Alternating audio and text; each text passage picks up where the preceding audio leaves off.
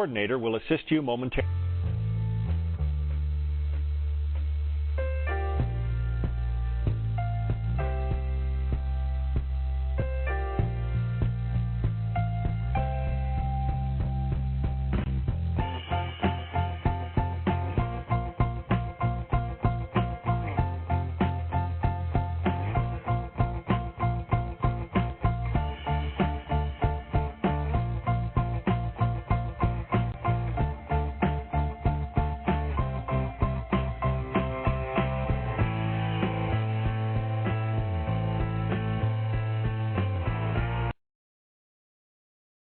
Welcome and thank you for standing by. For the duration of today's conference, all participants will be in a listen-only mode. I'd like to inform all parties today's conference is being recorded. If you have any objections, you may disconnect at this time. I would now like to turn the conference to Karen Battle. Thank you. You may begin.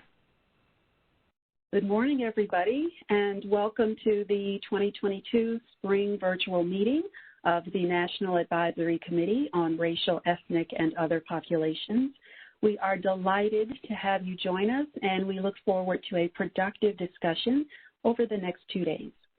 I am Karen Battle, the Chief of the Population Division at the U.S. Census Bureau, and I am also the Designated Federal Officer for the National Advisory Committee. As the Designated Federal Officer, I preside over the Advisory Committee meeting as specified by the Federal Advisory Committee Act, also known as FACA. Important information for this meeting, including the conference line and website address, can be found in our Federal Register notice. The proceedings for this meeting, including the agenda, information to access the audio, closed captioning services, and other important details, can be found on the NAC meeting page. During the 2-day session, only committee members will be permitted to ask questions of the Census Bureau staff or to make comments. Members, we ask that you keep your lines muted during this call until you are acknowledged by the chair. To help facilitate discussion, members' lines will be kept open to allow more efficient discussion, so we must keep background noise to a minimum. Please note, video capability is available for Census Bureau presenters and committee members. As a reminder to my Census Bureau colleagues, I encourage you to enable video during your presentation and the question and answer session. And once your topic has ended, you may turn off your video. At the conclusion of each Census Bureau presentation, James Tucker, the chair of the NAC, with Cherokee Bradley's assistant, who is the vice chair of the NAC, they will be responsible for facilitating the committee discussion. Members, to join the queue for questions and comments, I ask that you use the virtual raise hand icon found on the lower right corner of the WebEx platform. Once acknowledged by the chair, unmute your line, state your name clearly for the record, and proceed with your question or comment. We have time designated tomorrow at 1:40 p.m. for public comments. At that time, I will read the public comments received in advance of the meeting, and then I will invite and encourage the public to provide verbal comments. Additional instructions will be given to ensure that all parties have an opportunity to have their comments entered into the record. The Federal Register notice located on the NAC website provides information on the process to submit written comments. All meeting materials and public comments are posted on the Census Advisory Committee website for public viewing. At this time, we would like to thank all members of the public, Census leadership, Department of Commerce staff, congressional staff, and regional staff who are observing today's proceedings. I also would like to acknowledge each of our Census Bureau leaders. Robert Santos, Census Bureau Director, Ron Jarman, Deputy Director, David Zaya, Chief, Office of Program Performance and Stakeholder Integration, Ditas Katagi, our new Associate Director for Communications, Laura Fergione, Chief Administrative Officer, Luis Cano, our Chief Information Officer, James Christie, our Acting Chief Financial Officer, Tim Olson, Associate Director for Field Operations, Nick Orsini, Associate Director for Economic Programs, Al Fontenot, Associate Director for Decennial Census Programs, Victoria Velkoff, Associate Director for Demographic Programs, and John About, Associate Director for Research and Methodology and Chief Scientist. James, Cherokee, and I will share in facilitating your deliberations today and tomorrow, and we will do our very best to keep the discussion moving and ensure that we hear from everyone who has a comment while associating. Our meeting agenda reflects a broad range of topics. We developed the agenda in response to the Census Bureau's need to share and introduce research and program developments requiring your attention. The agenda also includes topics that NAC recommended on critical program areas and research. Most topics are broken into 3 parts: census presentations, discussant presentations, and committee discussion. First on today's agenda, our committee chair, James Tucker, will share remarks. Following James, our director, Robert Santos, and Deputy Director, Ron Jarman, will provide executive remarks. Following the executive remarks, Director Santos will return to present Census Bureau transformation and modernization activities, followed by discussants Jim Tucker and Cherokee Bradley, and then this topic will conclude with a committee discussion. Then we will pause for a 10-minute break.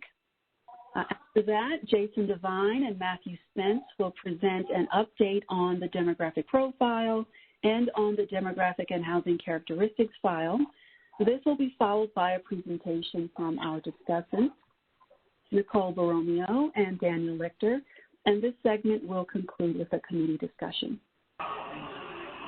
Once we conclude that topic, Nicholas Jones, Alexandra Krause, William Sexton, and Scott Holan will present an update on the detailed demographic and housing characteristics file. The Census Bureau presentation during this segment will be followed by discussants Florencia Gutierrez and Ihuma Iruka, and we will conclude with a committee. Afterwards, we will pause for a 10-minute break. At that time, we will end the public proceedings for the day. The NAC members will then discuss and formulate their proposed recommendations. Jay Tucker and Cherokee Bradley will lead the NAC discussion and formulation of recommendations, and we will reconvene tomorrow morning at 11 a.m. for day 2 of the NAC meeting. At the conclusion of each discussant presentation, the chair, with the assistance of the vice chair, will help to moderate the committee discussion. And as a reminder to the public, the committee discussion may include question and answer sessions between committee members and Census Bureau subject matter experts, but please note that during these segments, the public is not permitted to participate. Now, at this time, I would like to welcome James Tucker, who will give the chair's remarks. Good morning, and thanks so much, Karen. I want to thank Karen, the advisory committee branch staff, other census staff, and the NAC members for their efforts to prepare for today's meeting. A lot of people may not know how much work goes into these meetings, but we certainly appreciate all of your efforts to get ready. As Karen said, we have a very robust agenda, so I'm actually going to limit my opening remarks to just 2 comments because I will be co-presenting with the Vice Chair, Cherokee Bradley. The first comment is I just want to recognize the Mexican American Legal Defense Fund, or MALDEF, which terms out later this month after 6 years of dedicated service to the committee. I especially want to thank MALDEF and its President and General Counsel, Thomas Sines, and its Regional Counsel, Andrea Santana, who will be presenting tomorrow, for all of their work. I've learned a lot from them. I know other NAC members have benefited from their service, as has the public at large, and we're deeply indebted to all of your efforts over the last 6 years. And then the second point that's related to the first comment is I just want to encourage those of you who are watching to remember that periodically the Census Bureau will post notices in the Federal Register requesting that people apply for, whether it's the National Advisory Committee or the Scientific Advisory Committee. And I want to encourage you to do that because both of the committees are only as strong as their component members, and that really requires a lot of input from affected communities, stakeholders, and data users. So I definitely want to encourage you to keep an eye out for any Federal Register notices, and please do apply as those vacancies come open. And with that, I'm going to turn it back over to Karen. Thanks so much. Thank you very much, James. And now we will have executive remarks from Director Santos. Well, hello. Can you hear me? Yes. Yeah. Excellent. Welcome, everyone. I am absolutely delighted to be here at my first full NAC meeting. So I welcome you, and I'm excited to get started. I'm going to be particularly brief because I have a special treat for you that you'll find out in a second. But before I do, I want to talk to you, really talk. I want to talk about the importance of your role as NAC members. Now, I'm sure you know this, but let me remind you, by law, you are the ears of our stakeholder community. So it's critical that you really understand the issues that we bring to you and for which we seek your advice. We want to use your unique perspectives to think critically about leveraging your expertise as well as your life and career experience in terms of giving us your feedback and your thoughts. And we need you to speak freely and be constructively critical. And I recognize that some might think of this as a big risk, but it's our collective obligation to be doing this. And here's what I can promise you. We will do our best to understand your perspectives. We'll incorporate your input and recommendations as part of our decision making. And I want you to be able to see that and experience that. And what I and we really want from you are your suggested agenda items, your continuous thoughts and suggestions, even if it's off topic from the agenda. We want to hear from you. We want to need your feedback on our process. How can we be more efficient and effective as an advisory committee? And that includes things like timing issues, as opportunity for agenda input, advanced material deliveries. Are you getting those in time? I know I've heard about that a little bit. Logistics of the meetings themselves. Our use of special meetings. And I'm even willing to have one-on-one conversations if you think that would help. I'm totally committed to using NAC as a stakeholder voice. I'm actually particularly interested in your ideas about how the Census Bureau can communicate to stakeholders and to the public better. And I hope that to be a topic in the future. So, okay, here's my special treat for you.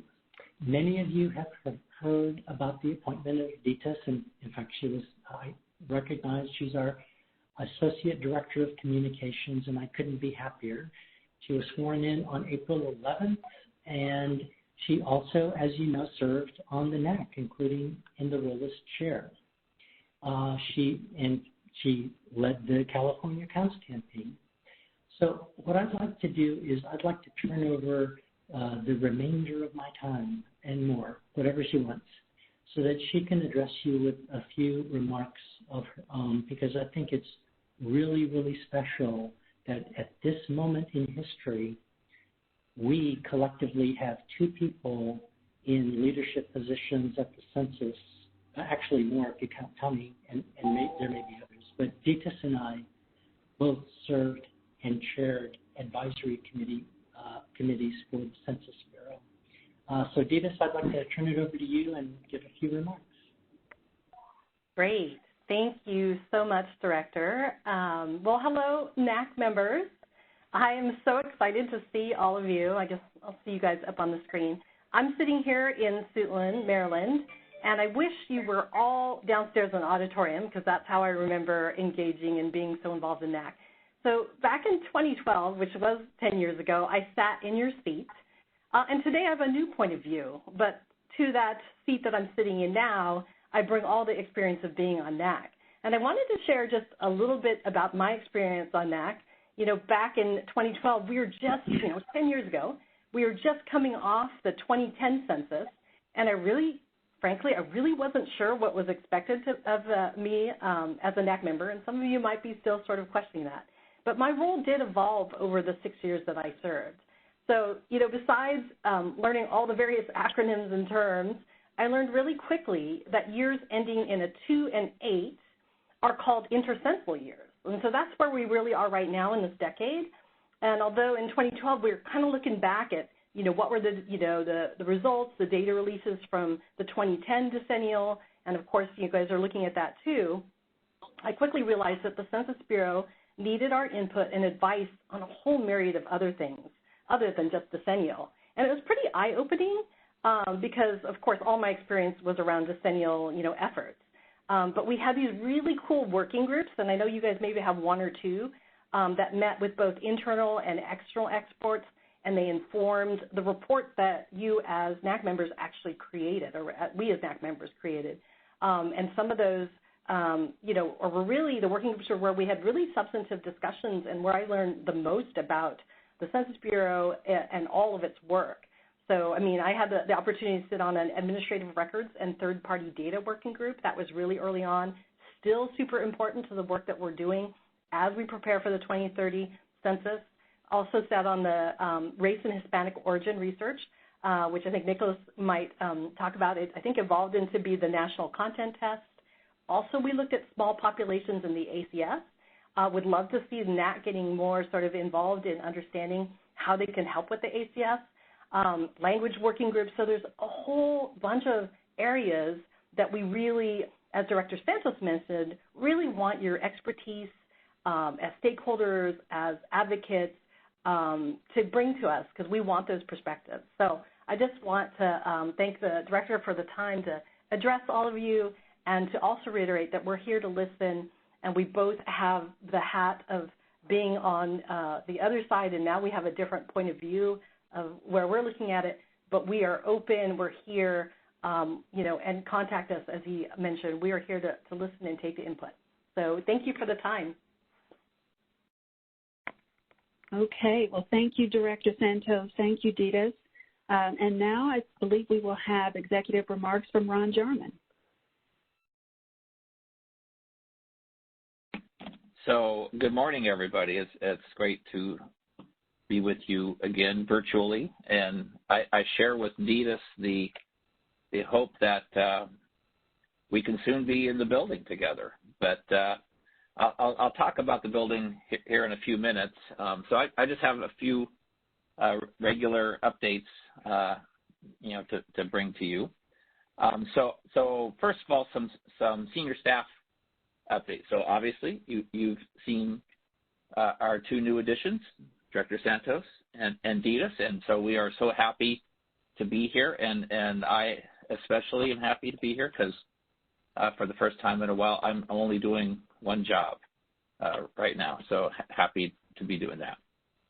But just some other things. You might have heard Karen mention that James Christie is our acting Chief Financial Officer, and that was because our CFO, Ben Page, is on detail down at the department, helping with implementation of the Infrastructure Act and other things, and actually working very closely with the Census Bureau on how we can help the department make sure that those programs are efficiently and equitably managed. So we're doing some work with them to make sure that our data resources can be of value to the other parts of the Commerce Department. Also, Mary Potter has been appointed as Chief of the Office of Survey and Census Analytics inside the Field Directorate. So we're excited for Mary's opportunity. She leaves her role as Chief of our Policy Office, where Monique Ellaby will be taking over in that role. And then finally, Stephanie Studds has been promoted to the position of Assistant Director for Economic Programs, working closely with Nick. Here's a couple updates that aren't Census Bureau, but are important for our work at the Bureau, and also related to me doing only one job. So Jed Kolko has been recently sworn in as the Undersecretary for Commerce for Economic Affairs. So that's the part of the Commerce Department that has direct oversight authority over the Census Bureau and the Bureau of Economic Analysis. And I've known Jed for many years and very excited to be working with him, especially and to the degree that he can help us partner better with private sector data providers. So looking forward to working with Jed. And then in the role of the Chief Data Officer, Oliver Wise has been brought on, and some of you may have known Oliver from some of his work down in New Orleans, where he worked with folks from Denise and Allison, our former chair of the CSAC. All right, so budget updates. So we finally got an appropriation here recently for FY22 of about $1.35 billion. It enables us to make sure that all of our efforts to transform our organization from a survey-centric to a data-centric 21st century model are on track. It provides the funding we need to, wrap up 2020 census and begin our planning for 2030.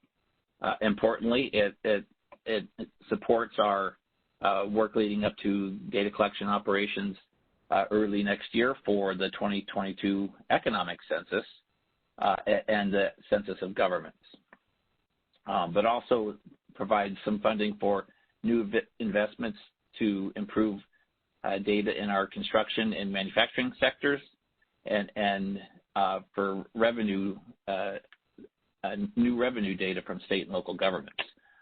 It also provides funding to build on our pulse surveys that we did during the pandemic to sort of evolve them into a high-frequency data program here at the Bureau. For 23, so the 23 budget was released by the President here just very recently. So the Census Bureau have an increase over FY22 if the Congress supports the President's budget of $151 million to a budget total of just over $1.5 billion. Again, continues these investments for 2030 and for some of our enterprise-wide programs that will help us, evolve and become more efficient and be able to provide better statistics. So just a few highlights. The budget will provide money to support our community resilience estimates, our business formation estimates, as well as some global demographic and economic statistics. It'll allow funding to explore ways in which we might collect data, SOGI questions for the American Community Survey, and supports new data collection methods in computing and data science that'll help us in all of our business and household survey programs. Just kind of moving on from budget, but kind of related, I talked a little bit about some of these enterprise-wide systems that we're trying to get ready for 2030, but also for our ongoing programs. So the budget has supported our work on DICE, how we're going to bring data into the Census Bureau, and then deploy that to an enterprise data lake where data will be provided sort of not in the current survey silos that we have right now, but to the whole enterprise, so that we can make sure that all of the information that's available for estimation purposes, like we needed to do with, you're going to hear about blended base here coming up, but what we needed to do for the ACS, where we brought in extra administrative data, but also just, to produce new data products. So So DICE, frames, and EDL are all meant to efficiently bring in data to the Census Bureau, make it available to all of our subject matter experts so that we could produce better, more timely, more accurate statistics for the American public. And we'll talk more about those over time. So finally, I just wanted to, I don't want to go into too much detail, but we are undergoing a transfer, and the director is going to talk about this here in a few minutes. But our transformation efforts are well underway, and our staff, I think, are very engaged. We had a town hall this week, and I've heard lots of great feedback from folks that are excited about some of the stuff that we're trying to do to involve them to modernize the Census Bureau and move forward.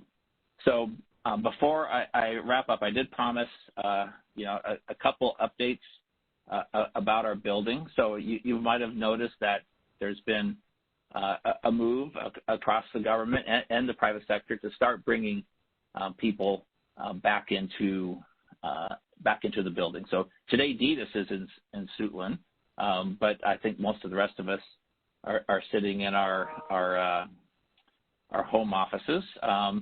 And so, the Census Bureau was already downsizing because the Bureau of Labor Statistics was going to move from their current facilities in Postal Square downtown DC to join the Census Bureau and BEA in the building in Suitland. And so because of that downsizing, because we were already out of the building, and because we had funds that were left over from the 2020 census that we could deploy to a redesign of our facilities, we've engaged in what we're calling Census Reimagined, where we're designing the internal space of the Census Bureau to be conducive to sort of more hybrid work, where people are in the office some of the time, and when they're in the office, they're meant to be collaborating with their colleagues, and when it's head down time, they can do that work from home. This is, I think, what our staff wants, but is also efficient use of our building. So right now, if you were in Suitland and you were up on the upper floors, you would find that there's nothing there.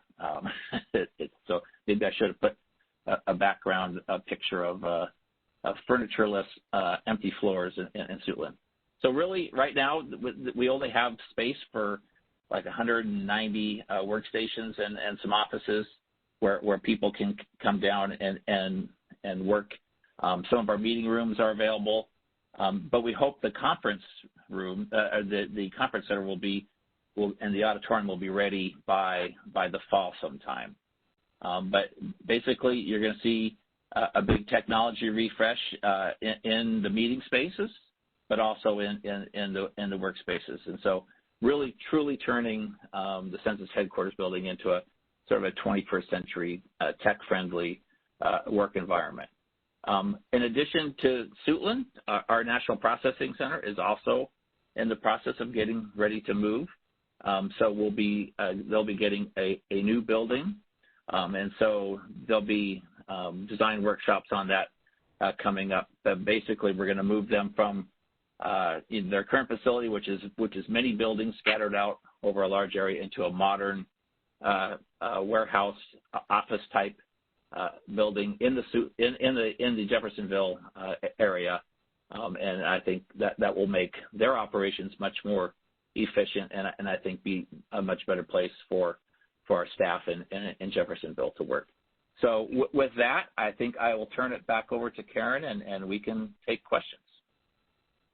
Thank you very much, Ron. And so, yes, let's open this up. And so, James Tucker, I'll just ask if you would like to facilitate if there are any questions for Ron or the director or DDIS for that matter.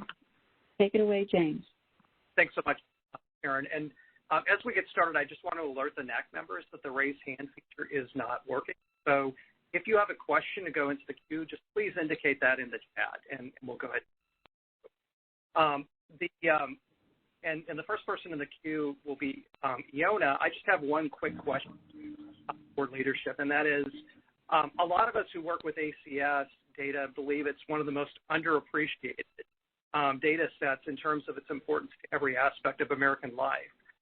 You know, given the importance for a whole variety of uses, whether it's civil rights enforcement or even appropriations or research, what steps is the Bureau taking to try to increase the appropriations and the resources available for purposes of ensuring that we continue to have a very robust and accurate ACS data set going forward?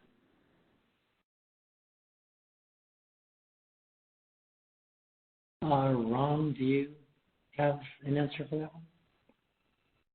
So I think a couple things on that front. So I think both the 22 budget and the 23 budget have the resources we need to conduct the ACS and to do the work that we need.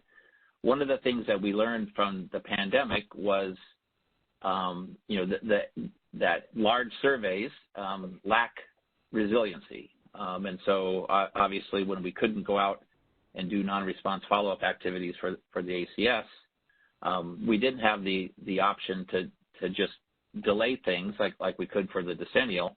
That was missed time, and so we couldn't make that back up. So one of the key things is how we can use our other data resources to augment sort of the estimation that underlies the estimates that you see in the ACS. This is something we've been looking into for many years. I think that what's happened with the pandemic is a heightened sense of urgency for doing that. So, we have many items on the ACS that respondents are hesitant to answer on the ACS, but that we have relatively good administrative data for, like income, for example, and many of the housing characteristics we have from other sources. And so, can we use that other data to augment the survey data from the ACS to produce higher quality estimates, maybe even in some cases more granular or more timely than we can from the ACS itself? And can we then target our data collection activities more specifically for things that we don't get from administrative records, things that require more follow-up? And so I think this is a good time to try to rethink how we go about this and to take a very, sort of data-centered approach. How do we produce the best estimate?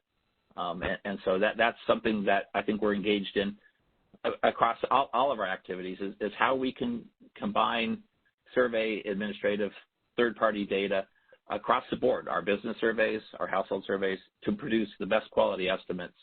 And can we do new things because we're taking a different look at things. So thanks for that question. Thanks so much. And we have Ioma, and then Ioma will be followed by Karthik. Thank you, Jim. Hello. Thank you so much for your remarks, both to the director and also to Deputy Director Jarman. So I have like two set of questions and take it in either order. So one is really thank you for sharing about sort of the budget. And my question regarding the budget is, and maybe this is what Director Santos will talk about later, what percentage of it will go into sort of this whole transformation modernization? So maybe that could be a question maybe for the next set if possible. And then I did hear that there were some funds left over for some reason and wondering whether there's a plan for how to prioritize that. So that's like a budget set of questions. And then my other question is, especially in hearing you talk about your move to Sweetland, which is like congratulations, and the downside, have you seen people return back to the office? And also, have you had any sort of great resignation in the office as well? So just wondering both from a budget side, but also from the workforce side, if you can respond to any of those, that'll be great. Well, go ahead. So go ahead, Rob. No, I was just going to say, with regard to the staff side, we have made a commitment to incorporate staff needs and desires into the development of policies that absolutely make sense for this day and age, because the pandemic really hit a reset button on how people work and what they can actually do from home. Because of that, we want to make sure that there's adequate flexibility, and the policies that we're developing are ones that actually balance the need for folks to be coming in with their ability to come in, with other commitments, with children and things of that sort, as well as the availability of space, because we're actually reducing space and borrowing from a different model, the hoteling model. And I'll let Ron add to that and also talk about the budget. So just real quick, I mean, in the case of the 2020 census, Congress kind of stepped up and provided the funds that we needed, especially with contingency funds and what have you, to conduct the census during the pandemic. And like censuses before, at the end of the day, we had some surplus funds that we didn't expend doing the census. We were able to work with our appropriators and the folks at OMB to reprogram some of that funding to be able to do the work in our headquarters and our facility in Jeffersonville, Indiana, to provide more modern workspaces. So like Rob said, a lot of this is really employee focused.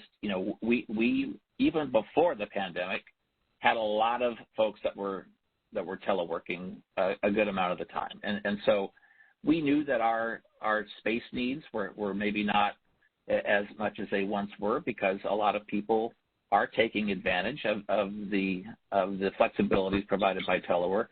And so right now, one of the things that we're doing is we have a management team and a team from our union that are collaborating on what the policies for telework and perhaps even remote work might be going forward. So that is ongoing work, and we discussed that with staff the other day at our town hall, and I think people are excited to see where we come down with those policies. But again, these policies are being generated by a really good collaboration between some management folks and our union. So Johnny Zugar, our union president, has been great working with us through all of this. So. Okay, next up is Karthik. Thank you, Chair, and thanks to everyone. First of all, so thrilled to see Edith Katage in her role as Associate Director of Communications, and to have this first full meeting with your Director's Office. Just wanted to follow up, and I remember when you were interim director, Ron, I had flagged this, I believe a year ago, just really heartened to see the Office of Strategic Alliances getting built up. I'm hoping with that and with communications that, and this builds a little bit on the ACS point, which I'll get to in a minute, that it's not, and I know that this is not the intent for this to be like a one-way flow of communications.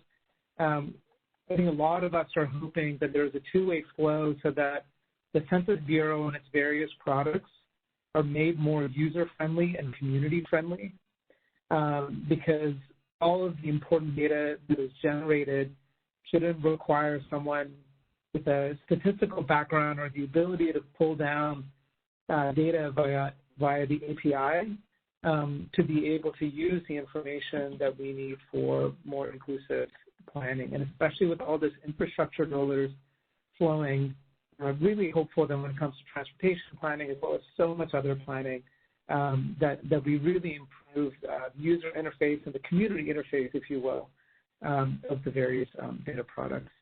My question and hope is when it comes to the American Community Survey, many of you hopefully have seen the amazing report that the Census Project has put out on the ACS that has a multifaceted approach. Part of it is about resourcing it, but part of it is also other ways to modernize and improve the ACS. Wondering if you have read the report and any thoughts you could share about maybe like a multi-year effort to address the problems of declining response rates. I mean, the pandemic did its thing, but there were declining response rates even before that, especially in rural areas, in communities of color, and in Native communities. So I'm wondering if you can speak at a high level in terms of what a multi-year plan of showing up and improving the ACS could look like.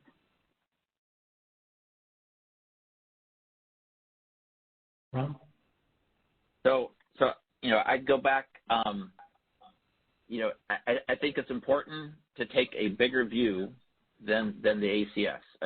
So just like you said, to think about the uses of the data. So one of the things that makes using ACS data unwieldy is because we collect this thing and then we just tab it up and throw it out there for the world to use, and not think about what are the particular use cases.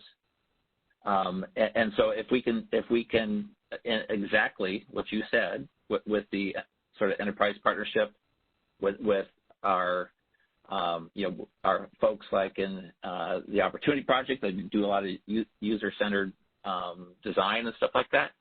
If we can take these particular use cases and then attack that use case with the best data we have, and that could be a combination of data collected on a survey platform like the ACS, could be from administrative records, could be from other surveys that we do as well. Take the use case and then design the data product around that use case. And so obviously that takes resources and time, and so I think this is a time to start those conversations and to think about how can we prioritize some of these things to start building. I think we have the tools to do so. We have a staff that thinks eager to produce things that kind of have more meaning for our users. Some of our newer products like the post-secondary employment outcomes, which is a mashup of administrative data from universities with our sort of labor force administrative data from state unemployment insurance offices. That was a data product that was designed in collaboration with our staff and folks from the universities who are trying to push information out about what earnings are for various degree fields and campuses around the country, and that users find that tool very intuitive and easy to use, and it provides the information they need. So can we replicate that for other data products as well? So I think this is an exciting time to really think about how to best sort of curate a data product for given use cases, and so we'd love to start having those conversations.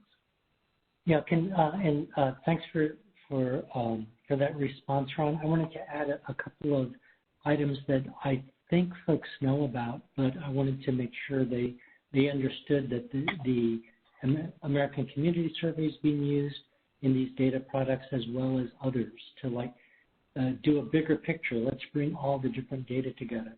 The first is a partnership with NOAA. We have the Community Resilience Estimates, which creates risk factors that reflect a community's and neighborhood's ability to respond to a natural disaster, a fire, wildfire, hurricane, tornado, pandemic, or whatever. And if you look at those indices that are created, they're taken mostly from the American Community Survey and then honed down with a small area estimation to the census tract level. And it provides a really useful tool for communities that's actually generic. Those risk factors, if you look at them a little bit differently, they really come close to like social determinants of health. So I encourage you to take a look at that. It's reflective of this notion of a single data enterprise where ACS, the national treasure that it is also being combined with other data from other federal entities or from the private sector or getting together with universities. The other example is the equity data website, where we provide and bring together different data products from different American Community Survey and other data collections to create a tool that can be used to examine disparities and inequities in our society. And I see more of that coming in the future as we more fully embrace at the Census Bureau this notion of a single data enterprise. So the only thing I'll follow up is to think about, in addition to place-based data integration, thinking about community, like national population-based type of data integration tools.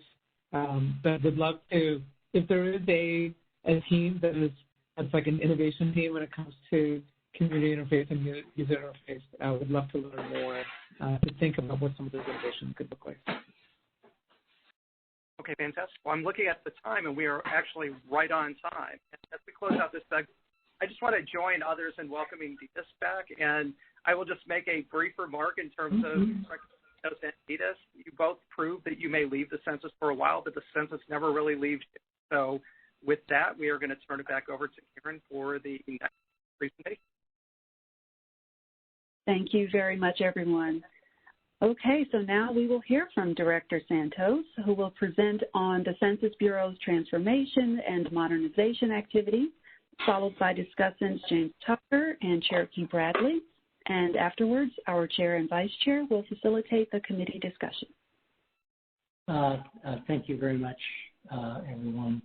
I'm really honored today to be able to talk to you about something that was actually in the works a year or more before my arrival.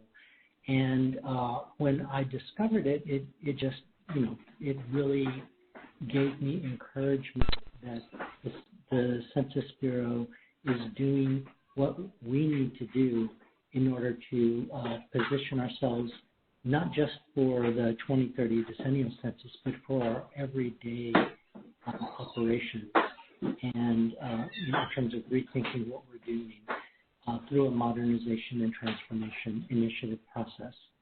So I'm going to talk about that, and I'll begin with a little bit of context. So next slide, please. The Census Bureau has a long, proud history of innovation, and that helps achieve our mission to be the nation's leading provider of data quality about its people, places, and economy. Much of the data we provide historically comes from our censuses as well as our surveys. And we do data collections on people, businesses, governments. But over the last 20 or 30 years or so, we've witnessed advances in technology and communication, and they've come at an ever increasingly fast pace. And it's, if you really think about it, it's been nothing short of a renaissance. This renaissance has fundamentally changed our society and our culture because we're now data-driven. We're increasingly rely on immediate, easy access to information. We expect to be catered to with the advent of tailoring algorithms that personalize data delivery to one's needs, or on the other hand, they entice us to click an ad or some kind of link. And on the flip side, the Renaissance has also increased awareness of and appreciation for data privacy in a society where really there isn't much privacy that exists anymore. But people are concerned. So today we're faced with a new statistical universe. And that universe features challenges such as new and complex data user needs and expectations, data collection challenges such as decreasing response rates to surveys as we've discussed, and a demand to do more with less. Budgets go up, budgets go down, and expectations go up. Yet we also reap the benefits too, such as improved data products through increased collaboration with stakeholders and partners like you to understand your needs.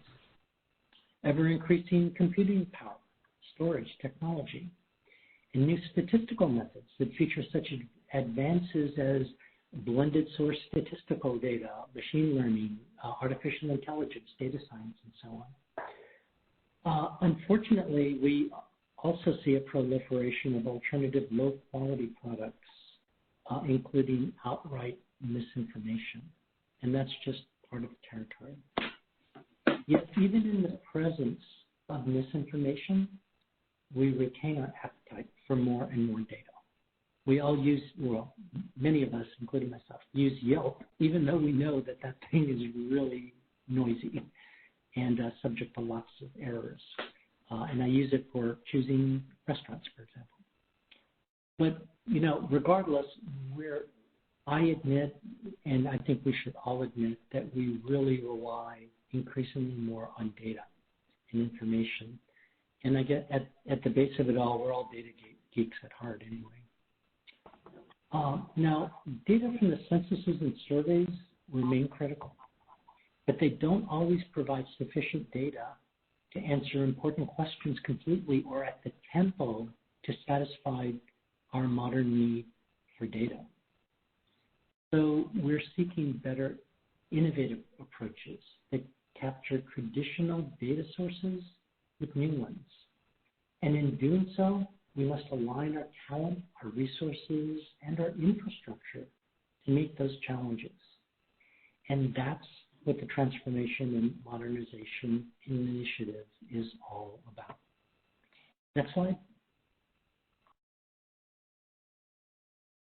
This slide here is a visualized representation of our solution.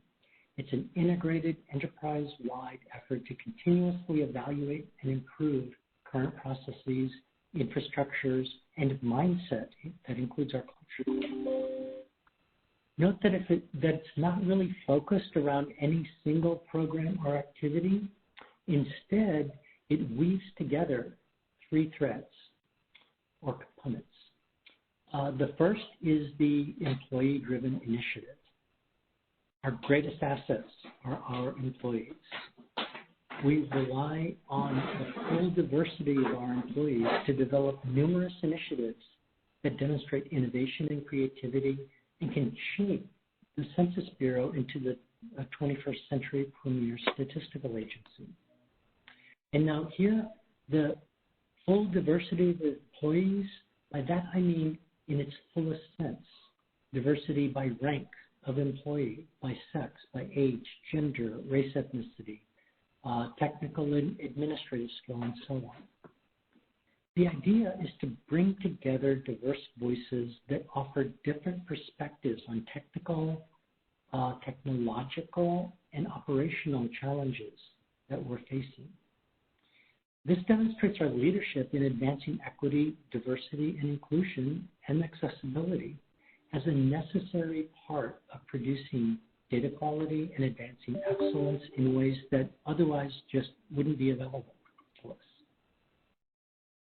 The second thread here is continuous innovation. A core component of our approach is developing processes that support continuous improvement of how we conduct our work to better anticipate and address emergent needs. In conjunction, we're designing and advancing human capital strategies to recruit, develop, and retain a dynamic and diverse workforce.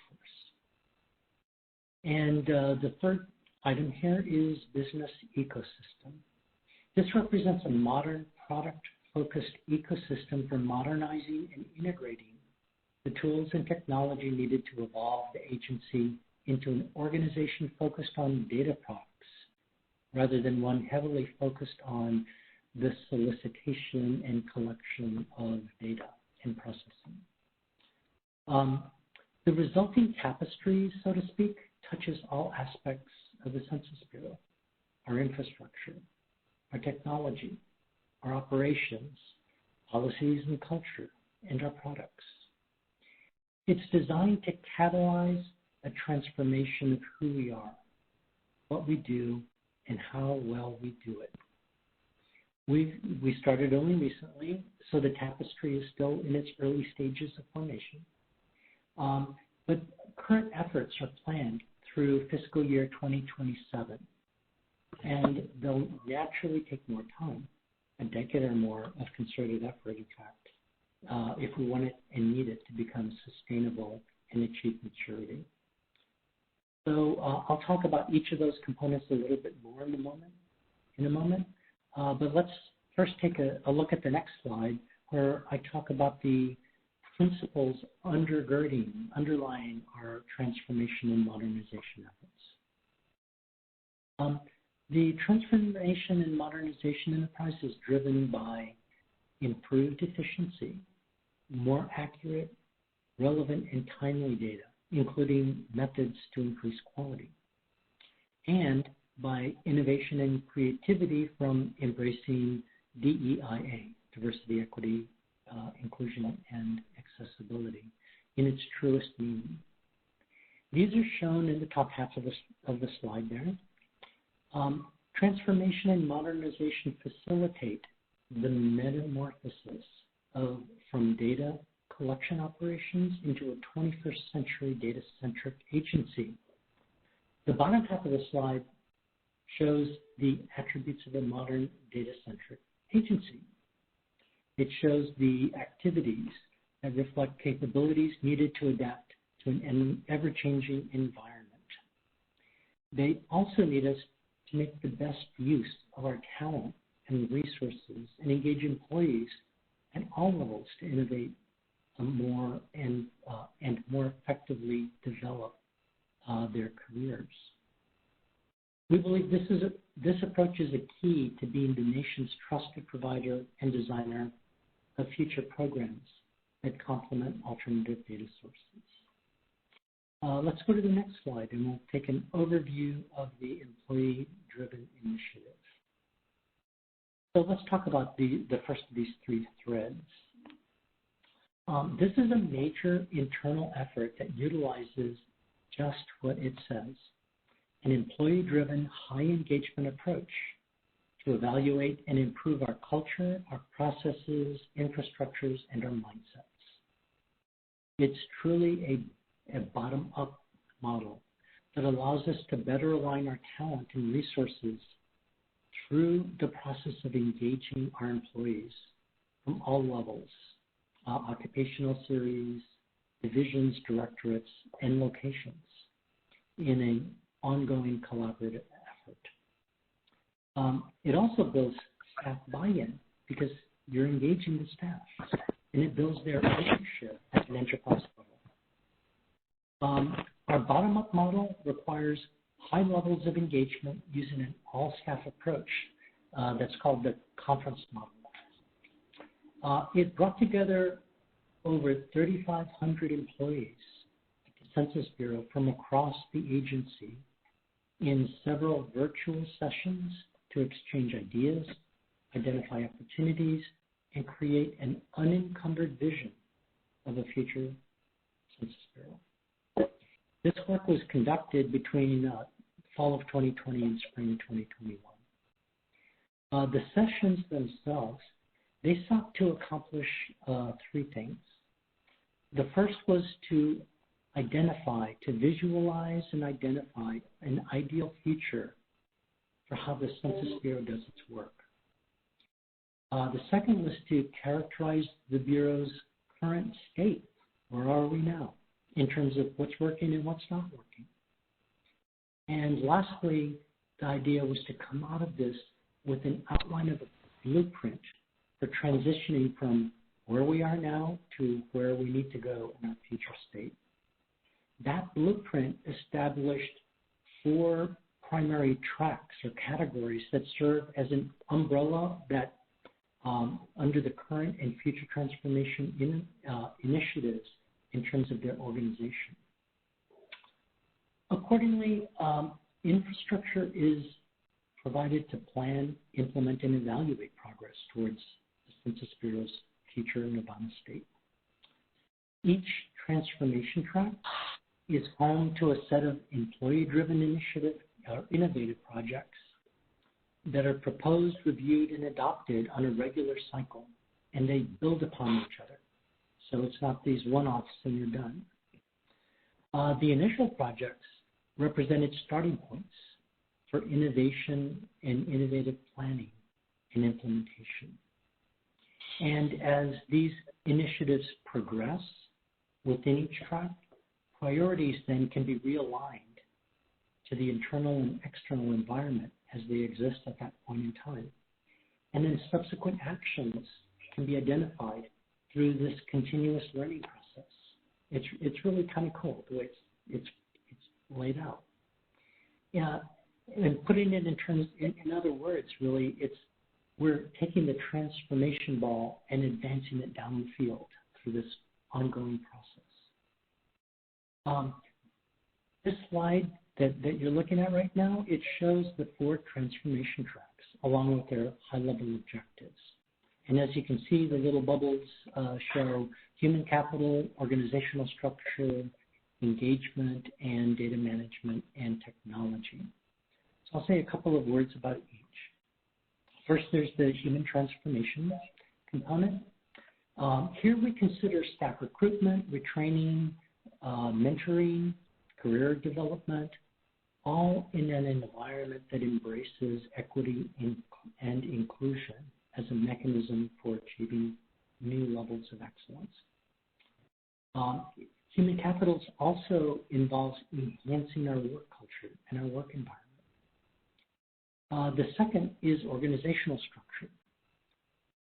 Here we consider how to create an equitable and inclusive internal structure to better serve both our customers and our employees. We also consider the extent to which our workforce is sufficiently diverse, and if not, how we can achieve that. We consider our infrastructure and how that may promote or dampen innovation. And then the next item is engagement. Here we assess the products and services our stakeholders need and how we might improve the customer experience and the relevance and utility of their data. We also focus on partners, how we can retain existing partners and build on those relationships, and how to expand opportunities for new partnerships. Also of importance is how we build trust and confidence. Now, employee-led initiatives will have a direct impact on the quality and accuracy of our data, as well as our current and future data products. Each project will have the ultimate end goal of better data and better data products. Finally, there's the bubble called data management and technology. This is all about increasing organizational knowledge sharing, identifying opportunities to standardize and reduce duplication, understanding software needs, and creating opportunities to support data collection, research, and innovation. So let's go to the next slide. And we'll talk about continuous innovation through advancing data with equity. Can we have the next slide, please? Are we there? Is it? Next slide. Helen, this is Shauna. Next slide, please. Going once, going twice. Some of you probably can't see this. This is John Aboud. There are apparently some network issues that are being addressed on that. So apologies if you can't see the screen. Rob, I at least can still hear you. Okay, well, then let me do the, I hate to use the paradigm, the Oliver North thing. If any of you, I'm dating myself. If the slide appeared, you would see the component called Advancing Equity with Data, and it has 2 components. It represents the whole notion of advancing data with equity represents our efforts to position the Census Bureau as a leader in advancing diversity, equity, and inclusion and accessibility as a necessary step in producing data quality on our nation's people and economy. Thus far, our approach has been threefold. First, to develop a more diverse and inclusive workforce. Secondly, to leverage existing data sets, programs, and activities to facilitate equitable data and data access. And then third, to develop and implement innovative strategies to improve methods and data quality. We are seeking here an enterprise-level improvement. We need to break down internal and external silos. We need to share knowledge broadly and to improve our work culture. Ultimately, we expect to improve the quality, utility, and delivery of statistical data through equitable internal and external communication and collaboration. To this end, here are some of the things we're doing. We're promoting an inclusive, diverse organizational culture to carry out our mission. We're raising awareness about the mission and services we provide and increasing engagement with external stakeholders, especially with underserved communities. We're identifying and minimizing potential barriers that underserved communities and individuals may face in taking advantage of the Bureau's services and products. And we're using our collected data to learn from and engage with stakeholders and communities to ensure that our data services are accessible, relevant, and trusted by the American public. Ensuring that we have the organizational infrastructure and policies in place to implement actions related to equity, both internally and externally. And if we had the slide, the next one would be on to basically illustrate how we're doing this with an example. And the example is sexual orientation and gender identity, or SOGI. So let me talk a little bit about that. The Census Bureau continues to make progress toward preparing for including content about SOGI, sexual orientation and gender identity, in all of our surveys. We do this in anticipation that we may receive requests to add it at some point in the future. As you know, Census Bureau staff from across the agency participate regularly in meetings of the Federal Committee on Statistical Methodology, FCSM, and their SOGI working group. This allows experts from across the federal statistical system to share knowledge, to contribute their expertise, and discuss emerging issues. We're also engaging with and setting up regular touch points with advocates from within the LGBTQ+ community and with external experts. And while it's not the same as the SOGI question, we have collected same-sex relationship on categories on the ACS, the CPS, the SIP, as well as the 2020 census. So that's progressing, but we're not quite there.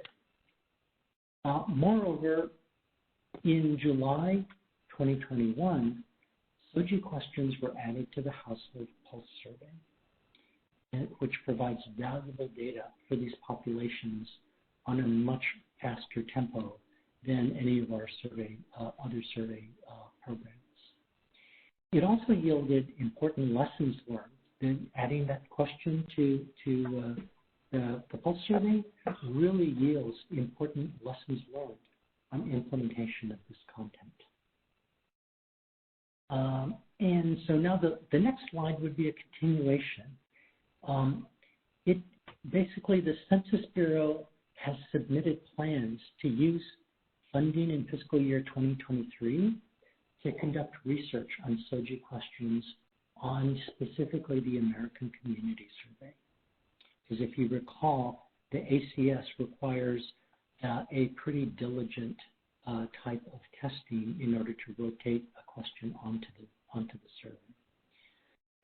The research that we're proposing will explore improved question wording on SOGI topics, and specifically these important ones. We want to look at proxy respondents and proxy responses in particular. We want to look at responses and how they vary by self-response modes.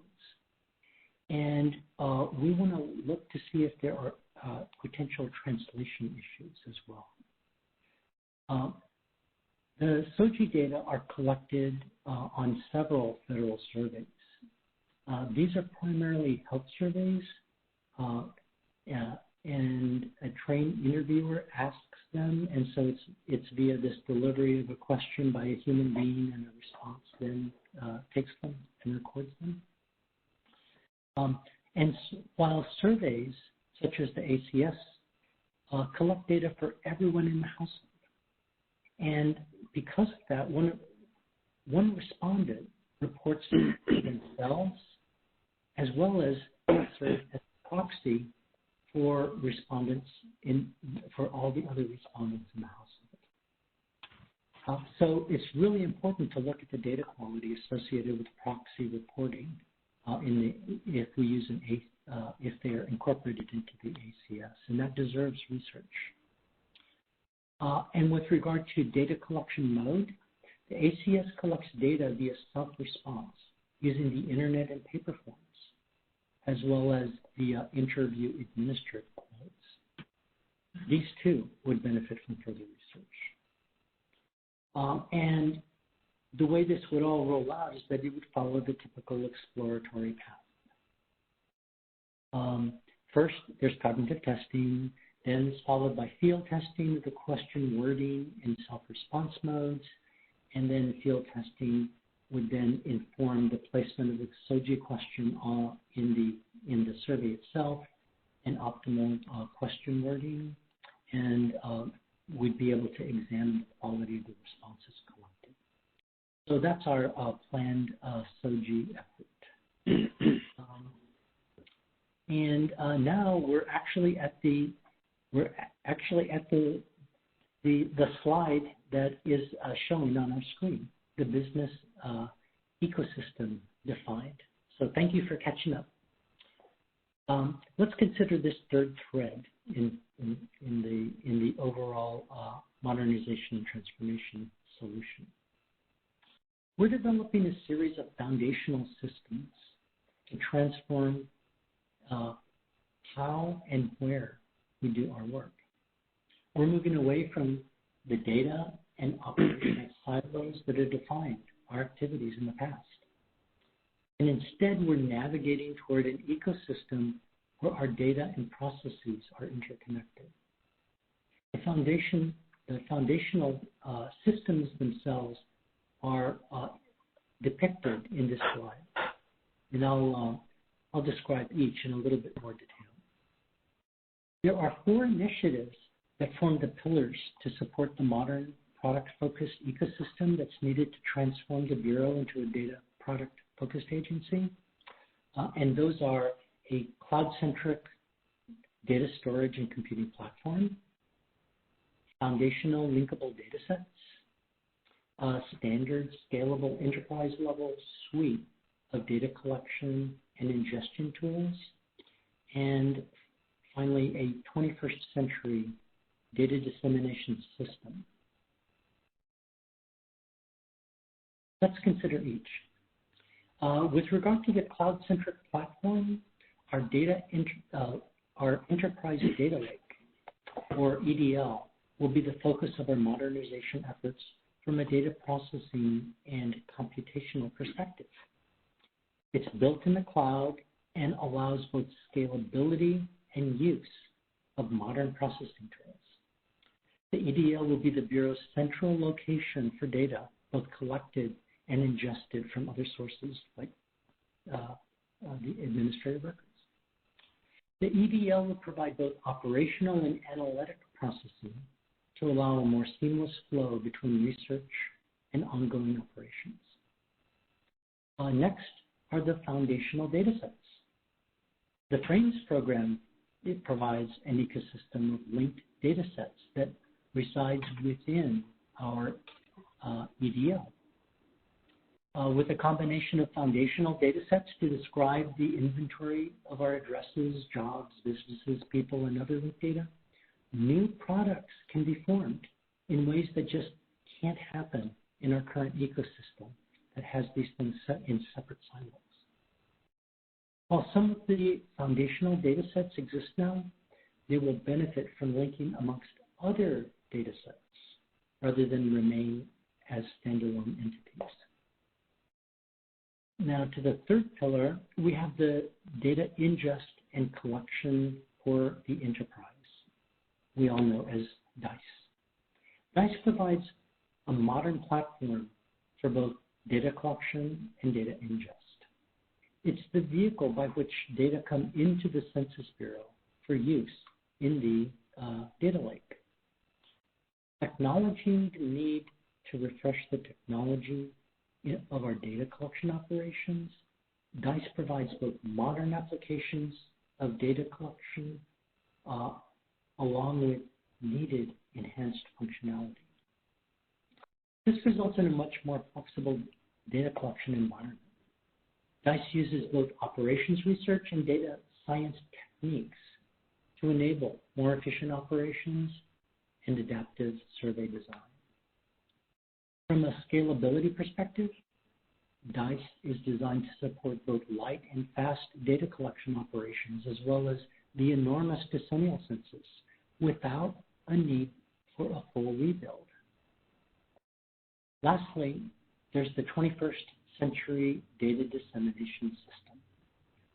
The Center for Enterprise Dissemination Services and Consumer Innovation, or CEDC, provides a seamless platform for data dissemination and is a gateway for delivering our information to the American public. Under our CEDC platform, the Census Bureau can disseminate products as quickly as they are produced. This facilitates the user's discovery of data products and new visualization and rendering of the data, as well as a scalable solution for long-term data dissemination. Next slide, please. So let's talk about where we're going. Yay, it works.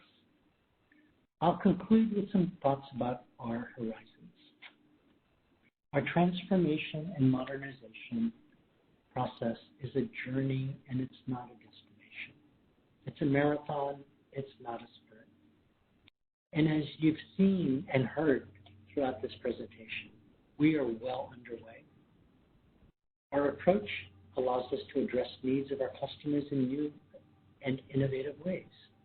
In fact, we're already taking steps to develop new products and innovations, and we mentioned a few of those earlier in the Q&A. We're advancing a culture that embraces diversity, equity, and inclusion to help spur opportunity, innovation, and excellence. For instance, a goal of the conference model methodology I talked about that engages staff was to enhance our culture as an organization through engagement of employees at all levels in creating, planning, and implementing the vision of our future state. Transformation and modernization is truly an employee-driven and employee-led effort, and we're really proud of that. We're reaching new end users. Examples of products that reach such new users are the post-secondary education outcomes that Ron mentioned, and supporting emergency management and COVID-19 response. We're providing more timely and relevant data products. An example of this is the Household Business Pulse Survey, and of course the business formation statistics. We're using techniques to produce new products without increasing burden. And an example of this is one I mentioned that's near and dear to my heart, our community resilience estimates. And we're aligning our tools, processes, and products towards a vision for the future. And nothing exemplifies this any more than our entire transformation and modernization approach. So in closing, we're looking forward to new innovations in our ongoing efforts to transform and modernize the Census Bureau into a 21st century premier statistical agency. We really appreciate your questions and feedback now, and we'll periodically apprise you of our progress and seek your input. So that's the end of the transformation, and I thank you very much.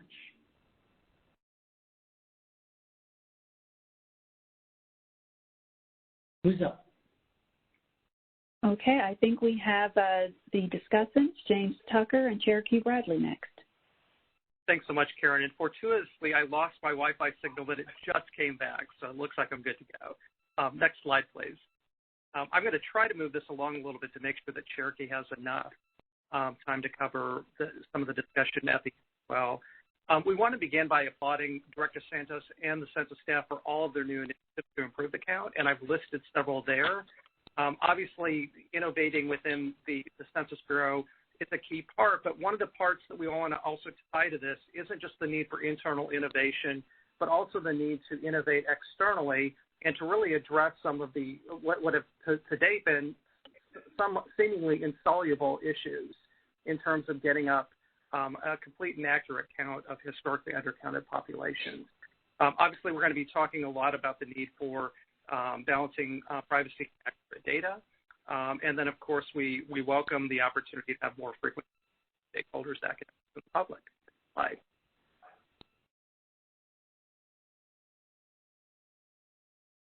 And, of course, part of this is some of the initiatives that have already been undertaken.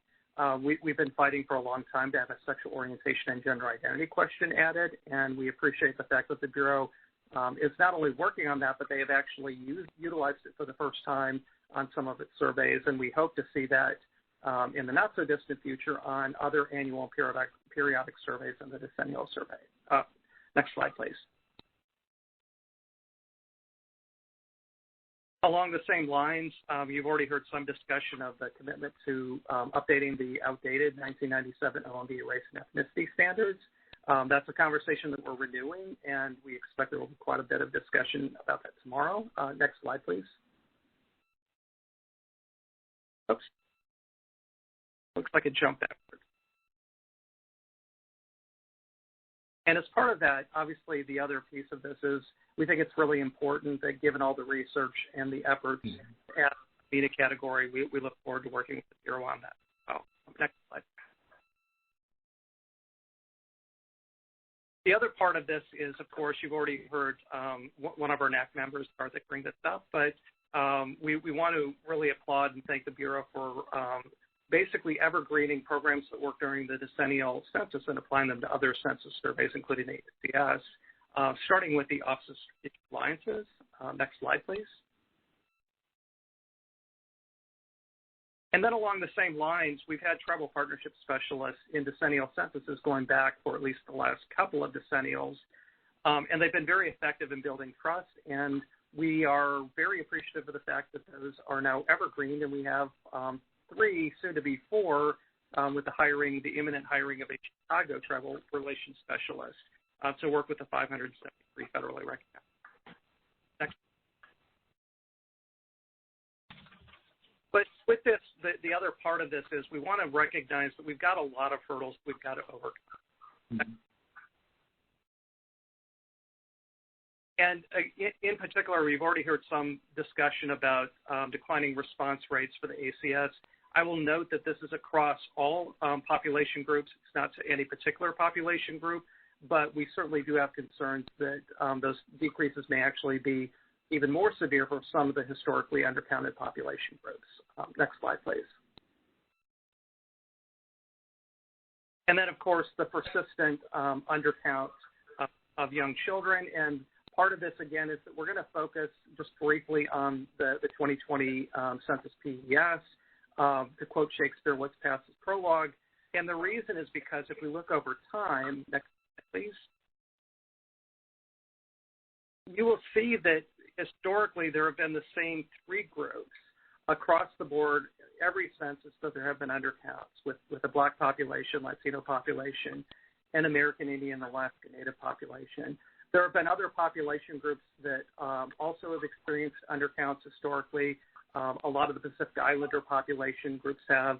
We're grateful for the fact that the Asian count apparently was much better this time, but again, we remain concerned that there may be some ethnic subgroups where that wasn't necessarily the case. And this is a long-standing trend, and the concern that we have is that you see a lot of those lines not only plateaued, but they are actually ratcheting up a little bit in terms of the undercount from census to census. Next slide, please. And again, this just highlights what the PBS found, which is that we have the same population groups coming up. Every single census is being undercounted, and it's a problem that we really need to make priority number one to address this and resolve it going forward.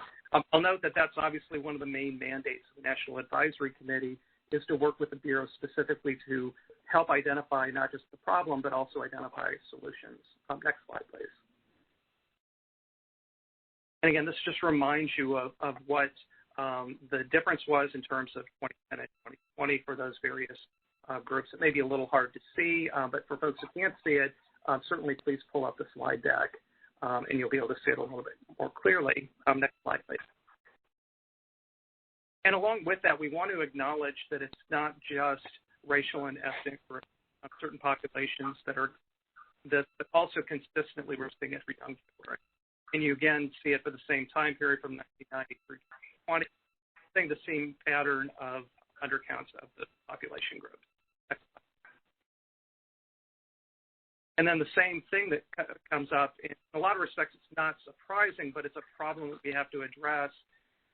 Those who own homes are experiencing, they tend to actually experience a slight overcount, or they're getting a more accurate count.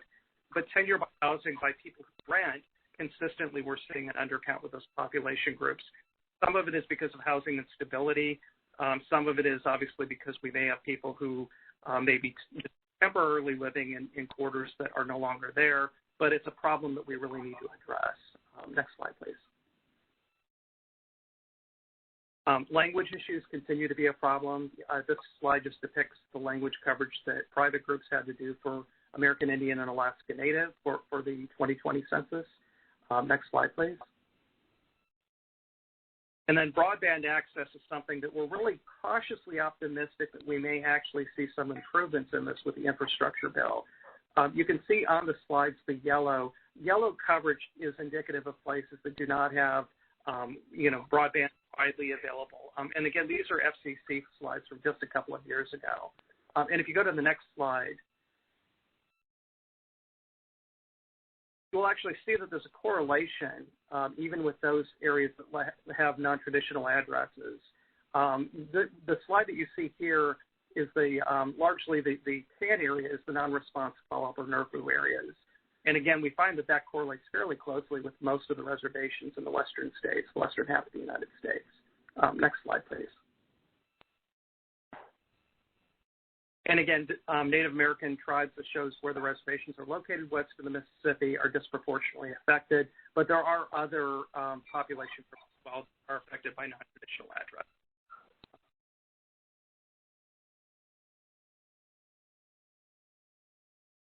Thank you, Director Santos and the Census staff for all your efforts. There are a number of suggestions that we, the committee, would like to have at this time for further discussion, starting with timing. The census began its Dissemination operation 6 weeks early in remote Alaskan operations, and we acknowledged that there was a need to address the historically undercounted household in those areas and closing the gap between Alaska Natives and non-white. But what we're needing at this time is maybe the Bureau should consider initiating a study to identify those areas earlier, addressing tribal areas in the lower 48, updating the enumerated and update lead areas, and then also using those efforts to address other areas for low response and no response in historically undercounted communities of colors, Latinos, Blacks, persons with disabilities. Next slide, please. So our next discussion item is that of specialists. So Evergreens is a tribal partnership developed to improve relations in tribal nations with the Dissemination operations.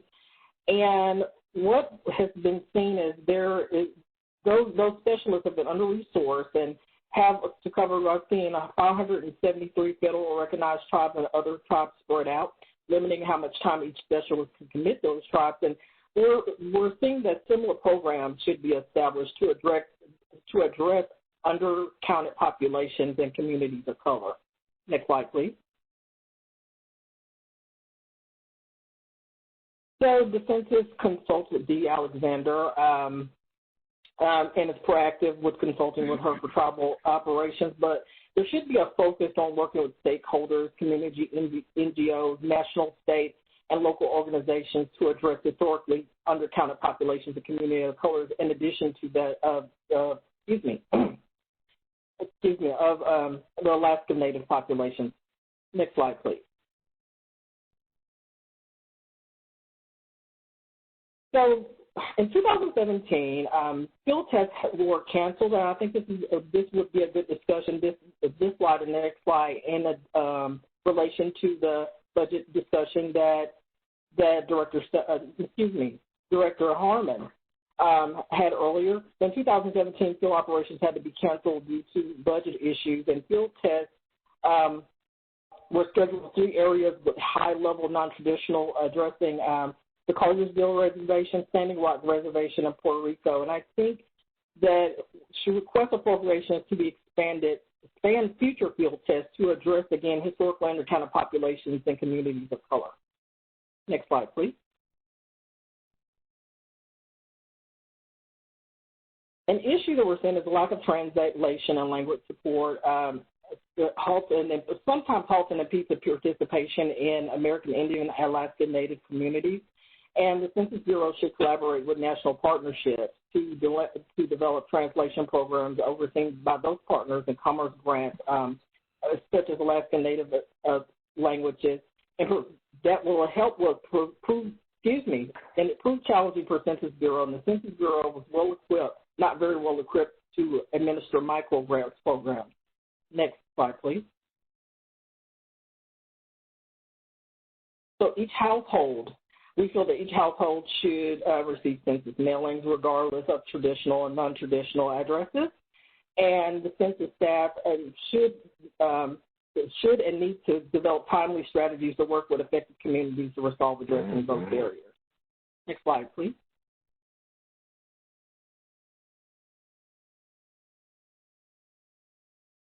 Broadband is an issue, and connectivity. Free mobile hotspots were effective in making cellular and broadband more accessible in tribal areas in the 2020 census. Census should work with local partners to spread the word of availability of this service, and the Office of Strategic Alliance, as part of the outreach to business communities, should develop partnerships with telecom communities to offer this service during census operations, the end of the decennial, the ACS, and other surveys that will be administered. Next slide, please.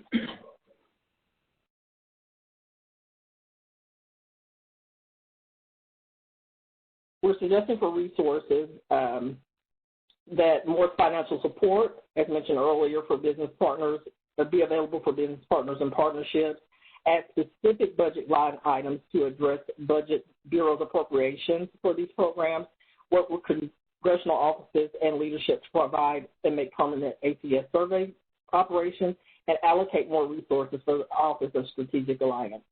Next slide, please. So our goal is at one point in time in history.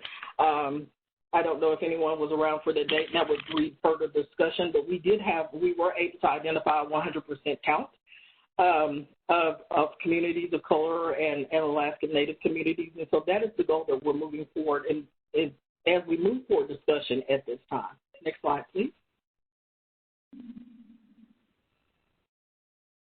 Well, the next slide is to open up committee discussion for the presentation. And I will turn the floor over back to James to lead that discussion, and I will also assist in co-leading. Okay, thanks so much, Cherokee. And I'm going to do this in reverse order just because we want to try to make sure that all NAC members have a chance to ask questions. We're going to go with Interdate first, and then we will follow that with Karthik.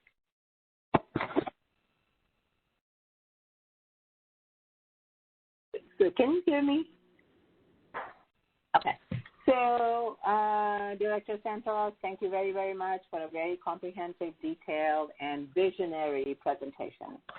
So in addition to the new initiatives and enhancement, I was just wondering if there's a specific targeted plan to address the challenges of the past. For example, what Jim and Cherokee have just discussed. And if so, is there a timeline and any effort to develop measures of progress? So, you know, the idea being that we keep talking about the undercount over and over and over, and I know there are a lot of new initiatives that are going to be launched, but I'm wondering if any specific task force or a plan to address those and see, how we are doing in sort of attending to those issues. Thank you. Yes, thank you very much. We do have a commitment to address the undercount issue for 2030, and what we're starting with, actually the things that we have the most control over in terms of being able to implement, and that is a commitment to a continuous, deeper and broader relationship with stakeholders, partners, in the community. That is one of the, high priority items that I came into the Census Bureau with, and I have worked with the Office of Strategic Alliances to arrange, and the Communications Department to arrange as many meetings as I can and tribal consultations to establish the process of letting the community know we are here, we are listening, we want to understand your concerns from your perspectives, and this is a beginning, not an end. So I've had a number, I don't even know how many I've had of consultations with different groups of individuals representing Blacks, Latinos, tribal communities, Asian Americans, congressional staff that represents those constituencies, and so forth. I think that's really important because although the pandemic really encumbered the ability for the hardest to count folks to participate because of the nature of the suffering under which they were going through, there still was this element of trust that I think proved to be a barrier to participation even if the pandemic hadn't existed. And so I want to make sure that we make as much headway towards establishing ties and demonstrating tangible benefits of participation through the resulting data that we then provide back to communities and neighborhoods as possible. So that's been part of my effort and the Census Bureau's effort to not just reconnect and create the evergreen process continuous, but to strengthen it, to identify others, and to bring them in so that we can hear their voices. That's why, rather than giving you any updates or anything, at the beginning of our meeting today, this is our first true NAC meeting, I tried to hit the reset button and basically say, I want a different type and a deeper relationship with you. I want to listen to you. So that's first and foremost. Obviously that is not enough, but it's really important. It's really important to restore trust and to take it even further, and to do it in a way that demonstrates that we really care, because we really do. But then there's methods too, and what do we have to do in terms of methods and planning and such? And we're beginning the process of establishing a strategy that can lead to specific experimentation and further research that starts with this notion that simply the methods we've tried before, if we use them and try harder, that will not result in anything other than what we've experienced in the past. We need to think differently about how we collect information from hard-to-count populations. Broadband helps. Broadband's necessary but not sufficient, because then you need the tools with which to use it, and you need the trust in which to be able to use those platforms. So we are we're exploring methods that try to leverage the advantages of having newer and better administrative records data new processes like, as was suggested already, starting our decennial census process earlier in the year for everybody so that we can take advantage of a longer period of inertia where we have to go knocking on doors and such. More tailored approaches.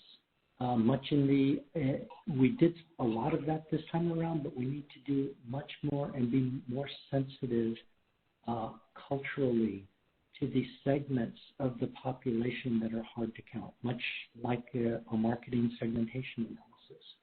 We need to identify those different pockets of individuals that are hard to count, what's different about them than anyone else, and tailor an approach. We can't have this one Band-Aid fix-all type of approach. We need really tailored, adaptive types of approaches. So we're in the process of developing those plans and then to conduct that research.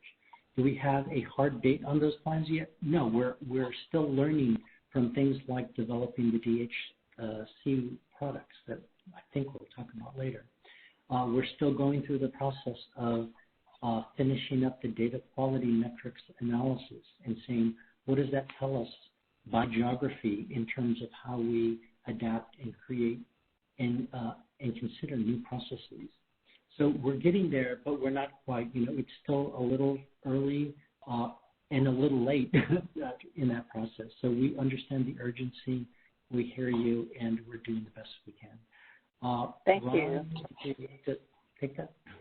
So I'm at this time. We're our break in half. I'm sorry. I talk too much, guys, so feel free to cut me off at any time. No, that's okay. But what we'll do is if in 5 minutes we can get 2 questions, we're going to go with Karthik, and then we'll Oma, and then we will go to break. Okay.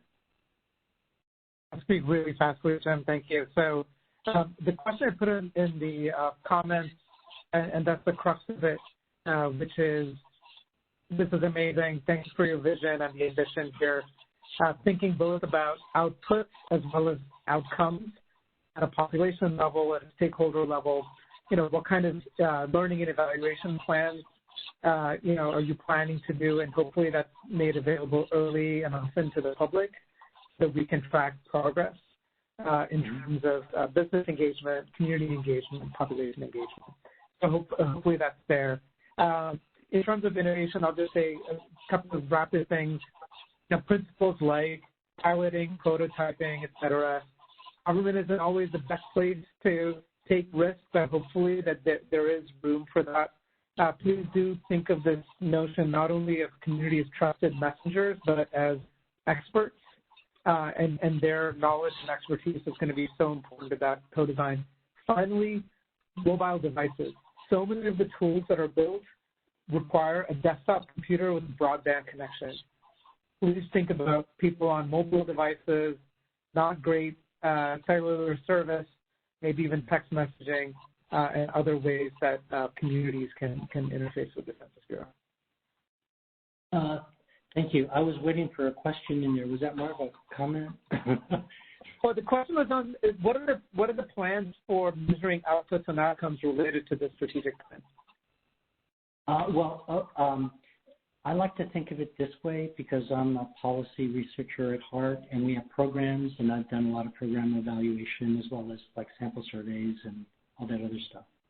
But if you think about sort of our outreach program as a program, you need to let it mature before you establish metrics and do evaluation. So, there's this. I shouldn't. I won't go off track. I was going to go off track, so I'll just stick to that. So, if you use that paradigm, we need to allow the formative process for the rollout of an engagement, a continuous engagement program. And there needs to be a formative evaluation rather than an outcome evaluation of it. It's important right now to start thinking about the metrics. How are we going to prove it's done? But it's under a formation paradigm. What you do is you establish what you're doing and how you're doing it. So we're reaching out to these groups. We've done it at this tempo, at this frequency. We've gotten this type of feedback. How can we make it better? We should get feedback qualitative, like what's working, what's not working, let's make it better. And then once we have it in place where we think, okay, we've got our model working, that's the time at which to then say, okay, we need to really have hard metrics to see what's happening and what's not. We're not there yet, but because we're still in the formative stage. But we need to, I would like to respect the program in the sense of allowing it to go through its formation process, maturation, and then assessment, and then continuous improvement. And I hope I'm not trying to dodge. I'm just saying that sometimes we want to create something and immediately jump to an outcome evaluation. And it's like, no, you're doing a disservice, because the program actually can be really effective. But if you jump to the outcome, you might end up coming out with the wrong conclusion because you haven't allowed it to do the lessons learned and to formulate and to percolate. So that's my response. Okay, I'm looking at the time. We actually really do need to take our break now. What I'm going to ask is Ioma and Dan also had questions, and yeah, sure. If we can go over, that would be great. If I'm going to defer to Shauna, if we can push back the break by 10 minutes. We'll start on the DHC 10 minutes. That will make it work. Hi, James. This is Shauna Banks. Thanks for bearing with me, everybody. Okay, fantastic. We will go to Ioma and then at a little bit short so we can try to get back on track. Thanks. Yes, yes. Thank you so much, Jim. I'll try to keep my questions short and succinct, and I wrote it down to be sure. So I want to just thank the Director Santos for really his focus on DIA, especially with this modernization. Some people tend to think about DIA after the fact, so I think that's really, wonderful. I will like to sort of just... Okay, can you say what DIH is? I'm sorry. I'm sorry, DIA, the Diversity, Equity... Oh, okay, I'm sorry. Yeah. The DIA frame, excuse me. And so I guess I'm also wondering, as you look at sort of the modernization of the Bureau, for example, looking at whether there's diversity, racially, ethnically diversity within the Bureau, within programs, right, as opposed to the full population of Bureau staff. So I wonder about that. I also wonder about looking at the diversity of your partners. For example, there's the new UVA Biocomplexity Institute. So wondering to what extent is there attention to some of your partners that would really be engaged in sort of this modernization of the Bureau? So to what extent are we attending to that? And potentially bringing in other diverse institutions or organizations like our HBCUs, Historically Black College and University, our MSIs, our minority serving institutions, just to make sure that the modernization is not always concentrated in historically white universities. And then my last point is really around as your workforce is becoming more diverse, both in terms of racially, ethnically, but also where they live. And to Jim's earlier point, if there's going to be more flexibility, to what extent are you also thinking about their access to broadband and being able to access information, especially if everything goes into sort of the cloud base? So making sure that we're not just picking workforce, they're concentrated in certain parts of the country as well. So those are my questions. Thank you so much. Thank you for the questions. I'll just say really quickly, I love how you think, so thank you. So let me talk about both internal and external roles of diversity and inclusion. Internally, it's all about mindset and changing culture. Now, anyone you talk to about any federal agency, it doesn't have to be Census Bureau, it doesn't have to be Federal Statistical Agency, any federal agency, you talk about changing the culture and they're going to laugh at you. Because it's really hard. I mean, you have the way that people have always done things and there's hesitance for change. I believe we are at the good old inflection point in society and in where we are as a statistical agency with regard to looking differently at diversity and inclusion efforts. Part of it is a result of the reset button that was imposed upon us through the pandemic and how society had to change. Part of it is everybody witnessing like the social injustice that happened over the summers of unrest, the disparate impact of COVID, etc. Folks really get that. They understand that, they've seen it, and they know that there needs to be a change. We think that we can leverage that. I've seen at the Census Bureau a great acceptance of we want to do better with diversity and inclusion. It's not always the case that people know what that really means when it comes to day-to-day activity. And because I kind of lived it back in my previous lives, especially at the Urban Institute, I'm bringing that new vision of how it can touch every aspect of our working relationship, whether it's just having a meeting, whether it's forming a committee and having different perspectives come in. And it's in a way that transcends actually race, ethnicity, gender, and can include things like different directorates, which the Census Bureau actually has been good at, different ranks of different individuals, age diversity. Just bringing these different diverse ideas together can lead to innovation and spark new ideas in a way that no one's ever imagined. Anyone who's taken the time to read my director's blog, my first one, I show and I demonstrate firsthand experience of how a diverse voice can really lead to better science. I mean, I've been in situations where you have these supremely exquisite research statistical designs, but if you're asking the wrong question, you're gonna make things worse, not better. And so I'm bringing that perspective. I'm planting the seeds in different parts of the Census Bureau to do the impossible, which is to try to affect cultural change. I believe folks are ready for it. I believe it's going to take at least a decade, maybe longer, but it needs to happen. And if I don't try it, I mean, come on, I wouldn't be able to look myself in the mirror, even if I know that I may not see a change until after I leave. It doesn't matter. I need to do the best that I can with who I am to try to help the Census Bureau become the best that it can be. So I'm doing that internally.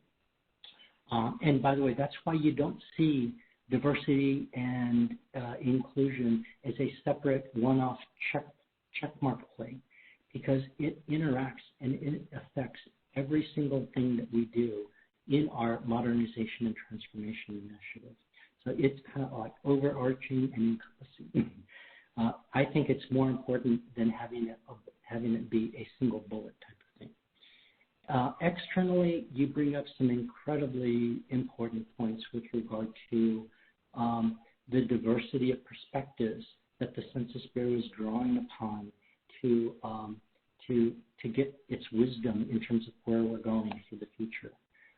The UVA project, I myself noted and suggested issues of diversity and inclusion in one of the briefings that I had, by saying, hey, maybe we should push out some of these, some of the what you think are research findings or interpretations to others in the broader community that include, African American and Latino community.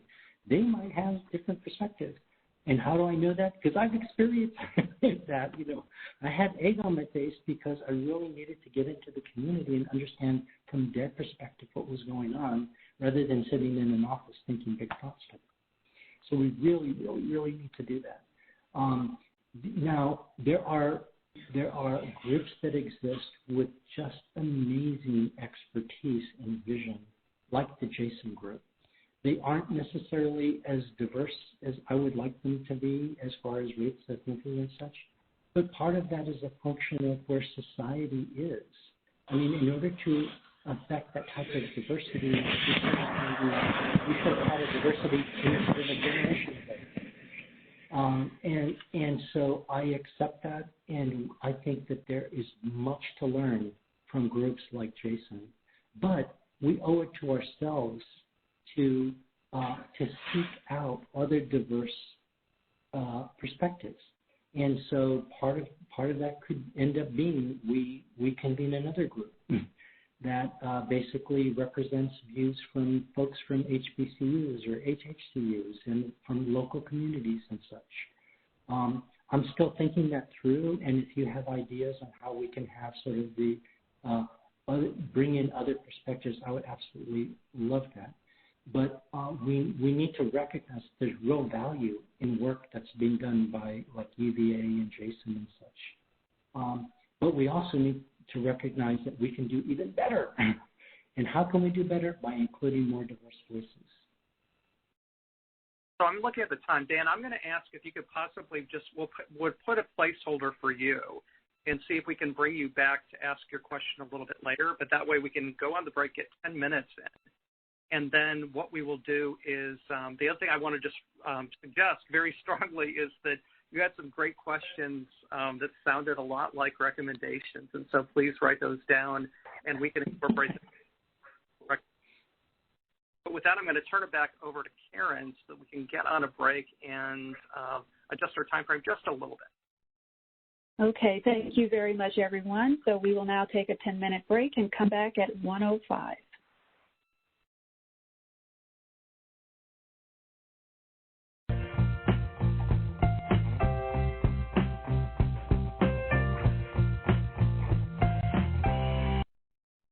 Welcome back, everyone. I will now turn the conference over to Ms. Karen Battle. Thank you very much. Welcome. As a reminder, I would just like to note that information for closed captioning services can be found on the NAC website. Now we will hear from Jason Devine and Matthew Spence, who will present an update on the demographic profile and on the demographic and housing characteristics file, followed by discussants Nicole Borromeo and Daniel Lichter, who will kick off our committee discussion. Take it away, Jason. Thank you, Karen. I'm Jason Devine. Good afternoon. Thank you for the opportunity to discuss our progress on the 2020 Census data products with you. Last month has been an active one for us where we were able to release the first round of demonstration data for the demographic and housing characteristics file, which I'll refer to as the DHC. We held 2 workshops on the DHC and the detailed DHC and released blogs for the DHC and detailed DHC with planned release dates. It'd be May of 2023 for the DHC and August of 2023 for the detailed DHC tables. And as you will hear about later, the detailed DHC products have been broken out into the DHC-A and DHC-B and supplemental DHC. And we also just released a new timeline graphic that I think went live about an hour ago. In this session, we'll focus on the DHC and the demographic profile.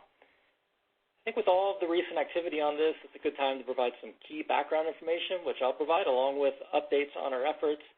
And then Matt Spence will go into some detail about what the Census Bureau subject matter experts are seeing as they review these demonstration products.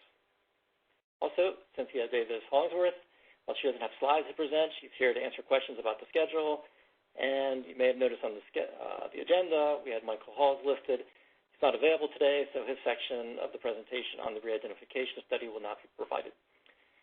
But other census staff are here and available to help answer questions. I'd like to thank Daniel Lichter for being the discussant and providing questions to us in advance. I'll try to address some of those questions during the presentation. And I'd like to get this very important information out there up front. The end of the comment period for the first round of demonstration data for the DHC is quickly approaching. That's May 16th.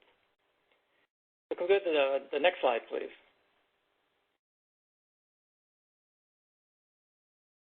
Thank you.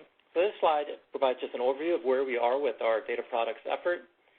As you can see on the left, the products that have already been released, the apportionment product and the redistricting file. And in the center, you have where we're focused now with the demographic profile and the demographic and housing characteristics file, or the DHC, which is what we're focusing on in this presentation. And then in the next presentation, you're going to hear about the detailed demographic and housing characteristics file, or the detailed DHC.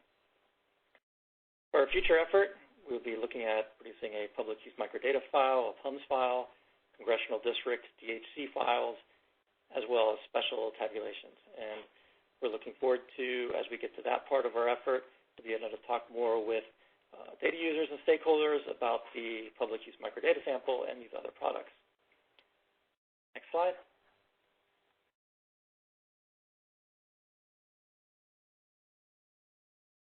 Just to give us a little perspective, I've included here the topics that were included in the 2020 census. There's a question on relationship to householder, question on sex, age, Hispanic or Latino origin, race, housing tenure, that is owned, rented, or occupied without payment, and vacancy status. Next slide.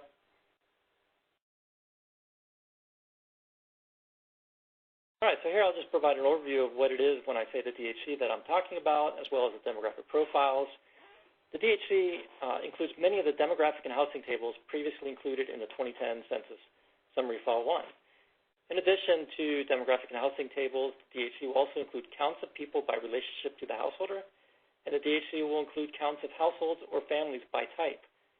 But an important point here is it will not include counts of people by those household or family types. The geography varies, with many tables provided at the census block level. Then the demographic profile provides critical demographic and housing characteristics about local communities from selected DHC tables, but in a streamlined, easy-to-use format. In previous decades, this product was released as soon after the release of the redistricting product as possible. But with the implementation of the new disclosure avoidance methodology, the production of the demographic profile tables will now follow the same timeline as the DHC. So the current plans include for the release of the demographic profile at the same time as the DHC, which I mentioned earlier would be May, is planned for May of 2023. Next slide. I wanted to say a little bit about how we determined the contents for the DHC. The initial proposal for the design and contents of the DHC was developed and shared in 2019 based on subject matter expert knowledge and feedback from a Federal Register notice. The 2010 Summary File 1, or SF1, was the starting point for the design of the DHC, with the DHC including many of the tables included in SF1. The contents of the DHC were reviewed, and updates have been proposed based on the feedback we received, documenting uses of the data, and the final contents of the DHC will be reflected in the second round of the Dhc Demonstration Product. I want to emphasize that a little bit because, as I mentioned, we're currently in the review of the first round of the demonstration product for the DHC. When we get to the second round of the Dhc Demonstration Product, which will be later this summer, planned for August, at that point, the DHC will reflect what our plans are for the final contents of the DHC. Next slide. To help you better understand how we work with those basic information that's collected in the census and use that to produce tables for the DHC, and help you better understand what's included in the DHC, here are some of the topics that are included. Includes counts of people by sex, by single year of age, by Hispanic or Latino origin, by race, by sex, by age, counts of people in the GQ population by sex, by age, and counts of people by household type, by relationship to householder. It also includes counts of households or families by multi-generational households or Hispanic or Latino origin of householder, by race of householder, family type by presence of children, presence of people of different ages, and housing tenure by characteristics of the householder or household, as well as vacancy status. There's two different sections. It's important to distinguish between the two. One is talking about counts of people. The other is talking about counts of households or families. Next slide.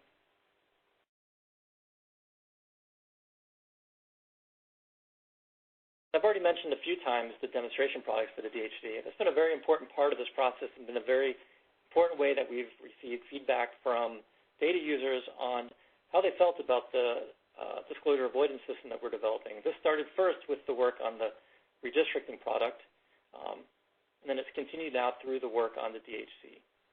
The demonstration products allow the public to see progress and the level of noise that is being added through comparisons between the published 2010 census data and the 2010 census data protecting using the new disclosure avoidance methodology.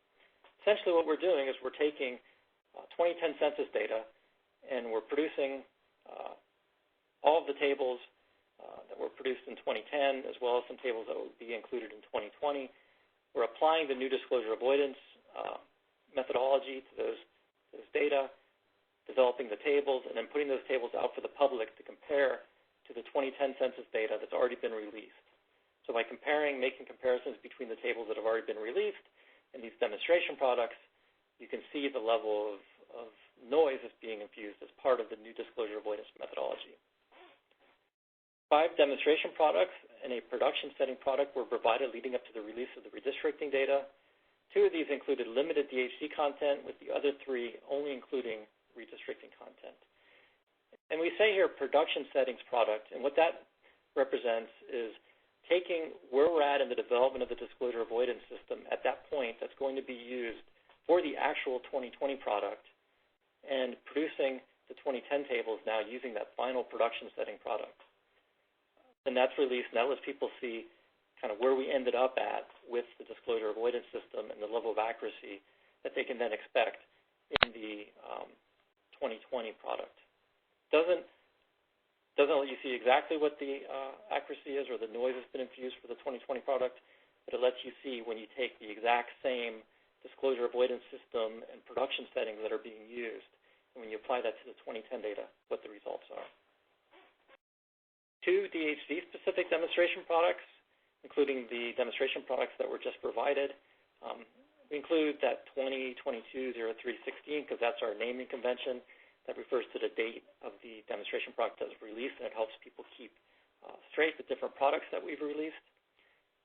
That's 2 demonstration products for the DHC, as well as a production setting product for the DHC. And again, that production setting product lets you see kind of where we end up, or lets you see where we end up with the disclosure avoidance system, applies that to the 2010 data. On the right of your screen, I've included a screenshot from our webpage, which shows you how you can access these different demonstration products. By looking at these different demonstration products, will allow people to see the improvements we've made over time and how the disclosure avoidance system and the noise that's been infused into these products evolve over time. At the bottom of the right of the screen, that shows the different demonstration products that were released in support of the redistricting product. And at the top, you see that first DAS development update 2022-0316 that connects you with the demonstration product that was just released for the DHC. Next slide. This shows basically the same information, but now in a timeline format. You can see we started back in 2019 with the first redistricting demonstration product, which also included some limited DHC data. We had another one in May of 2020. And then after that, we were focused entirely on the redistricting, the disclosure avoidance system to support the redistricting product. We went through a few iterations of demonstration products for the redistricting product, which finished with the redistricting production setting demonstration product, and then the 2020 census redistricting data was released in August of 2021. If you skip a little bit over to the right, you'll see where we start with the DHC demonstration products. We released the DHC person demonstration product in March 16th, 2022. Then we released the DHC housing demonstration product in April of 2022. And because we made a decision, because of some of when subject matter experts were doing their analysis of the different demonstration products, we weren't ready to release the housing piece of this demonstration product, so we split those into 2. So as part of this set of demonstration products, there's both a set of person demonstration summary files and a set of housing summary files. I'm not going to go into a lot of detail about that, but because we did split up the release of that demonstration product in that way, I do describe it a little bit in later slides. When we get to the second round of demonstration products for the DHC, we plan to release the person and the housing source tables at the same time. Next slide. So to help you kind of understand, as I talk about these different demonstration products, how we arrive at a demonstration product, I wanted to give you a little background. The experimental runs from our disclosure avoidance system using the 2010 census data allow us to then assess the resulting privacy and accuracy. A re-identification study is used to assess the risk of re-identification for a specific attack for a set of demonstration products. And then also the leading experimental run, along with the results of the accuracy analysis and re-identification study, are discussed with our DCEP group or committee, which is the Data Stewardship Executive Policy Committee, to obtain approval to release as the demonstration product. So the process I'm describing here is a series of experiments that are run. Subject matter experts get those results from those experiments, are able to review those results, and then we choose from those different experiments the run or the series that's going to become the demonstration product, which is then released to the public to obtain feedback. As I say in the next bullet, the demonstration product is made available to the public for their analysis, with their comments helping guide work on improvements to the disclosure avoidance system. Next slide.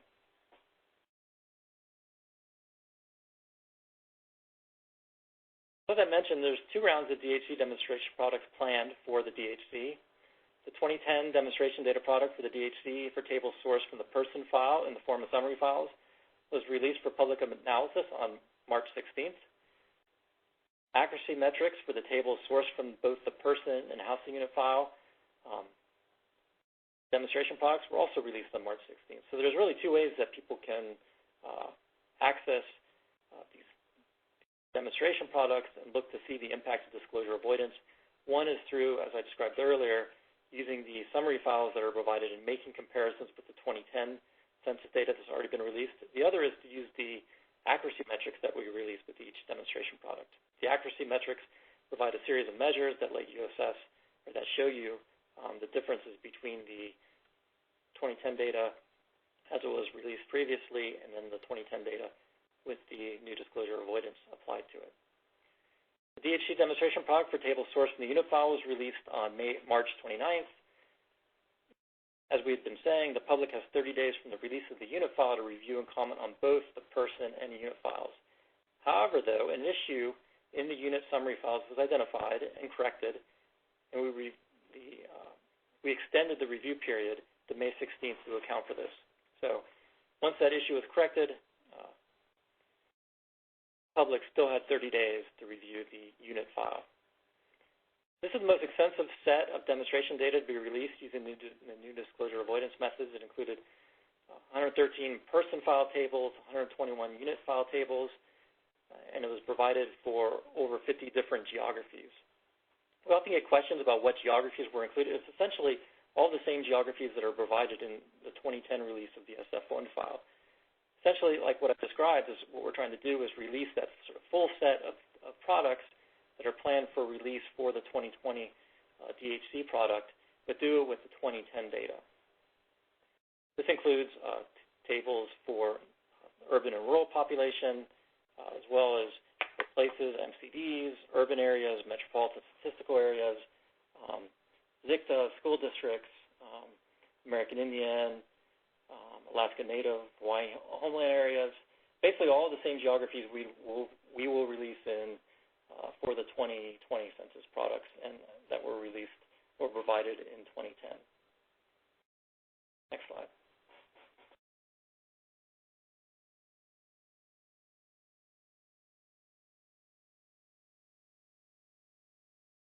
As we were going through this, comments received on the redistricting demonstration products informed the tuning of the disclosure avoidance system and the setting of the privacy loss budget for that product.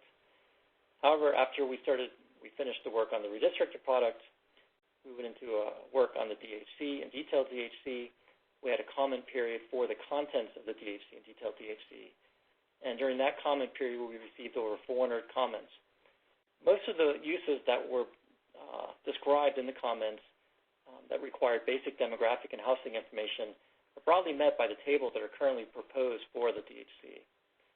However, analysis is being conducted to determine if a set of tables can be added back to the DHC to better meet the needs of the uses documented in the comments.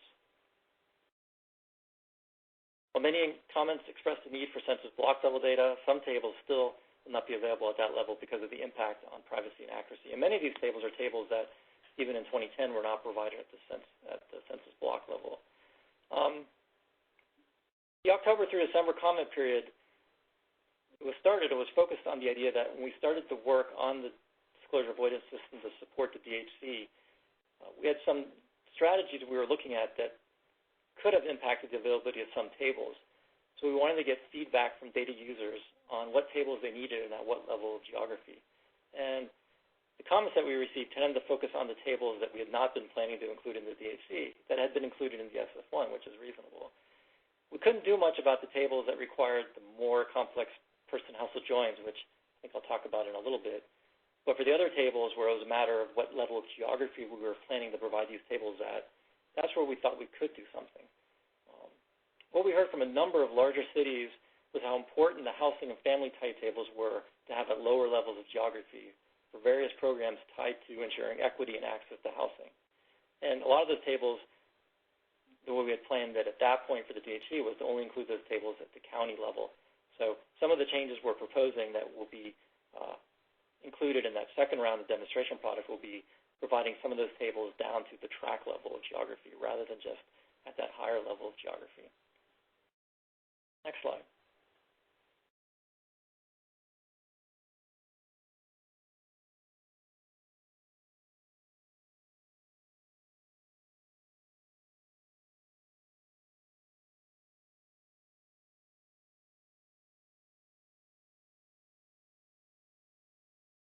In case you missed it, I was looking to, it's continued, I see, sorry. So for the first round of demonstration data, we wanted feedback on the accuracy of the tables and the impact this has on uses of the data. So that's the period we're in now, the first round of demonstration data. We're looking to get feedback on the accuracy through those comparisons between either the summary files compared to the 2010 data that's already been released or through the summary metrics that we've provided along with that release. We continue to work to make improvements based on our own internal analysis, which Matt will go over in a little bit. And we're in the process of reviewing the comments we received on the first round of DHC demonstration data, so that can be considered in the work leading up to the second round of demonstration data. And as I mentioned, the end date for that first round of comments on from the first round of demonstration products for the DHC is May 16th. Considering the comments in the first round of DHC data and ongoing improvements informed by internal analysis, we will use comments on the second round of DHC demonstration data to inform final improvements before DCEP, or the Data Stewardship Executive Policy Committee, establishes the DHC Disclosure Avoidance System production settings. And as I mentioned earlier, there will be an additional demonstration product that will use those production settings. Next slide. All right, well, this gets us to the portion of the presentation that I'll then turn it over to Matt. Thank you. Go ahead, Matt. Hi, everyone. My name is Matt Spence. I'm a Senior Advisor in the Population Division. Thank you, Jason. So I'm going to be talking about how we internally as subject matter experts and how we're hoping you as data users and stakeholders will be evaluating these demonstration data that just came out. So we really see that there are sort of two methods to evaluate, and each have their pros and their cons. So the first method that we use, the primary method to get a quick look at everything, are the detailed summary metrics. These have been released with every single demonstration data product dating back to the initial 2019 release, and they provide quick measures of accuracy, measures of bias, and counts of outliers above a particular threshold based on tabulated values from the demonstration data compared to the published 2010 values that are publicly available for everyone to use. For example, we'll look at metrics for accuracy or bias for the total population at the county level, or the population of the Asian alone at the tract level. And so all of that is compared against the publicly available data, which allows everyone to double check our metrics calculations, and we'll go through that in just a second. The second way that we enjoy looking at the data are tabulations and maps. This is, again, directly comparing values from a DAS experimental run or a demonstration data product to the published data, but by putting them in tabulations and looking at individual geographies or individual characteristics, and also by putting them in maps, we can look at spatial relationships and uncover patterns that may not have been evident in the detailed summary metrics.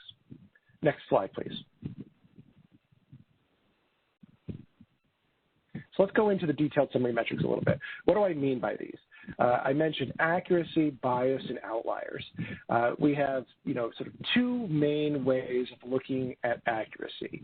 One is called the mean absolute error, or MAE, and that's a measure of what's the absolute change on average. Are we off by a count of 5 persons? Are we off by a count of 20 housing units? That's the sort of the experience of the average geography for particular characteristics. I hope everyone can still hear me. I see audio cutoff, so I hope everyone can still hear me. Yes, we can, Matt. Great, thank you. The next metric that we rely on to look for accuracy is the mean absolute percent error. And this is a very similar characteristic. It's just looking at a relative measure. How much did the population change as a share of the base population? What's the average relative change as a percent? We have one real important measure of bias, which is the mean algebraic percent error, or MALP. And that is looking at a directional change. So if we're seeing, an overwhelmingly negative change, we know that this is potentially a bias issue, or a positive change. We want that to be close to 0. And counted outliers, which are just how many geographies are above a particular threshold. A 10% change, 5% change, maybe a change of more than 200 persons, that sort of thing. And so what are the best parts about these detailed summary metrics? Well, one is that it's really easy to summarize across multiple experimental runs, or to look across time to see improvements and areas that we still need to work. And really, the best part is that we can point people to these detailed summary metrics, and they don't have to do any additional data wrangling. They don't have to do any tabulation. They don't even necessarily have to know what the data products look like. All they need to do is open up the spreadsheet, search for the geographies and the characteristics that they're interested in, and then go down and look at these numbers to sort of get a sense of how much error can be expected. What are some of the cons? What are some of the negatives? Well, the relative error can be misleading for small population sizes, and that extends to counts of outliers that are based on relative thresholds as well. So, for example, if you're looking at the county level, if you're looking at the major sort of OMB race groups, and you're looking at the counts of outliers, and you want to say, well, how many counties had the white alone population change by more than 10%? And how many counties had the Native Hawaiian Pacific Islander alone population change by more than 10%? And you might see that the NHPI alone outlier count is much, much higher than the outlier count for the white alone population. But you have to have a little bit of extra contextual information in mind to know that, in fact, the white alone population at the county level is in the many tens of thousands, whereas the average population for the NHPI alone community at the county level is only in the hundreds. So a 10% change means a substantively different thing depending on the size of the community and the characteristic for that geography. So it's a little bit tricky. You have to bring in additional contextual information. And moreover, to me, this is also very difficult. It doesn't communicate that substantive importance. How much do these changes matter in practice? How much is a mean absolute error of 5 good or not? And that's where you have to bring in factors like knowing what's the average population, what's the spread of the population, what are some of the smaller group sizes, what are some of the larger group sizes. And that's where it's helpful to it would be more helpful to see a sort of more holistic view to get that substantive importance. Next slide, please. So just to see what I'm talking about, I'm just going to go through one of the metrics. This is looking at the county level, and here we're looking at total population. It's just total population that's published in the second column there under published 2010 population, and then the total population from the demonstration data is what's called the PPMS 2010 population. we look at the error, which is just what's the demonstration data minus the published data. And here for Ottawa County, we can see it's error of 3. So the population went up by 3 people. In Barber County, Alabama, in contrast, the total population went down by 1 person. So then if you take the absolute value of each one of those errors for all 3,143 counties, and you take the average, you get the mean absolute error, which is 1.75, which is all this to say that the average county gains or loses about 2 people for their total population as a result of differential privacy. And I will say one important thing to caveat is that the published 2010 population, for all of these metrics, we compare to the published, i.e. swapped 2010 data. So some of the error that you'll see, particularly at smaller geographies or particular characteristics, might include some of the error due to swapping as well, because the demonstration data takes the unswapped set as its input and then adds noise. And then we're comparing that noisy demonstration data to a swapped set of publication data. So there is a little bit of cross-pollination there. I'll say that it's sometimes some of the error that you'll see is due to swapping, but overwhelmingly what we've noticed internally comparing to the unswapped data is that it's generally the error you'll see is mostly due to this new form of disclosure avoidance, this formal privacy or the top-down algorithm. Next slide, please. So as I mentioned, one of the best parts about the metrics is that we can see how things have improved or not over time and across runs. Here I'm showing you the mean absolute percent error, so this is a relative error for the county for total population. So what we can see is that, even back in the October 2019 demonstration data product, the average error was under 1%. For the county population. And you can see the little call-out box says that this translates to a mean absolute error, an AE, of 82 people. So on average, the average county gained or lost about 82 people. And we know all the way on the right side of the graph, on the right side of the screen, as we just did, the mean absolute error for the most recent demonstration data is 1.75. So we're really happy that we were able to get this additional accuracy for total population, and this is true at the county level, and this is true at the tract level as well. Beneath, we do know that total population is frequently the denominator for many of our statistics of interest. So having that be accurate means that we're going to get more accurate rate data and things like that use total population as a denominator. Next slide, please.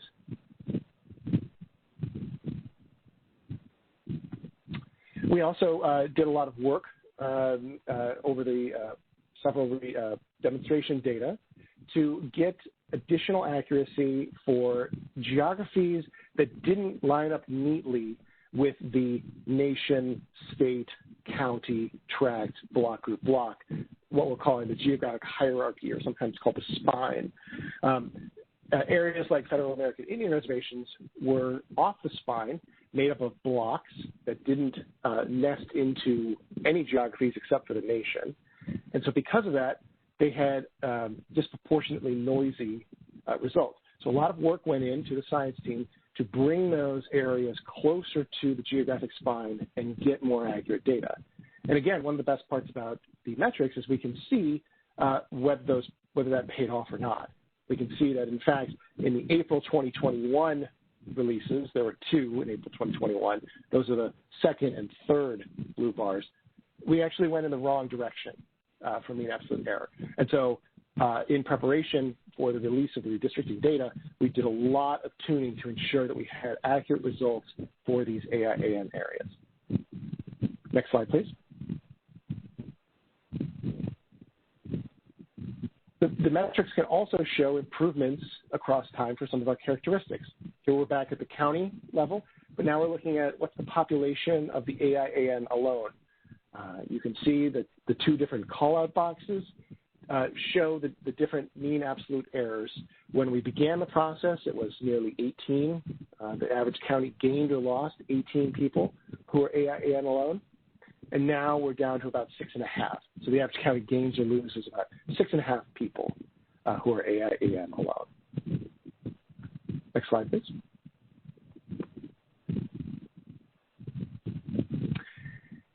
Now, I've been showing you a lot of characteristics that have been captured that we've released a lot of demonstration data about because they were in the redistricting data. But we haven't captured the improvements so far to the DHC data that have not been really part of the redistricting release.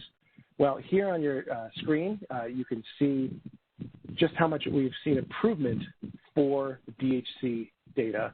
Again, we're looking at the county, and here we're looking at sex by selected age. The 3 bars over on the left are under 18. The 3 bars in the middle are 18 to 64. And the 3 bars to the right are 65, age 65 and older. The blue leftmost bar is the first demonstration data, which was released in 2019, that October 2019 release that sort of introduced everyone to differential privacy. The orange bar in the middle was our May 2020 follow-up to that. That was, meant to, sort of tune and tweak and take some of those feedback from our data users. But in fact, what we saw was we took a bit of a step backwards, particularly for groups above, persons above age 18. And then finally, the small bars over on the right side, the green bars, are the most recent data product, the demonstration data product released in March, that is tagged as the March 16th, 2022 release. So you can see, our error has gone from 232 persons to 13 persons for age 18 to 64. So I think that's a tremendous improvement in the accuracy for these sex by age groups. Next slide, please. You'll be able to see this in more depth as you go through the slides, but you can see, once again, the 3 different releases that included detailed age, now broken out into 5-year age categories. And you can just see that throughout we've seen improvement across the board, and this most recent data product has much more accurate data. So the mean absolute errors are much smaller. Next slide, please. And this just continues it all the way up to the centenarians and above. Next slide, please.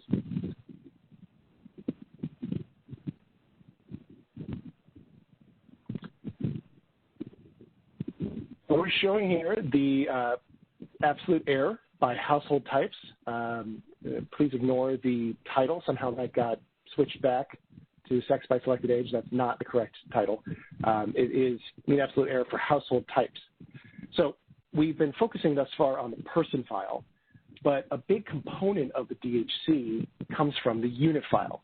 The unit file, because of the nature of differential privacy, privacy has to be implemented differently for the persons and for housing units, which means that you're no longer able to situate persons within households from the persons file.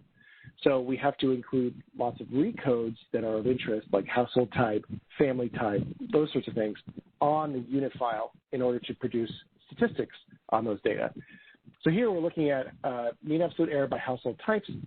We can see that there's been an improvement between the blue bar, which is the 2019 mean absolute error, and the green bar, which is the most recent demonstration data that was just released last month. There is no orange bar in this one because actually that May 2020 release didn't even include unit file data. So we're really happy that we've been able to show everything in this most recent release. Next slide, please.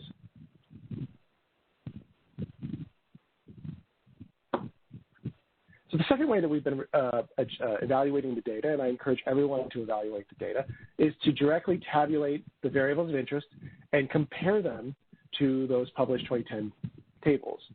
You can create custom tabulations for things that are not already in the metrics. perhaps you're interested in a geographic area or a value that we just haven't put in the detailed summary metrics. And you get a clear sense of how much substantive error there is. You can look at two different corplets and say, look, the spatial patterns are different. The difficulty is in reading the DHC data that is on our website. It is in those summary file formats. You have to be familiar with the technical documentation. You have to see how tables may have changed year to year. So, for example, P16 links up with P18 if you're going to compare them directly, and that's a challenge. One thing I would encourage folks to do is to look at the IPUMS website. IPUMS and NHGIS of the University of Minnesota put together a direct comparison where it makes it very easy to see for a particular value, here's the differentially private data, here's the published estimate data. And that will let you recover these things. And next slide, please. Look at variables of interest. So here we're looking at the state of Georgia at the county level. And you can see, this is just one example. We're looking at the share of householders living alone. On the left is the published corplet. On the right is the demonstration product. And you can see, just sort of quickly eyeballing between the two maps, these are very, very similar. The amount of error might seem alarming when you look at mean absolute error, but then when you actually tabulate and map the data, those spatial patterns that we expect to see are still there. Next slide, please. And the nice thing is that you can also look at smaller iterations as well. These are not necessarily in the metrics, but if you use the IPUMS data or if you download the summary file demonstration data, do the comparison yourself, you can compare some of these iterated tables and really dive deep into characteristics that you're interested in. So here we're looking at, again, the share of householders living alone, but now we're only looking at the universe of Black or African American alone householders. So those households with Black or African American alone householders. We can see, again, despite this being a much smaller universe, the overall spatial patterns look very similar, except perhaps in the very north and the very southeast corners of Georgia. So this helps to give some substantive importance examples. Next slide, please. So please, I think we had comments or questions, 3 questions listed at the next slide, I believe. But if there are any questions, you can ask me and Jason. And I think we have questions for NAC on the final slide. There we go. Thank you. Okay, so I think we're ready for the discussant.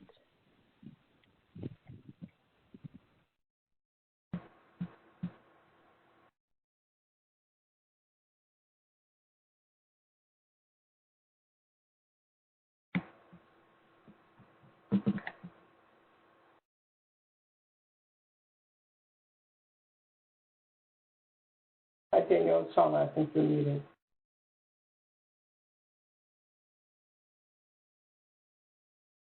Can you hear me now? Yes, sir.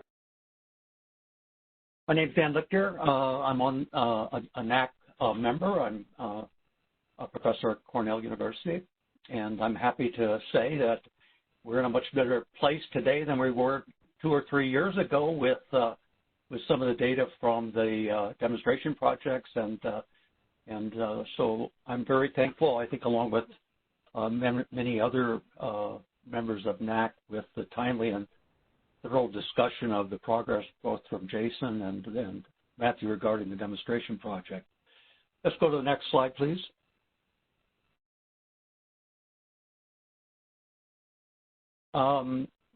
So I thought the demonstration analysis and results based on the disclosure avoidance system was both systematic and encouraging for many different reasons. I appreciated the fact that you presented a number of different measures related to the accuracy bias and also identifying outliers. However, we get back to the old question that's always come up is how do we do at smaller levels of geography? And I'm especially interested in reactions to the measurement of population characteristics, not necessarily that are part of the public law tape for places, census tracts, and also blocks, which is still a continuing concern among many researchers. Despite some delay, the good news also I think that you presented is that the DHS will be released in May and maybe in the summer of next year, so that's a very good thing. And I guess one of the things I'm going to come back to at the end is how the preliminary discussion of the demonstration project and the DHC will inform the construction of the PUMs and the ACS. And I just say that because I don't think it's obvious to everybody about how you actually go from one type of data collection procedure, to the kind that might allow someone to actually do more detailed analysis of specific tailored populations. Next chart, please.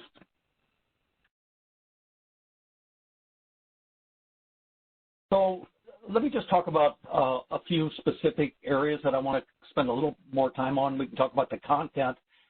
We're not talking about a lot of variables here, not like the old days when we had both 100% count items and we had the sample counts.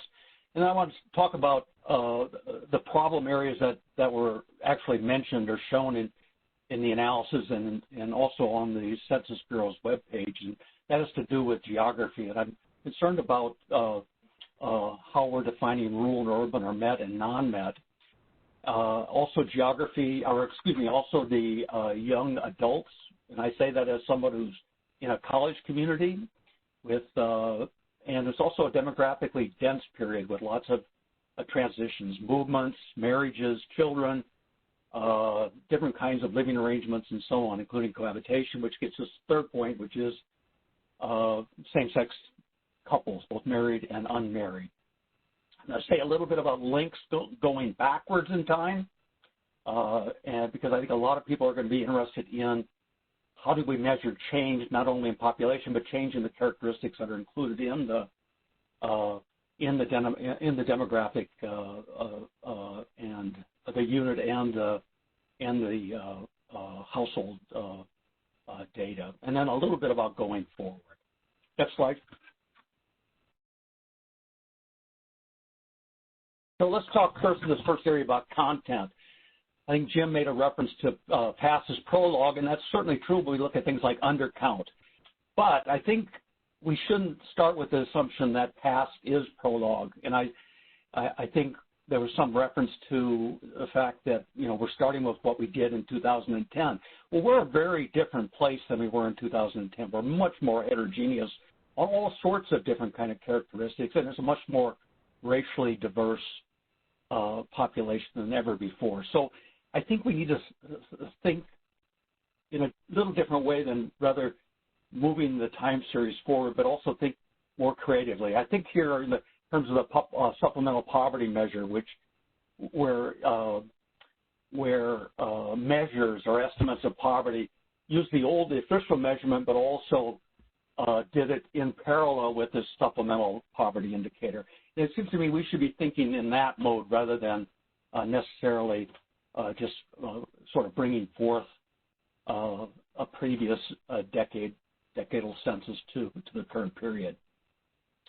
And then, of course, I think Matt or Jason mentioned this, some of the major concerns, which a lot of it had to do, again, with the scale of geography down to the block level. And, of course, one of the things is that, you mentioned quite rightfully, is that a lot of this low-level geography data wasn't actually reported. But in some cases, and I'll come to this in a bit, it is important to get down to the block level, especially right now. So one thing I didn't understand is how come no linking of persons in the household? I'm not sure that was ever mentioned, and I say that because there's so many important issues that academic researchers, at least, and I think others are interested in too. When you look at families with children, that's a different thing than looking at how many children are in different kinds of families, just by virtue of the differences in the number of children in each of those kinds of households. So I like to think about how we can link people within households, and it seems to me I would recommend trying to, again, this hasn't been discussed by the NAC, but linking partners within households. You could think about interracial unions, all kinds of unions where you're looking at characteristics of each partner, whether they're married or unmarried, or linking siblings so you can look at blended families. This is different than looking at household units again. And then also linking children to grandchildren, and whether those grandchildren or those grandparents are the householder or whether they're, related in some way to their children who are householders. Next slide. So the three specific problem areas I want to mention, and again, these are specific areas that were identified as problems in the demonstration data. We're talking here about geography. We're talking about age and race. We're talking about family structure, especially same-sex marriages. These are among the most rapidly changing demographic characteristics in American society today over the last 10 years. And going forward, it's going to be even more fluid in terms of the changes that are likely to happen. And my concern is that any biases, we're getting back to this kind of critical race theory in a different way here, but any biases, inaccuracies, outliers will become structured or wrongly inscribed in new legislation, local and state laws, and public policy. So I think these are really the problem areas that you've identified are the areas that are really changing rapidly, not only over the last decade, but going forward. And the zero-sum element of this is what really concerns me most, that if we're overcounting whites for particular areas, for example, it means by definition, if we're going to meet that PL target, we're going to be undercounting other groups. Which groups are we undercounting? So you might want to speak a little bit to that. Next slide, please. So boundary changes, unreliable data at the smallest levels of geography. I've been working in the area of rural areas for 40 years almost. So there's a continuing need for block data for a lot of different policy purposes. I know this is probably an old story here, and there's probably not much we can do about it, but I just want to emphasize some areas. We've got racially selective annexation going on. We've got affluent communities of a particular race that are trying to, Buckhead, for example, in Atlanta, trying to succeed from the community. We've got neighborhoods that are linked to school districts. We've got group quarters population, the prison population, and so on. All those things require block-level data. The rural urban, I went into some of the data thing. I don't know what rural and urban means now. It seems to me that there's been some changes that are underway. I saw a couple reports this week in some of the newspapers about how we're going to increase the number of rural. So rural people and rural places, the majority of rural people in America today live in metropolitan areas. And so it seems to me that we're becoming more urban, more metropolitan, and yet we're showing with the rural definition, this new rural definition, that we've got more rural people. And I don't know if that's a holdover from the earlier administration or what that is, but that has a certain political character to it that is somewhat concerning. And, of course, we're coming back to the met, non-met areas. The boundaries change over time. Populations change. You've got the endogenous change, but you also got the addition from the fluid boundaries. So how do we make changes over time? I think the Census Bureau should think a little bit about a set of floating definitions from a different time series, perhaps, in their content area, in the data, the profiles, and so on. So you can follow specific metropolitan areas with the same boundaries over time, as opposed to not knowing what those are, and unless you do it yourself with the PUMs or with other data. Next slide, please. Probably running out of time here. I just want to say a little bit about we talk about children, but I think this 18 to 24-year-old is really an important period, and I don't know what the Census Bureau is doing now to adjust for that going forward. We've got an important time now because these residence rules are always an issue about how how anybody is assigned when they're quite a mobile population. So I think we can go on that, but in many college towns today and in many neighborhoods, the college-age population is really, really undercounted, and this is going to be an issue that's bigger than ever going forward over the next 10 years. How are we going to deal with that? Next slide. And I just want to say a little bit about same-sex marriage, especially in the context of this leaked Supreme Court judgment that just came out over the last few days. And there's going to be a lot of change potential, or there could be a lot of change in terms of policy change about how we deal with this. I was concerned about these data many states did not have legal same-sex marriage back in 2010 when we used those demonstration data. I also, again, going back to linking persons, there's a difference between same-sex males and same-sex female households. They're distributed very unequally geographically, with same-sex females being much more likely to be observed in rural areas and same-sex males much more likely to be metropolitan and sort of on the urban frontier of changing neighborhoods. And then lastly, and this is again important because children's characteristics are going to be linked, I think, going forward to their parents. We see this already in Florida with some of the political changes down there in the Don't Say Gay bill, linking characteristics to co-resident bio and step-parents with same or different sex families or different sex households. Next slide.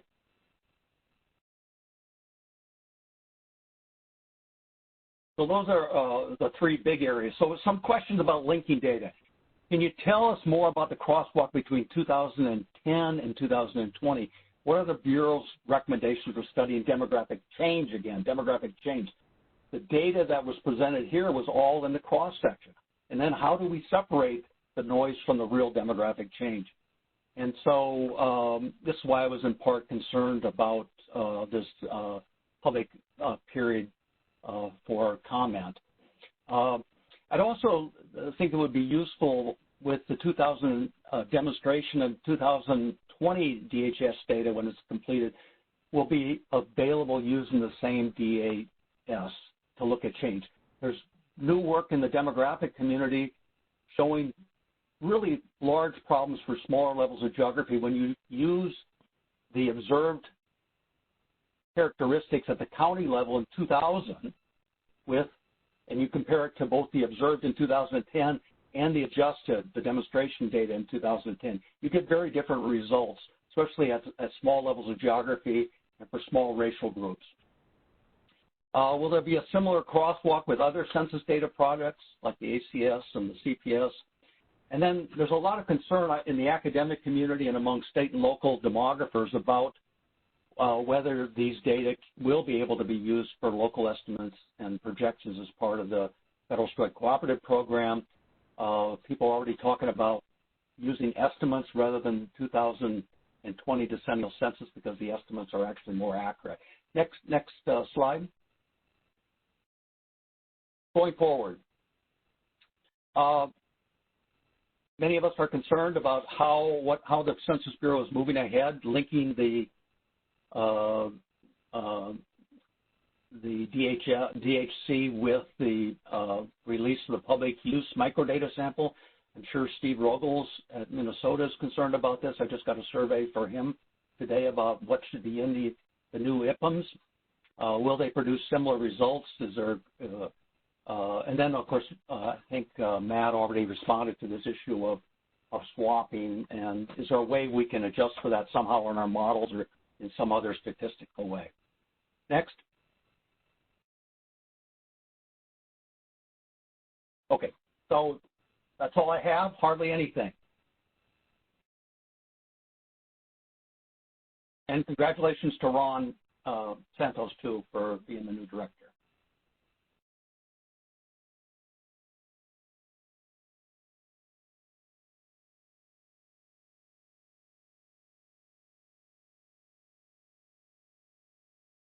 Okay, Nicola, are you ready to go? I am ready to go. Can you guys hear me? Yes. Okay, fantastic. Thank you so much, Dan, and to the census subject matter experts. If I haven't had a chance to meet you in person yet, my name is Nicole Borromeo. I'm the Executive Vice President and General Counsel for the Alaska Federation of Natives here in Anchorage, Alaska. I've been on the NAC for about 2 years. I've only attended one in-person meeting, though, because of COVID. So a lot of new faces here, and I appreciate the leadership of our chairman and our vice chair, as always, getting us ready for this. So thanks, Jim and Cherokee. I've been asked today to serve as one of the discussants for the DHC, and I see my PowerPoint is up, so let's just jump straight into it. We will go to the next slide, please. All right, I want to begin by thanking the Census Bureau for a number of things, but 5 really big areas that come to mind related to data, privacy, changes that they're proposing through this crosswalk, transparency, and differential privacy. The Bureau has taken Herculean steps to provide accurate data while also protecting the privacy of Alaska Native and American Indian respondents, which we appreciate. We feel like the suggestions are being clearly articulated through the crosswalk for the proposed changes to the DHC and the DDHC tables, comparing the 2010 and 2021 availability and geography. There's been a very good effort recently to provide increased transparency through tribal consultations as well, which is appreciated. And we know that the Bureau has been working very hard on differential privacy as it relates to smaller communities and populations like American Indians and Alaska Natives. Next slide.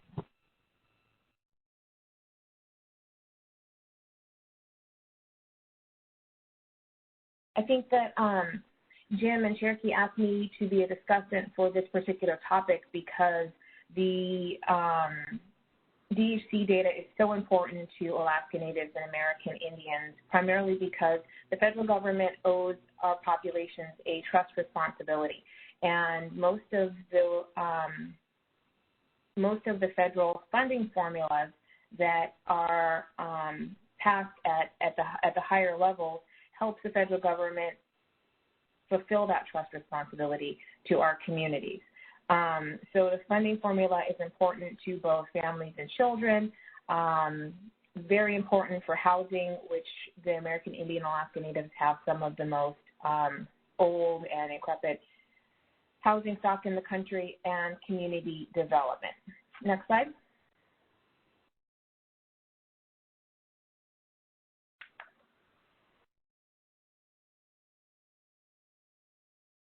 The Native community does appreciate the Bureau's proposal to make basic data characteristics available at the block level, so we can really drill down into characteristics such as race, Hispanic origin, sex by selected age categories, median age, and household type. Next slide.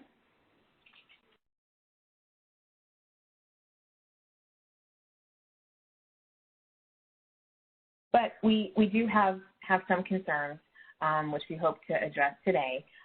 3 really big areas of concern for the Alaska Native American Indian population is the reduction of some of the tables in the DHC data. A second one is the data is less accurate, it seems, for small populations such as American Indians and Alaska Natives. And then the third concern that we have is that the Census Bureau continues to present information to our people at the 500-foot level. It's very hard to digest in some of our tribal consultations, and I know that there's been a lot of effort to relay that information more plainly, but it is still difficult, and I say that as a NAC member myself. Next slide.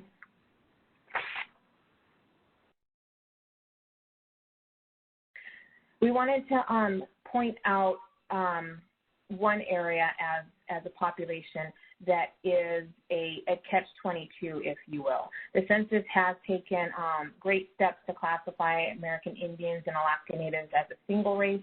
There's pros and cons to that classification. Some of the pros, of course, are that federal block grants tend to focus on single race identification, but a lot of our tribes where there is a high degree of multiracial members use 2 or more races to identify their tribal members.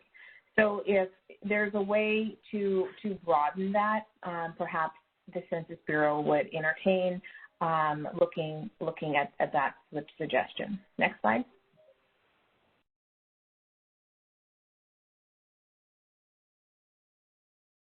Another big concern that the American Indian Alaska Native community has when we look at the improvements that are being done by the census is it seems as though a lot of focus has been at the county level in our communities.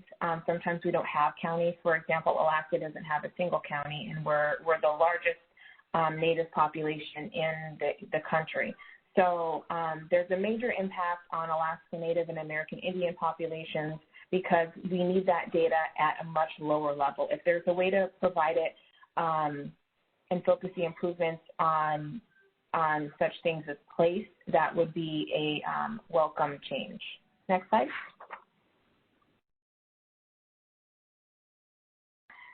I know that the Bureau has been keenly focused on differential privacy, especially as it relates to some of the smaller population communities such as American Indians and Alaska Natives. And again, there has been a lot of improvements at the county level.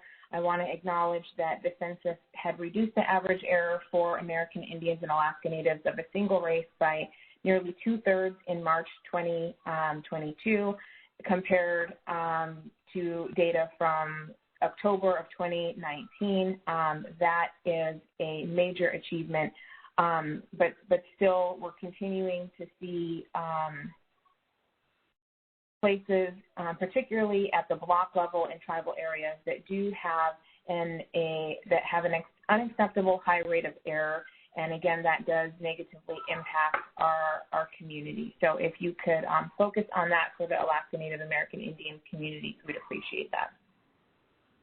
Next slide.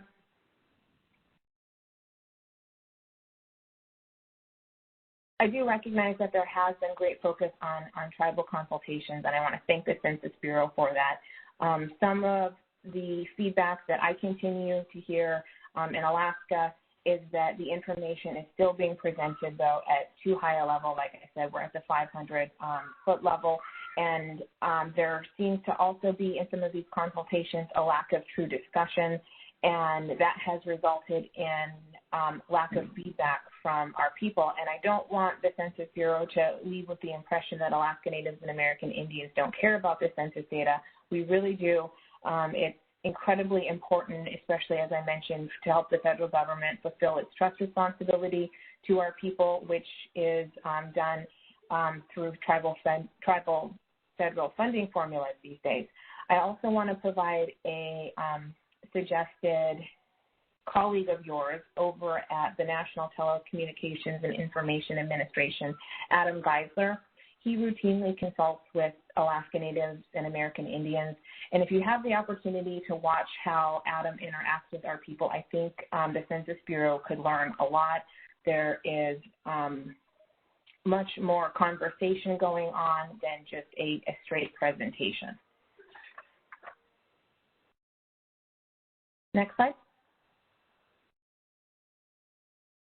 So even though that may have been a little bit of tough criticism, I don't want the Census Bureau to leave with the impression to stop tribal consultations. These are important to us, and we would like to see them continue, but we would like the Bureau to please look closely at the recommendations that the NAC made at our special meeting in March of this year. We think that if you were able to implement some of those recommendations, tribal consultations could be a lot more effective for us moving forward. Next slide. I am happy to take questions and to return a little bit of time to the chair and get us back on schedule. Thank you. Thanks so much, Nicole. And I'm actually looking at the time. We're a little bit over, but what I'm going to suggest is if anyone has questions, we'd be well advised to have maybe at least 10 minutes of committee discussion before we go into the next panel. We do have 5 different presenters for the census on the next panel, but if we have to eat into a little bit of our time for purposes of going over the recommendations this afternoon, I think it would be well worth doing that. So let's go ahead and open it up, and if anyone would like to make any comments or has any questions in the chat, please feel free. And let me just see, is the director still on? Because while we're waiting, I'm actually going to call on Dan. If you could ask your question of the director that we had to hold over from the first panel while we're waiting for folks to go into the queue.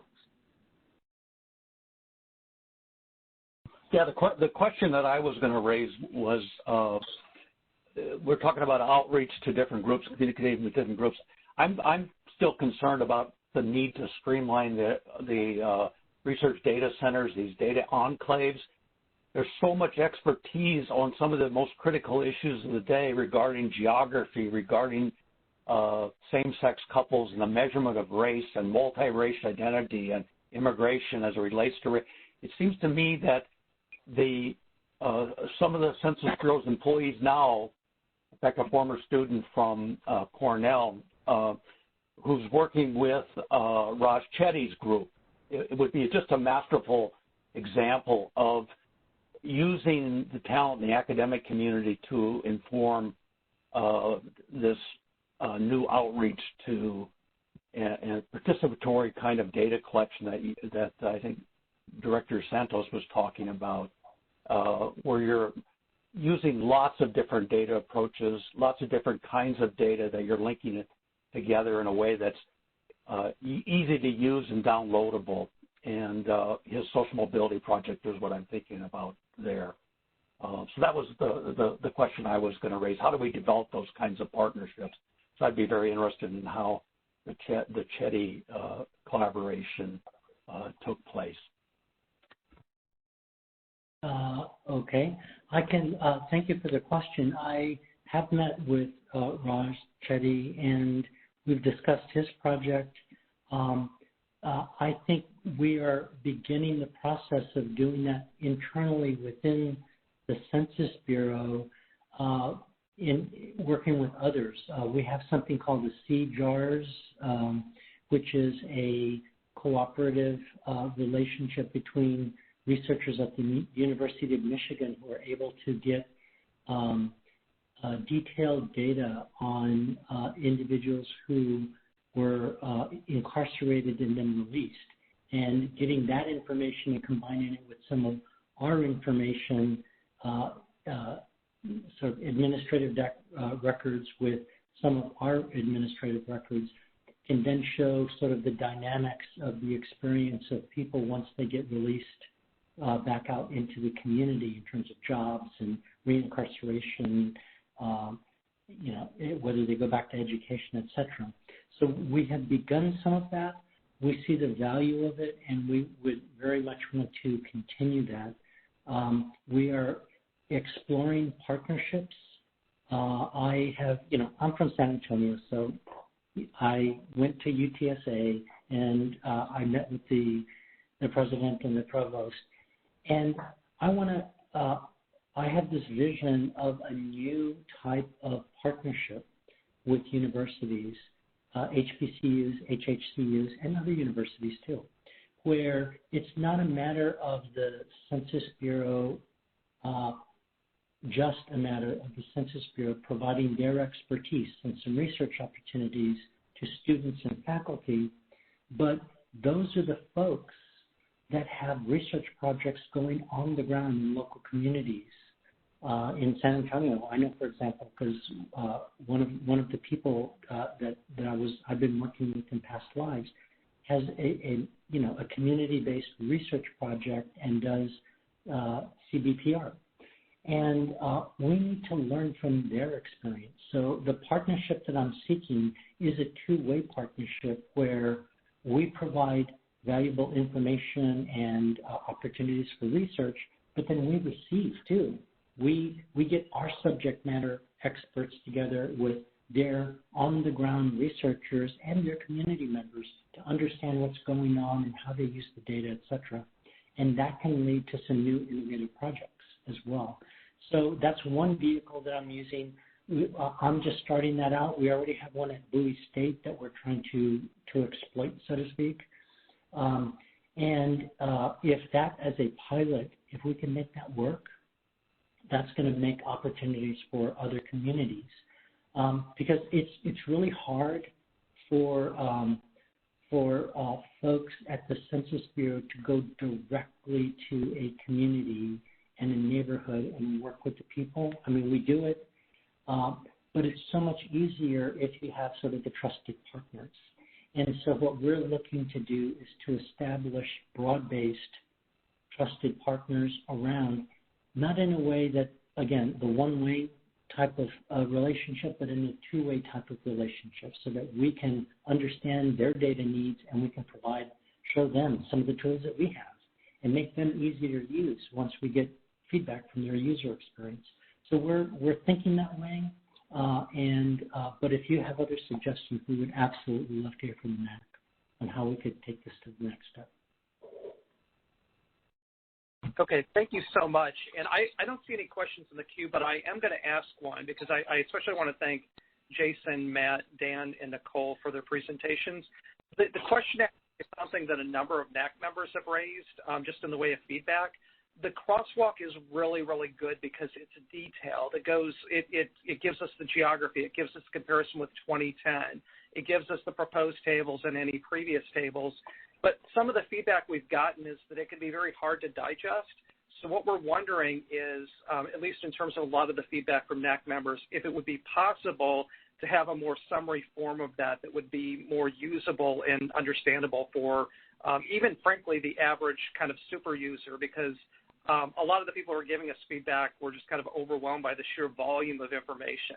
And I want to say this with the caveat that, of course, that we really appreciate the transparency with it because it is very, very detailed and it's very, very helpful.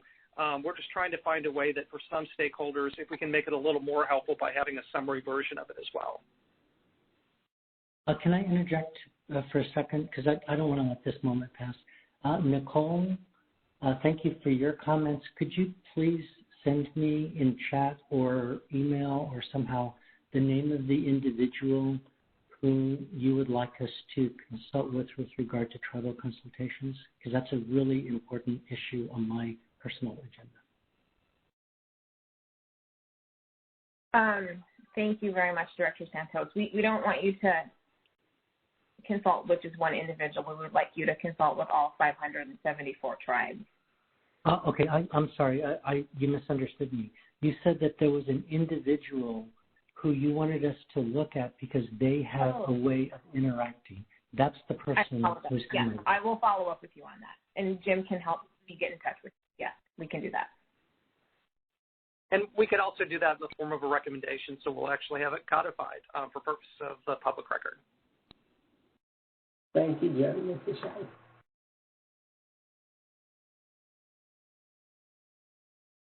And so I guess as we close out, I was just wondering if Matt and Jim had any response to perhaps trying to have a more summary, I don't want to say Cliff Notes version, but something that basically makes it a little more digestible in terms of all the information that's in the crosswalk. Yeah, I think I can say a few things about that. This is Jason Devine from the Census Bureau. Thanks for that feedback. Yes, the crosswalk is very detailed. I mean, it was meant to be a reference for people to look at and sort of have that crosswalk from the 2010 files to the 2010 tables. We're actually planning to release a revised version of that crosswalk as we add some new tables back into the DHC, and that new crosswalk will include those tables. So those would be tables where we've moved a lot of some of them down from the county level to lower levels of geography. But what you're describing, though, is something we've talked and worked a little bit on, of sort of organizing it by topic rather than table or something like that. That would just make it easier for somebody to look at and understand and use it as maybe that could provide a entry point, so they could have this sort of by topic format that would then bring them down to the individual tables if they want to go deeper. So we have thought about that, and we can put a little more effort along those lines. It would make it easier for people to use the crosswalk and make sense out of it. Just want to add on also that we recorded a webinar that was really, I hope, a good resource for folks if they'd like to revisit. It is available on our website. Okay, thank you so much, and we really appreciate that information. And with that, we're going to turn it back over to Karen for the next panel. Okay, thank you very much, Nicole and Daniel, Jason and Matt. So next up, we will hear from Nicholas Jones, Alexander Krause, William Sexton, and Poland, who will present an update on the detailed demographic and housing characteristics file, followed by discussants Florencia Gutierrez and Ihuma Iruka. And I'm going to ask our Census Bureau presenters if they can help us perhaps try to make up some time. We'll try our best to hopefully get back on track, but we'll see what happens. Okay, so presenters, take it away. Thank you, Karen. Good afternoon, everyone. Just to get started, can you hear me okay? Okay, thank you. My name is Nicholas Jones. I'm joined by my colleagues today, Alexander Krause, William Sexton, and Scott Holland. And we also have several Census Bureau colleagues online with us to help address questions. Today, our team is going to be talking with you about the Census Bureau's work to develop the 2020 Census Detailed Demographic and Housing Characteristics File, or the detailed DHC. Our team has been working with experts from Tumult Labs to explore ways to balance the need for accurate statistics while protecting respondents' confidentiality in order to develop a proposal for producing 2020 census data for detailed race and ethnicity groups, as well as American Indian, Alaska Native tribe and village populations, and complex person-household join tables. So we're here on the slide for the proposed 2020 Census Detailed DHC-A. The 2020 census data products referred to as Detailed DHC are comprised of three parts, which are based on the types of differentially private algorithms needed to protect each type of data. The first piece, which I'll talk about, is the Detailed DHC-A, and that includes total population counts, as well as sex by age data for selected age categories. Alexander will talk about the Detailed DHC-B, which includes household type and tenure characteristics for detailed race ethnicity groups, and we'll talk more about the development of these products and the methodology. Proposed tables were developed based on stakeholder feedback, combined with a review of table access rates and our subject matter expert knowledge. And based on public feedback, we're prioritizing the development and the production of the Detailed DHC-A table component. Next slide, please. So first, we'll talk about the two tables in the Detailed DHC-A, total population and sex by age for selected age categories. Next slide. Population counts for detailed racial and ethnic population groups such as German, Lebanese, Jamaican, Chinese, Native Hawaiian, and Mexican, and detailed American Indian and Alaska Native tribe and village population groups such as Navajo Nation and Sitka Tribe of Alaska will be available in the DHC-A tables. We're also planning to provide statistics on sex by age for selected age categories for these detailed racial and ethnic population groups and American Indian and Alaska Native tribes and villages when they meet a certain population threshold. These data are currently proposed to be released for nation, state, county, and American Indian and Alaska Native and Hawaiian homeland area geographic levels. From the 2020 census results, in summary, we're planning to produce data for more detailed groups than ever before, but at fewer geographic levels as well as fewer and less detailed tables in order to balance accuracy and the confidentiality of our data and our respondents. Next slide, please. So to take a look back at the timeline that got us to today, in the spring of 2020, our demographic research team was introduced to differential privacy work for the Detailed DHC-A and a team of researchers from Tumult Labs. We worked with Tumult for several months to develop analytical tools for evaluating privacy and accuracy balances and for producing detailed race ethnicity statistics. Throughout the summer of 2020 and into the fall, our demo researchers evaluated data from the 2010 census to explore how best to achieve a balance of confidentiality and accuracy for producing detailed race ethnicity statistics. In the fall of 2020, our demo team presented a proposal and recommendations to the Census Bureau Executive Group and were given approval to continue researching with this positive work. And then in the winter through the summer of 2021, demo put the research on hold in order to review 2020 census data files for the mandated apportionment release and the public law redistricting data release for 2020.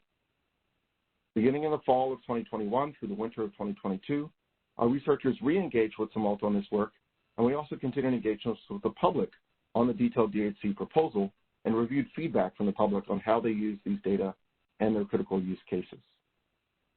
Next slide, please. Our highest priority is to provide the most accurate statistics for critical data needs, especially knowing that statistics on detailed race, ethnicity, and tribal populations are not available elsewhere.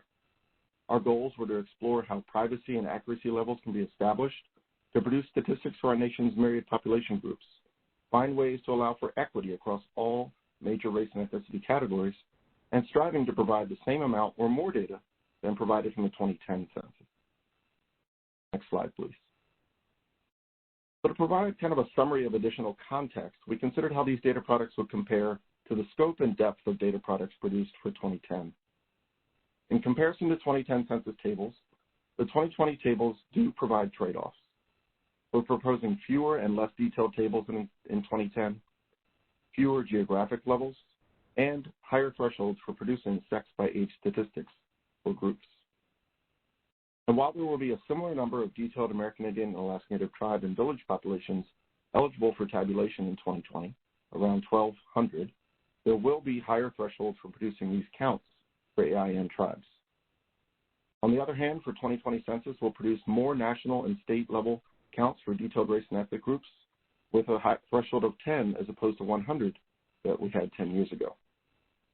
And in addition, the data for hundreds of AIN tribes will also have a larger number of detailed race and ethnicity groups across population categories. And the 2020 census data will have a rigorous privacy guarantee. Next slide, please.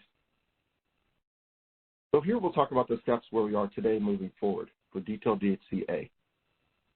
Last month, at the end of April, the Census Bureau shared a timeline, which was posted today as well with a notional update in a graphical format to talk about the detailed DHCA development with the public.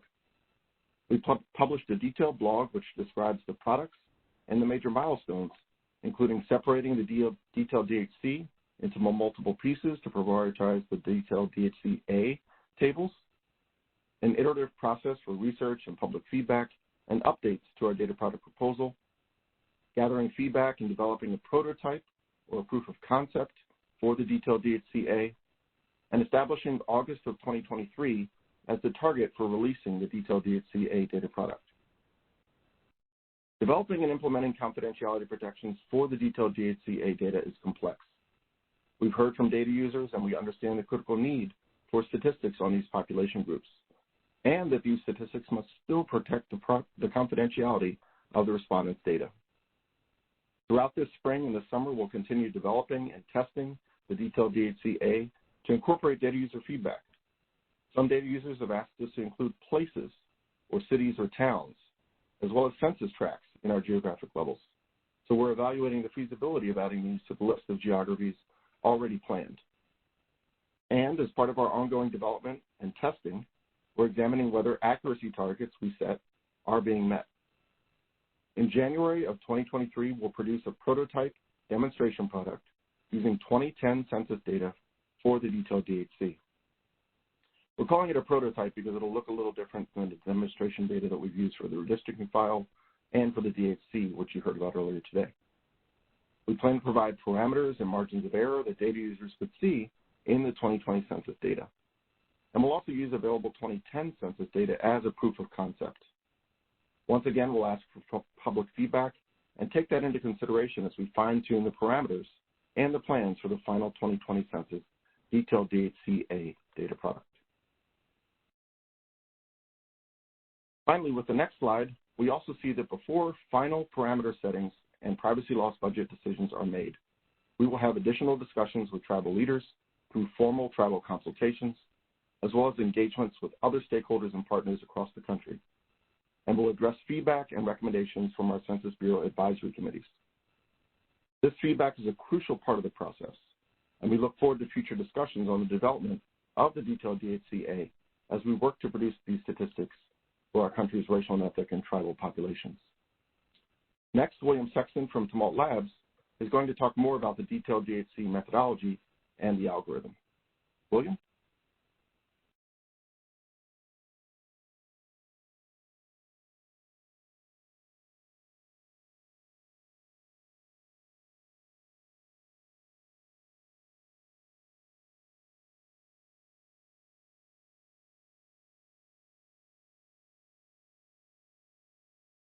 William, this is Shauna Banks. It's a little bit low. Operator, can you turn off William's Hi. volume? Can you hear me better this way? Sounds great. Thank you. Okay, I'll do it this way. Okay, I'm William Sexton from Tumult Labs. I'll be discussing the differential privacy algorithm that is used for detailed DHCA. The algorithm is called SafeTab-P. Next slide. So just starting off with the methodology that we've used at Tumult Labs interacting with the Census Bureau, we begin by eliciting requirements from the census. So this is understanding what the tables are that the census wants to publish for the detailed race and ethnicity, and getting preliminary fitness for use requirements, as well as understanding more specific details of how individual microdata records map to specific tabulation cells.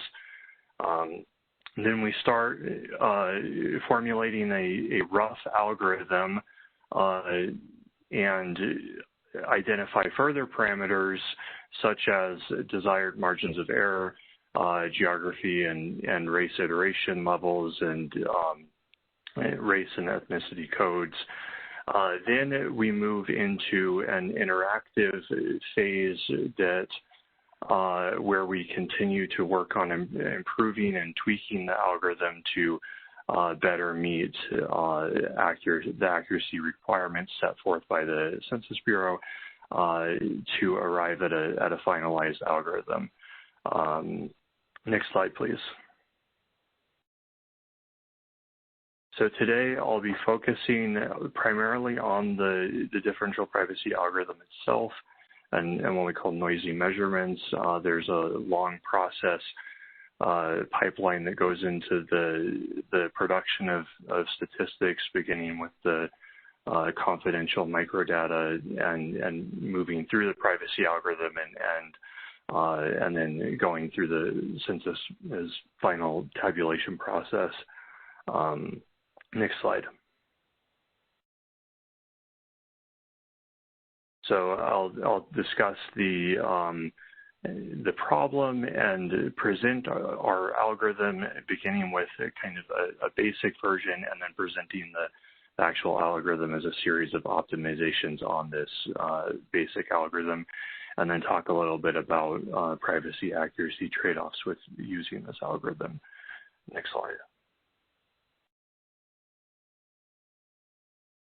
So the problem here is to release total count and sex by age categories for populations grouped by geography as well as detailed race and ethnicity.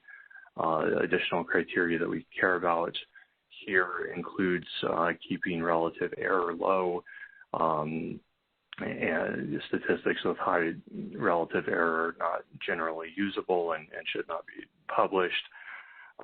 We care about intermediate breakouts, so beyond the like full sex by age marginal, we're aware that users also care about the sex marginal by itself, or also sex by age marginals by fewer age categories. These statistics are not directly computed by the privacy algorithm, but we still expect users to drive these, and so we want good error results there as well. And then finally, the statistics should all be integral valued, but there are no other consistency requirements imposed in the detailed DHCA. Next slide.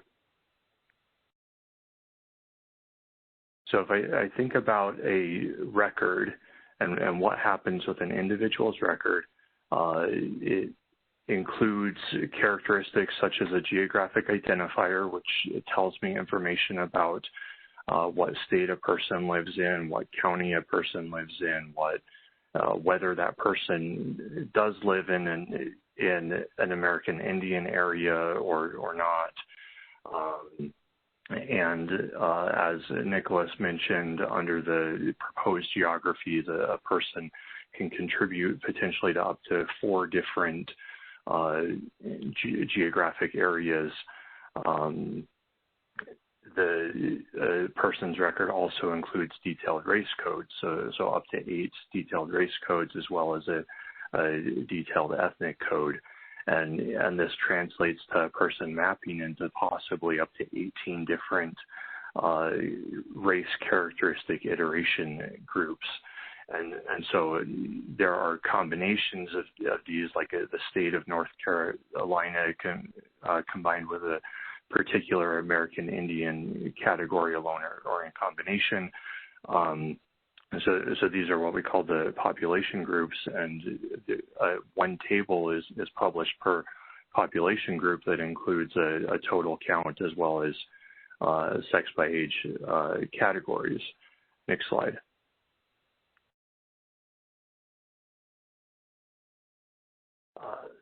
So we're going to be adding discrete Gaussian noise to each of these statistics, and the scale of that noise is determined by the number of different statistics, the number of tables and table cells that a person contributes to, and that can be quite large here.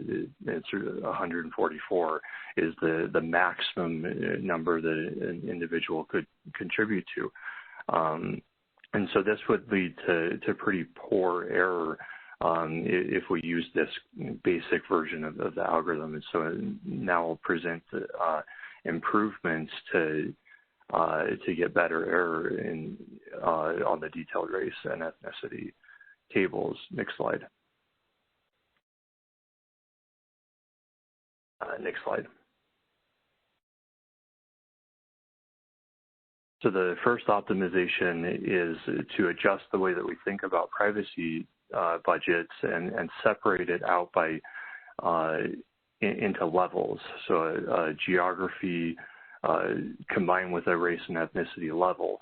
And when we do this, so we think about, as an example, the nation as being a level, and then regional race categories such as European as being a level for race and ethnicity. When we treat the privacy budget this way, within one of these level combinations, a person can only contribute to up to 9 population groups. And so that's a much better way of accounting for the privacy loss, and lets us add error with a smaller scale to protect people's privacy. Next slide. So the next optimization is that instead of computing a full table, so a total and sex marginals and sex by age marginals, we're only going to compute the most detailed statistics and then aggregate to get the other cells in the table. And so this reduces the sensitivity for individuals to be at most 1 count per table. And it does mean that when you aggregate to get, for example, a table total, that aggregation introduces a new form of error. But because the table cells are generally for a total are larger, as well as the fact that you're not aggregating very, very many things in these tables, so it's not like you're aggregating all of the blocks together to create a county. You're just aggregating a few table cells, so it balances out to an improvement here. Next slide.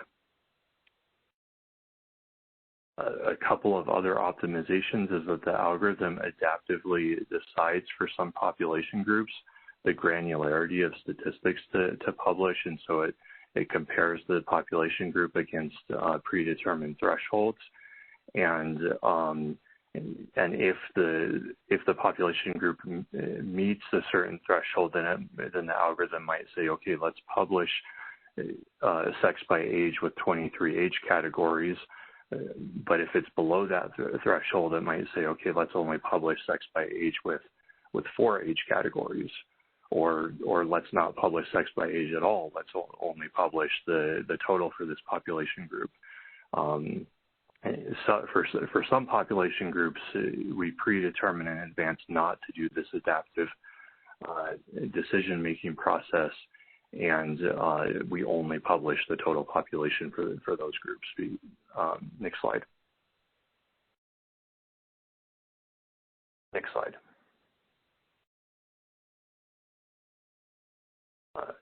So moving into results of privacy loss accuracy comparisons, we focused on setting margin of error targets for these population groups and then deriving from those targets the noise scales that are necessary to hit those targets. So it's a very accuracy-driven process of setting these privacy loss parameters. The margin of error targets that I'll be showing were set based on consultation with the Census Bureau, but they do not represent the final values that will be used in production. They are subject to change.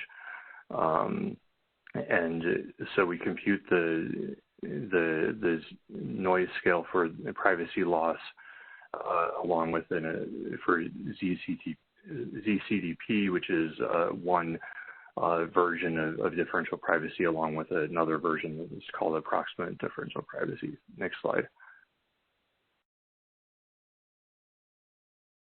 So if we look at this table here, we have targets that range from quite small, around 6 for the nation, up to moderate margins of error around 50 at the county level, and we can calculate out the privacy loss budgets for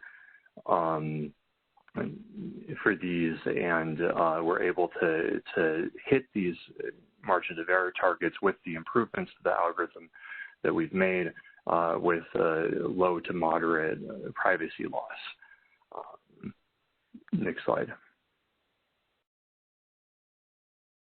I believe I'm turning it over to Alexandra now. Thank you. Yeah, great. Thanks, Julian. And now I'm going to provide a quick update on the detailed DHCB.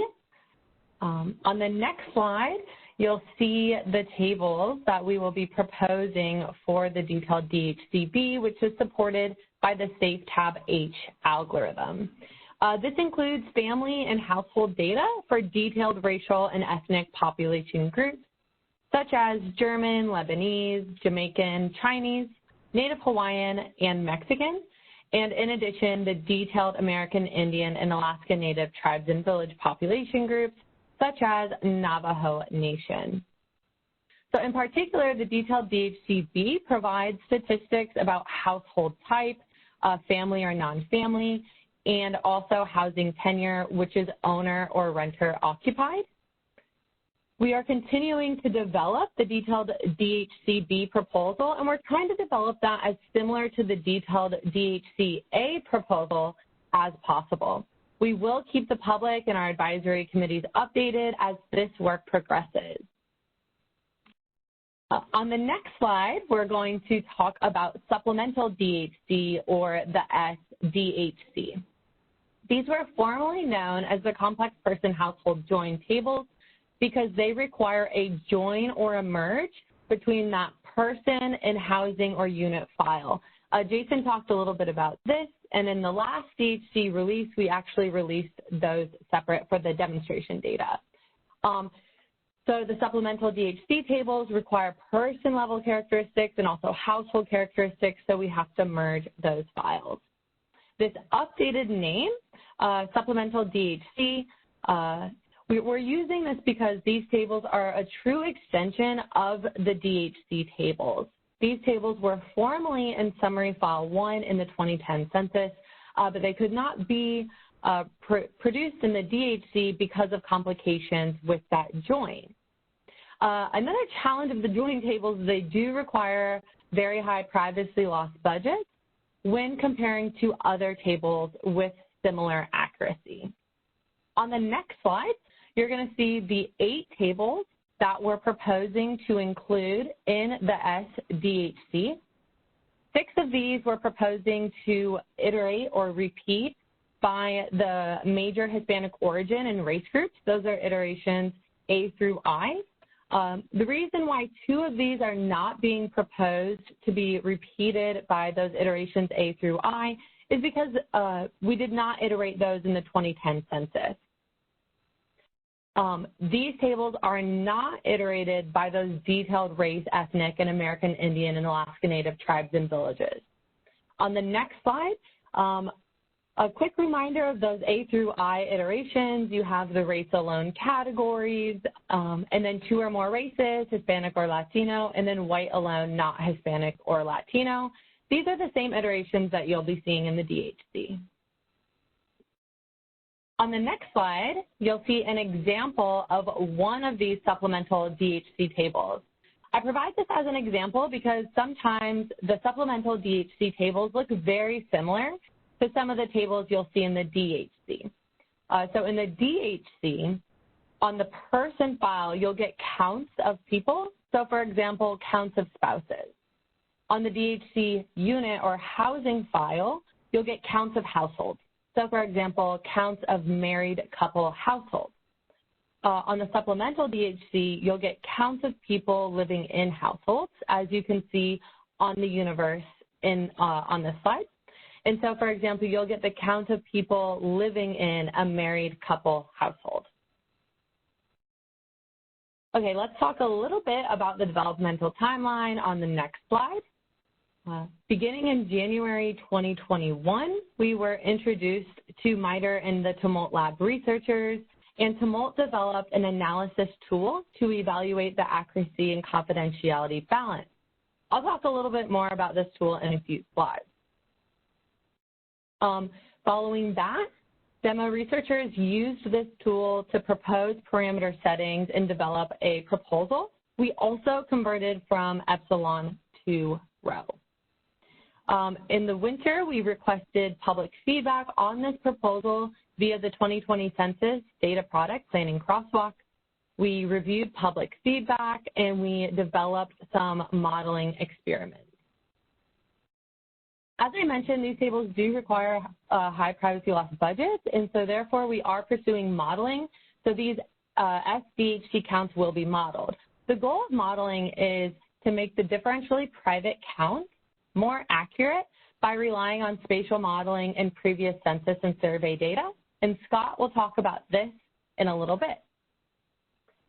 Our next steps include executing these modeling experiments to understand the implications of varying parameter settings, determine updated proposed parameter settings based on these experiments, and continue engaging with our advisory committees and the public. The next slide provides some of the goals that have guided our work along the way. First, provide the same amount of content and geographic granularity as the 2010 census. Provide accurate data for race and ethnicity iterations A through I that meet data user needs, and produce more accurate and reliable data through modeling. We might not be able to hit all these goals, but they have guided our work along the way. Now I'd like to talk a little bit about that analysis tool on the next slide. This analysis tool, Tumult has developed an analysis tool for each of these data products, detailed DHC-A, detailed DHC-B, as well as the supplemental DHC. And what it allows you to do is turn parameter settings off or on or specify values, and then the tool provides the privacy loss budget associated with those parameter settings. So looking at supplemental DHC specifically, the parameter settings were geography, so turning off or on geographies, those iterations A through I, so if we want to include those in the proposal or not. Implementation of population thresholds that allows for adaptivity, similar to what Nicholas was talking about for the detailed DHC-A. Household truncation threshold, which means if a household has more people than the threshold, that those additional people will be dropped. We have measurement strategy, which provides the table granularity. The highest measurement strategy means that you'll get the complete table, where a lower measurement strategy means that you'll get a partial table. And then finally, margins of error, so how accurate those statistics are. The next slide shows the current proposal for the supplemental DHC. For those base tables that are not iterated by Hispanic origin and race, we are proposing the tables at nation, state, county, tract, and place. And for select tables, we are proposing the American Indian and Alaska Native Hawaiian areas as well as block groups. For those tables that are repeated by Hispanic origin race, we're proposing nation, state, county, and tract. We are proposing the most detailed measurement strategy, meaning you would get that full proposed table. We continue to examine the implementation of population thresholds and adaptive design, household truncation threshold, and margins of error. On the next slide, we talk a little bit about the public feedback that we've received on the supplemental DHC. We want to thank you for providing this feedback, as it's very helpful when we're developing our proposals. Kind of a high-level summary here is data users identified a critical need for these SDHC tables. The tables are used by a broad population of users for a wide array of purposes. And a lot of these uses cannot be predicted in advance, such as using these tables to research the spread of the COVID-19. Data users also identified a need for lower levels of geography, which is why you'll see we kept census tract in the current proposal. We continue to engage with our stakeholders and partners on the supplemental DHC, and we continue to work with you and hear your feedback. With that, I'm going to pass it back over to William, who's going to talk about the algorithm PHSAFE, which supports the supplemental DHC.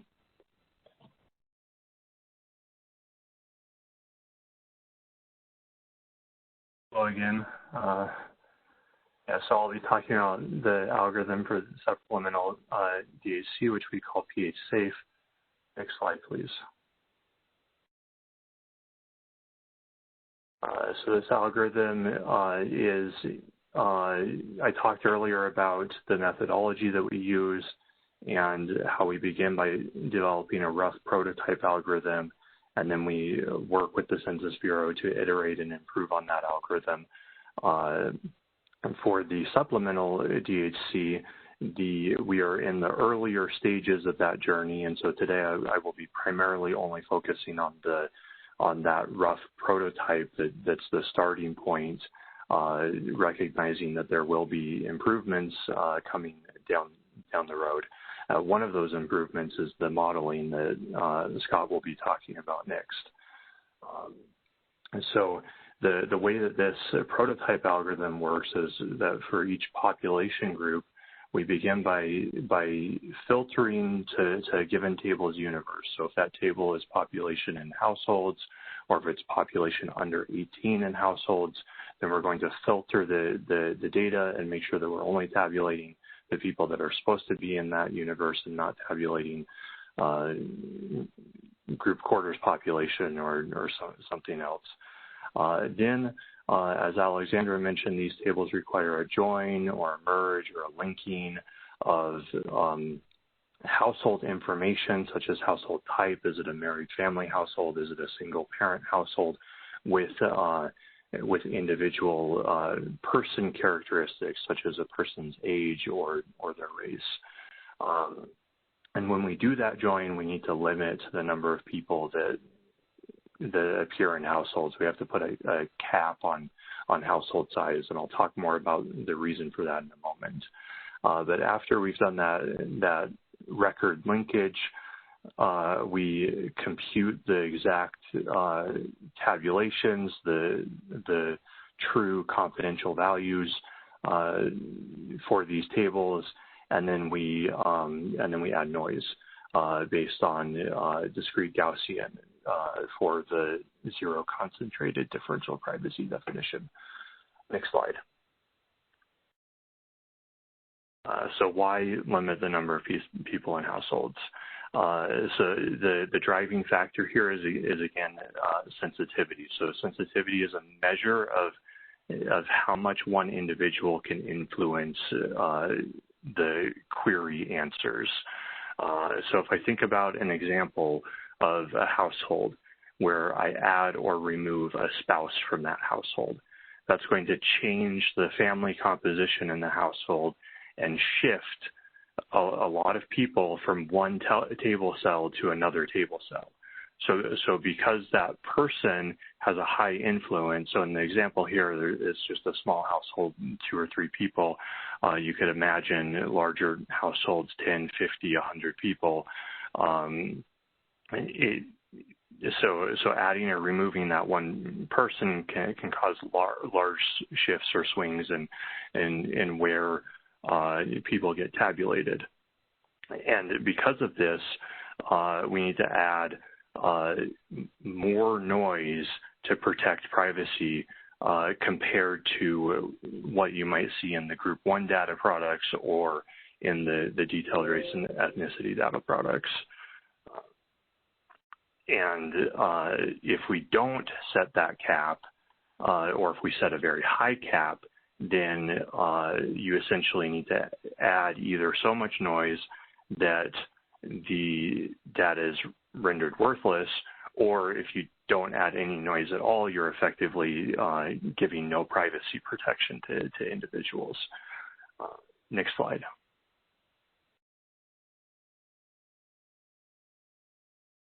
So these joins, because of these things, the joins often lead to high privacy losses. So they're high sensitivity queries. A person's influence, kind of in the worst case, is about twice the magnitude of the maximum household size that you allow. So if you're trying to hit a low margin of error target, such as 5 or 10, it becomes very easy for an adversary to infer sensitive properties of individuals. And this is compounded by the fact that there are multiple tables that we want to publish. And so if you have a high privacy loss on each one of these tables, then that can add up really quickly. Next slide. So a visualization of this, I have a few different scenarios here in these graphics, and I'm not really going to go into detail of why these are the right graphs to look at, but the way to interpret the graphs is that if the two distributions that you see are close together, then that means that you have strong privacy protection, low privacy loss, and if the graphs are further apart, so they're easier to, the distributions are further apart, so they're easier to distinguish, then that means that you have higher privacy loss. And so if I look at these 3 different scenarios, so on the far left, I have a hypothetical scenario where we say that the maximum household size is 1, which is absurd, but it's a low sensitivity situation. And in this case, it becomes very easy to hit a low target margin of error and have low privacy loss. The downside here is that because I'm truncating households, I'm introducing a lot of bias into the statistics, and that bias is not being accounted for in these margins of error. So the margin of error target is conditional on whatever bias is introduced from truncation. In the middle graphic, I have a scenario where I've set a much higher maximum household size of 15, and now in this scenario, it becomes very hard to hit a low margin of error target without having high privacy loss. And so then the final scenario is one where we've kind of compromised a little bit, and we've set the maximum household size at 15, so there's not as much bias in the estimates, but the margin of error is set at 50. And under a scenario like this, you see more moderate privacy loss. The distributions are sort of close together, but they're not they're not super far apart. Next slide.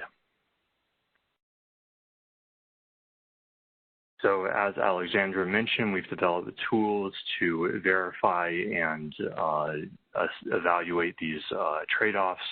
And so this is just a small sample of a tool where you're allowed to toggle on or off geography levels, adjust privacy loss parameters, set other parameters such as this household truncation threshold, and then see the margin of error that results from making all of those choices in a table.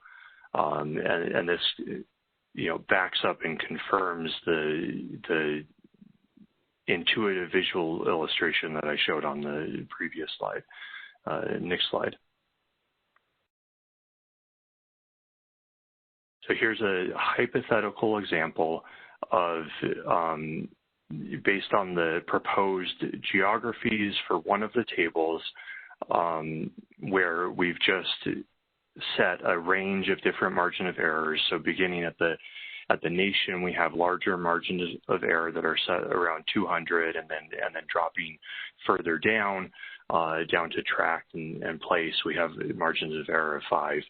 And in this example, we have a truncation threshold of 8. This truncation threshold is applied to the table universe. So for P31, that universe is population under 18 in households. So it's actually not applied to the full household in this case. It's only applied to the under 18 people within households. And we can see that when you have a high margin of error, under these settings, this requires a low amount of privacy loss budget. So for the 200, it's 0.01. Whereas for a lower margin of error of 5, it requires a high privacy loss around 17.5 in this example. And so that adds up very quickly, though, if you have a lot of different categories, areas where you want a low margin of error around 5, then this adds up. So the table has a privacy loss cost of around 100, and so that is considerably higher than any of the other privacy losses that are under consideration for publication for data products. Next slide. So how are we going to improve on this situation? And this is where I'm going to be turning it over to Scott in a moment. One thing that we can do here is implement an adaptive algorithm similar to what we're doing in the detailed DHCA product, where if a population group is large, we use the differentially private algorithm to directly compute noisy estimates. So this is if the population group is large enough to support a margin of error around 50, for example, without that being catastrophic to the usability of the data. So if the population group has 1,000 people in it, for example, then a margin of error of 50 is more palatable than if the population group only has 5 people in it. And then for the smaller population groups, we're going to use statistical modeling to obtain the table estimates. And there's a little table over here on the right that shows kind of the impact of setting different minimum margin of error within this example table, P31. So where we have that minimum of 5, we see the privacy loss over 100. But if we set that minimum margin of error at 50, then we're back into the same sort of privacy loss realm as the race and ethnicity tables, where we have a margin of error closer to 1.5 or 2 for this table. So I'll turn it over to Scott now. Thank you. Great, thank you. Everybody can hear me all right? Okay, great, thank you. So I'm going to describe the statistical modeling. First, thanks to all the presenters thus far. They make my job easy not having to provide a comprehensive background information. So I'm going to jump right in and try to give a high-level overview of what the modeling is trying to achieve without getting into too much technical detail. So first, I'll give a description of the problem, and then I'll I'll talk about a phased modeling approach. It's probably better to just think about this as a workflow that we're going through to produce the results that are desired. So next slide, please. So one thing to keep in mind that I didn't put on this slide, but I think is critically important, is that if you take differentially private data and then you model that differentially private data, the outputs of the model will retain the differentially private properties, and so they won't be disclosive to the extent that the inputs were not disclosive. So that's an important caveat to what we're doing here. And the thing that we're trying to do in starting out is to develop a principal model-based approach to producing estimates, and then also importantly, there are associated measures of uncertainty for these supplemental DHC tables, and we want to do that at the county and sub-county level for different ethnicity groups. So the hierarchical models that we propose will make use of an approximating likelihood. So what was discussed previously was this differentially private noise, and when you, just to sort of say it in a very overview way, is that when you use that differentially private noise, it doesn't behave well when you try to do estimation. So if you can provide an approximation to that in your model, then things work out better computationally. So our first modeling priority was to start from the county tabulation level that's released for all of the supplemental DHC tables, and then to aggregate to higher level tabulations, and that'll be what I'll call phase one. And then our second modeling priority is to look at smaller levels of geography such as tract, and then some non-standard geographies such as the AI and NH areas. So the model inputs that we'll use include differentially private counts. We know some of the distributional properties because the privacy loss budget parameters imply a margin of error, and with that margin of error, you can back out what is the variance of that distribution. So we have uncertainty estimates associated with the DP counts. Next slide, please. Okay, so the first thing that we wanted to do when undertaking this modeling exercise is we noted that we were using an approximation to this differentially private noise out of computational convenience. So you really need to know how well is that approximation going to do? Is there any loss in terms of accuracy when doing the model with an approximate likelihood? So this phase zero motivation is to assess that approximation. So this phase one modeling presents a computational difficulty because we use a Bayesian approach, and in doing the Bayesian approach, this posterior predictive distribution of the underlying true values, that's the target here, given the unknown parameters in the data, ends up not being conjugate. And so you can't sample from that distribution directly. One can use some black box type software to mitigate that, such as STAN, which makes use of Hamiltonian Monte Carlo estimation. But if you do that, even using that approach, it ends up causing computational difficulties even within STAN. It takes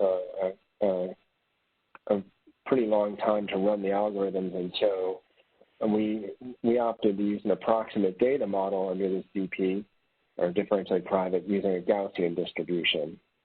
And so we have a paper that's ready to go into internal review that examines all of these approximations, and we do this under three different scenarios. So we do this under an identically and independently distributed model, a regression model, and then a spatial model. And we demonstrate that our approach provides superior estimates over using no modeling at all. Next slide. So this is an example of a table, and perhaps I can provide some motivation here as to what the modeling is actually trying to achieve. So these data are collected over different geographies, and they're also collected over these different subcategories. So you have in married couple family, and then in cohabitating couple family, and if you look at the empirical correlation between those subheadings and you also look at the what they call the Moran's I statistic, which is a measure of spatial correlation, you find that you have a significant amount of multivariate correlation as well as spatial correlation. So it seems that if you use that in an intelligent way, that you can improve the precision of the estimates. And for those of you that are familiar, you can think about this as being analogous to what happens in small area estimation. We make use of different dependencies in the data in order to improve the precision of undersampled or unsampled geographies. But you can use a similar approach to help improve the precision here in this context. So our goal is to develop a multivariate spatial statistical model that jointly provides estimates of these interior cells or these subheadings, own child and other relatives. And then in the phase 2, we'll consider finer scales of geography such as tract level. Next slide. So this is as technical as I'm going to get here, I think, in this slide. Just some notation here. So if you let like I equal 1 through n index geographic regions, and then j equal 1 through j index those subheadings by the joins, then we can also let Zij be the differentially private count prior to any post-processing. And this will be of the number of persons in region I and this major race or subcategory J. And so if you think about this equation that I have here, this Zij, what we're really saying is Zij is a noisy version of the truth. And this Xi-I-J, that noise, we know that's the noise that's being added from the differentially private mechanism. And we also know the variance that's associated with that noise. So our goal here is to really get an estimate of Yij, the underlying truth. And we can do this pretty efficiently using a Bayesian multivariate spatial model.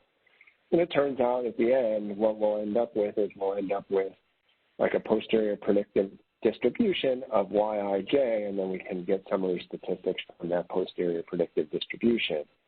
Now, as I alluded to previously, this Xi-I-J, that's that differentially private noise, and if we try to use that directly, there's some computational difficulties. So we justified in this phase 0 part of the project that instead of using the Xi-I-J, we can approximate that using a Gaussian distribution. Next slide. So in addition to just that Yij, we can model the Yij at a lower level in a hierarchical model. And so what we have is we have the observed data and also some auxiliary data as input. So our observed data is all of the DP measurements for the supplemental DHC tables at all levels of geography, as well as the parameters associated with the noise distribution. And then we have DP measurements for the supplemental DHC tables at the lowest level of tabulation for each major race ethnicity group, as well as the parameters of the noise distribution, as I alluded to. But we're also going to rely potentially on the previous 2010 census counts and then the ACS 1-year and 5-year estimates as auxiliary data. And that's similar to what is done in like a small area estimation context. Next slide.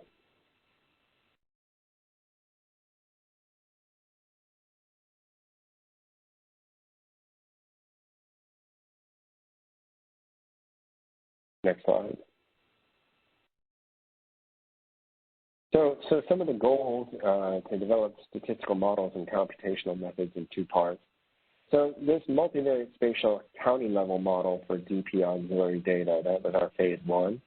We have 2 papers. I don't know if they were made available to this group. They can be. They're also on the census website. They were made available at the last CSAC meeting. But there's 2 good references. This Bradley et al., if people are wanting a more technical introduction to this, that's in the Annals of Applied Statistics 2015. And in that paper, we modeled longitudinal employer household dynamics. And in this Janicki et al. 2022 AOAS paper, we did special tabs for the American Community Survey. And then multivariate spatial models for the tract level AI and NH models will be done in phase 2. So we want to estimate the true 2020 census counts, YIJ, noting that this will be after the truncation more precisely than the noisy DP counts. And then in doing that, we'll allow for improvement in the privacy loss budget parameters. And then provide coarser estimates of other desired tabulations at desired geographies, state, national, through aggregation, and then predict the 2020 census counts for geographic areas where perhaps the DP counts are not available, too noisy to release, et cetera. And with that, I think there's some questions on for the NAC committee on the next slide. Thank you.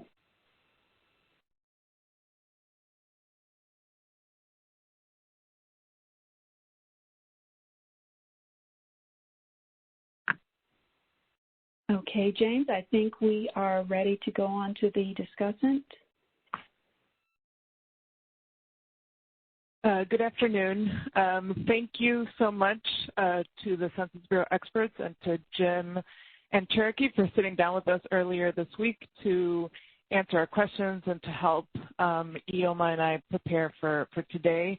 And thanks for the experts for providing that very detailed and thoughtful presentation. So my name is Florence Gutierrez. I'm from the Annie Case Foundation, and it's really my pleasure to serve as one of the two discussants for the DDHC portion of today's meeting. I'll kick it off, and then I'll hand it over to my partner in crime, Ioma Iruka. Next slide. So before we jump in, we wanted to thank the Bureau for listening to stakeholders and for making modifications to products that are being considered in response to the feedback that they have received. It is extremely exciting to see that the DDHC will recognize the growing diversity of our country and will provide data that represents more detailed race and ethnicity groups. This means that many ethnic populations and groups that are usually collapsed under large racial and ethnic categories will be visible at least at for the larger geographies. We also want to thank the Bureau for considering an algorithm that maintains the relationship between adults and children in the households. For us, for the child advocates, this is really important to making sure that we get the resources to the communities. It's also extremely important for our ability to measure the well-being of children, for poverty rates, and for many other things. So taking into account equity and making available data for groups usually not captured while attending to the tensions between privacy and accuracy is extremely difficult, and we want to applaud the bureaus for their efforts. Now, having said that, we do have some questions, and we also have concerns about equity and our ability to really capture the hard-to-count communities. Now, although many of our comments in this presentation are focused on young children, these issues cut across all race and ethnic groups. The fact is that a large percentage of our young children who are missed are young children of color who live in households of color and communities of color that are consistently omitted from the count, which impacts resource allocation, voice representation across the board, across children, their families, their communities. Next slide, please. As you all know, on March 10th, results released by the Bureau showed that the net undercount of young children was 5.4%. This is the highest rate that we've seen for the undercount of kids since 1950, when the Bureau started collecting the data for young children. Now, while the net undercount of adults has improved significantly, efforts to ensure that the young children are included in the count have not improved the actual count. We'll have to wait until we see the Bureau's release of the DHC data to calculate the results by race and ethnicity, but preliminary analysis done by Dr. William O'Hare really shows that children of color were more likely to be undercounted and that the net undercount rates were higher in 2020 than in 2010. Now, this worsening trend is extremely concerning. Their invisibility, the invisibility of our young children, makes it hard to ensure that communities where children and their families live have the resources that they need to thrive and the adequate representation to make sure that the issues that they care about and that impact their lives become a priority. Next slide. Now, a key problem with missing households and individuals is that the count is used to distribute more than $1 trillion federal dollars to states. Some of these programs provide critical assistance to young children and their families. These programs include Medicaid, CHIP, Head Start, supplemental nutrition programs, housing, foster care. I mean, the list is pretty endless. And if you just look at the top programs I listed here, just these programs alone distribute $167 billion in federal funds annually, so every year between now and 2030 to states and localities to support programs that help children thrive. Now, while young children and communities with an undercount will not receive the funds that they need to support those living there, most of the time it's our Black young children, Hispanic, American Indians.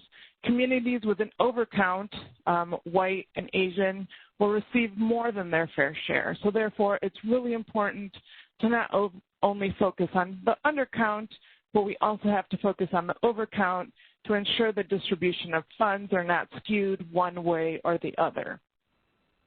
So for us, it's concerning that the net undercount of young kids has increased in 2020.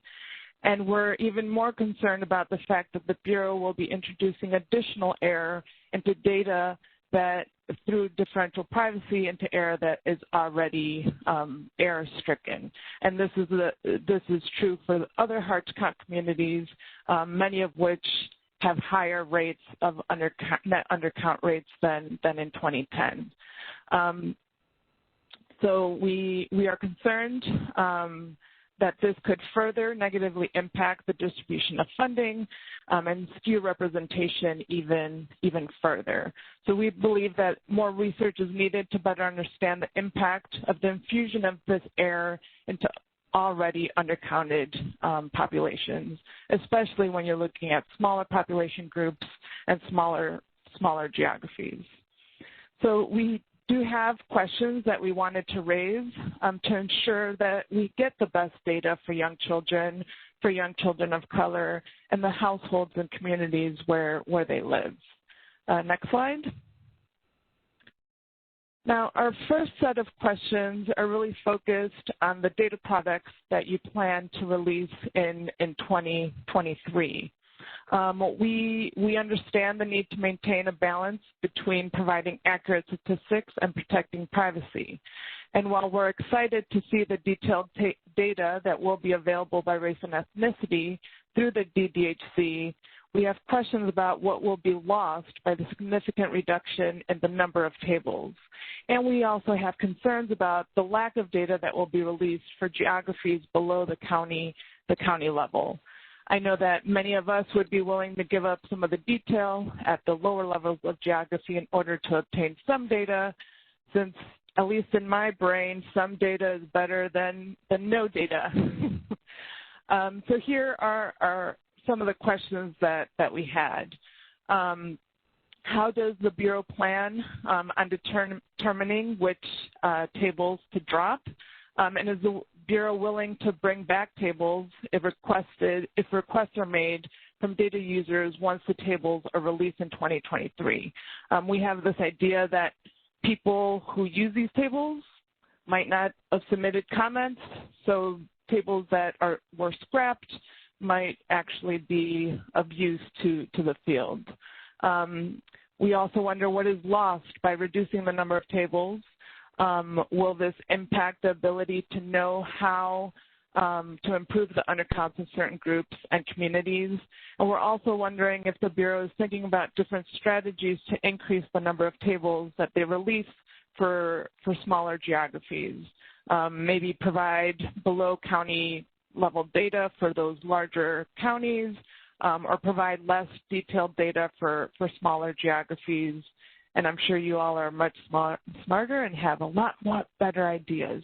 But just wondering what you all are thinking, and what, if you are thinking, what ideas are you thinking about? Next slide.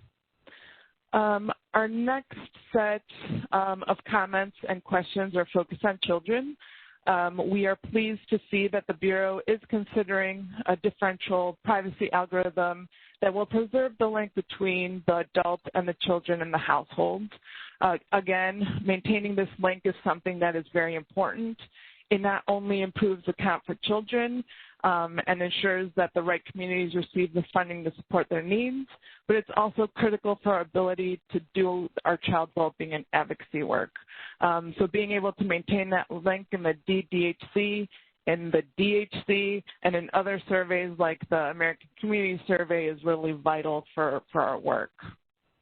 And a couple of questions. Has the Bureau developed and finalized the algorithm that will preserve the relationship between the child and adults in the household? If the Bureau can preserve the link in the DDHC, why not use that method in the DHC?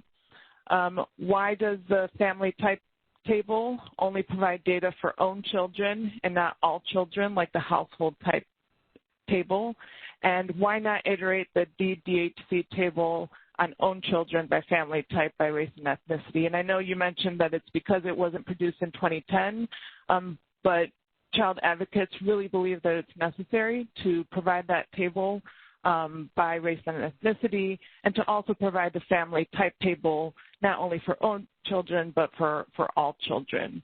And finally, our last question is, what is the limit on household size you're considering to protect privacy?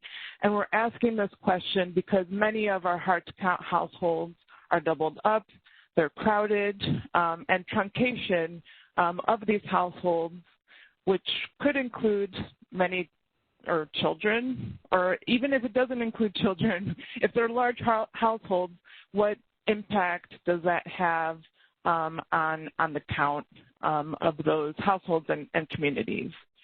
I'm now going to go ahead and turn it over to Ioma, who will raise questions we had concerning equity and stakeholder engagement. Thank you so much, Florencia. Thank you so much to the Bureau team for their detailed sort of comments, and I think it really sets a nice stage to really introduce such a detailed product, to really begin to understand the rich diversity that our country has.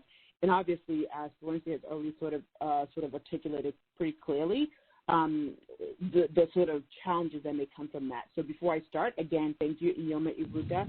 I'm a UNC professor in public policy and recently announced as a special advisor on the census for the National Urban League. So glad to be a co-discussant with Florencia on this particular session here. And so just to continue that conversation around differential privacy algorithm and really taking up the equity lens, which I think really aligns with the director's earlier comments around modernization. And so I think we're trying to sort of have that be further strengthened, or at least thought about. And so, for example, thinking about the differential sort of privacy impact on smaller groups and geographies, right? Because that we seem to hear from you that clearly impacts those that are smaller than larger ones. And so, what does that mean in terms of the data products that come out? And so, for example, what is the impact of DP on communities and groups that were undercounted in 2020, particularly if they live in particular geographies that are smaller? And will the infusion of sort of differential privacy further erode that quality? So it's almost a notion of compounding sort of undercount with now DP, and what are the implications for that? And then, of course, what is the cost of guaranteeing privacy, especially for communities that are undercounted, right, whose information be further suppressed because of the DP guarantee? So, again, it's trying to have you think through, you want to sort of balance sort of the accuracy and the privacy, and really who is getting hit the hardest is really our question. And then just to expand a little bit on what Florencia said earlier around truncation. So as you look at your sort of DP algorithm for joint impact groups, right, does the truncation have differential impact on different groups? Again, thinking about to what extent are we sort of add in more challenges on sort of communities that are already undercounted, the error rates are probably going to be much larger. And so what are some of these decision-making? And are there sort of frameworks that you're using to really think about equity within the algorithms that you are developing? Next slide, please. And so I think for us and just, writ large, is really to think through, what research has the Bureau done or is it planning to do on the impact of the algorithms in different communities. I think you sort of alluded to it in sort of your explanation about sort of how you're trying to, create different algorithms that, with different sort of approaches or positions, looking at different sort of options there. And so really thinking thoughtfully, are you looking at sort of like young children, for example, or Hispanic males who are undercounted along with Black males who are undercounted. So thinking through how deep is your equity lens, especially for groups that are undercounted, and going even deeper within those sort of undercounted groups. And then how does attendance to equity impact how you look and evaluate your algorithms and decision making? For example, I think in one of your slides you might have said, you said something like about allow for equity across all major race and ethnic categories.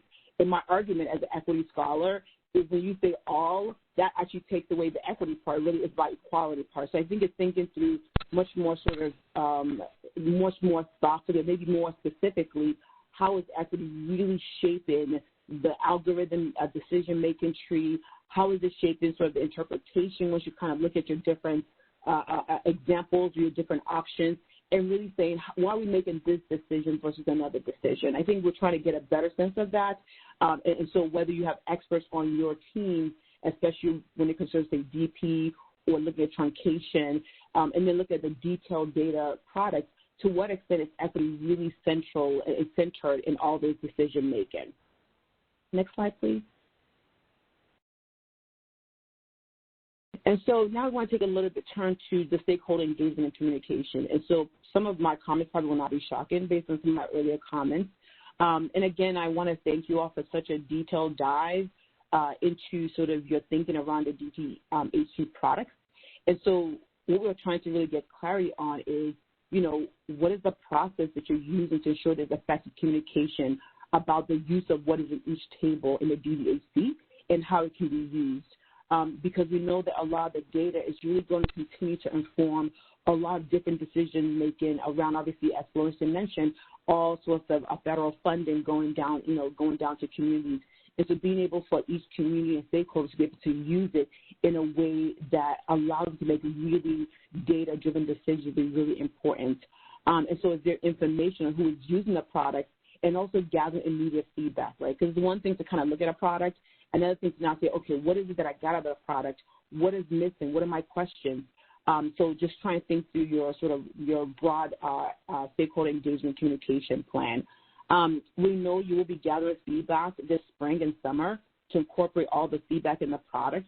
And we want you to encourage you to keep the stakeholders abreast of any changes to the feedback plan and timeline, because we know we're still in a pandemic and we know things are changing. So the more you can keep the stakeholders up to date on any timeline changes, I think would be critically important, because we know people are waiting for this level of data to really make as best a decision for their community as possible. It would also be great if you're able to ensure that during feedback, the process continues to be accessible, such as through demonstration, right? So, I mean, I'm a statistician, right? So I understand some things, but I'm like, some of the things I really got lost in. And so thinking through the sort of how do you engage a diversity of stakeholders and community members in a way that they begin to really take in all that you're suggesting, all of your brilliance that you're suggesting, and they can really make some really solid decisions based on the information they're getting. So again, thinking through, would there be a robust communication and evaluation of whether the changes to the DDHC are meeting the needs of stakeholders, and whether it will support current programs being fielded, especially ahead of the 2030 census. Again, we're just trying to ask for more information and detail about what is the communication plan like, but really more importantly, are you evaluating it to make sure that those stakeholders and end users are able to really take advantage of really your deep thoughts and your deep analysis and your feedback and your incorporation of their feedback. Next slide, please. And then, of course, we think about, I think, just as Lawrence mentioned earlier, there are a lot of the data and a lot of data products are really being used by a lot of city managers, a lot of sort of policymakers, really to provide resources to the communities. And so the question is there a plan or process for talking to state and local policymakers, whether it's the city managers, county managers, staff, to really gauge whether this information is understood by them, by the public, and other critical decision makers. It's really trying to make sure the information gets to those who are pulling the triggers in a lot of the resource allocation. And so this is really important. And also, is there attention to reaching out to specific groups, so organizations, or advocates that have been historically undercounted? Obviously, we know there's a whole a child cross directorate group, which is amazing. And, of course, we continue to sort of look at what about Black and Hispanic communities who continue to get undercounted, especially the males of both of those groups, and also even group quarters to understand really, there's certain segments that continue to be undercounted historically.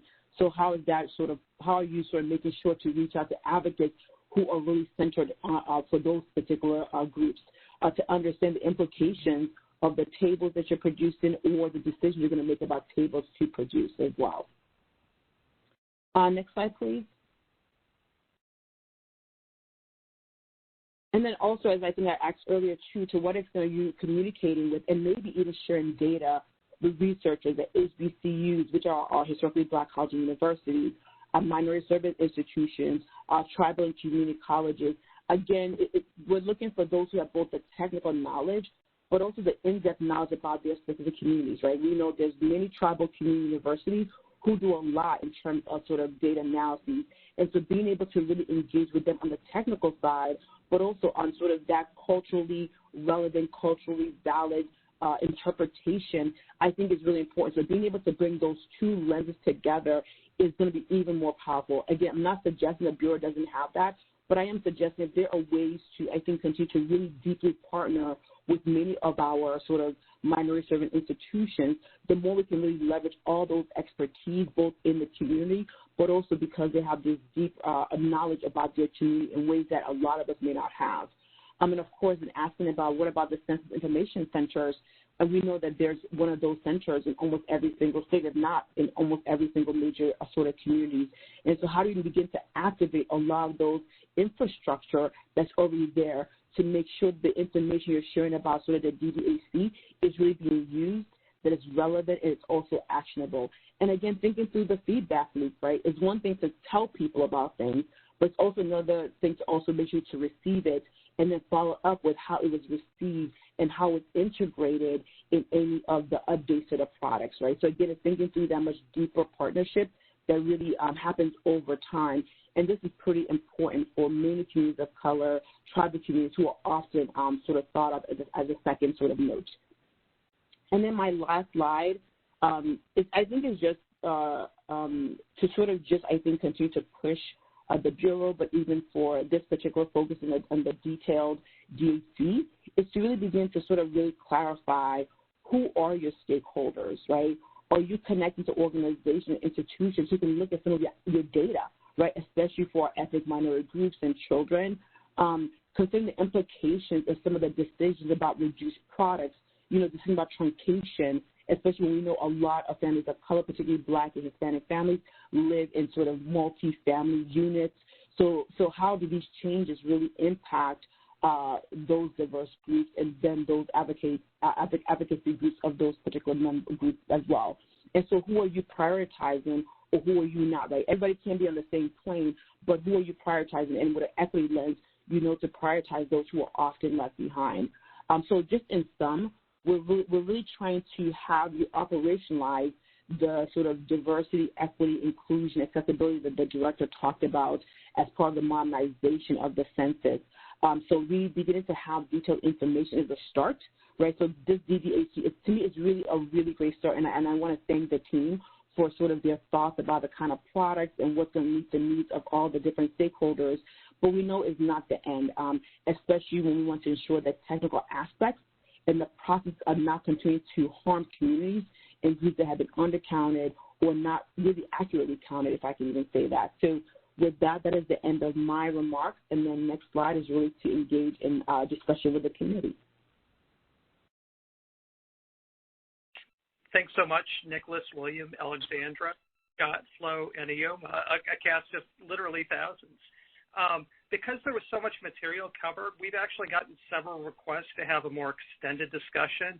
So what I would like to suggest, if at all possible, is two things. One, folks have been going for a while, so I would suggest maybe if we could have a brief break, maybe a 5-minute break, and then if we could actually resume the committee discussion with the questions from the NAC members and forego the breakout period that we have, so that we would conclude the public portion of the meeting at 4:15, which is when the NAC members would be able to convene separately to discuss the recommendations.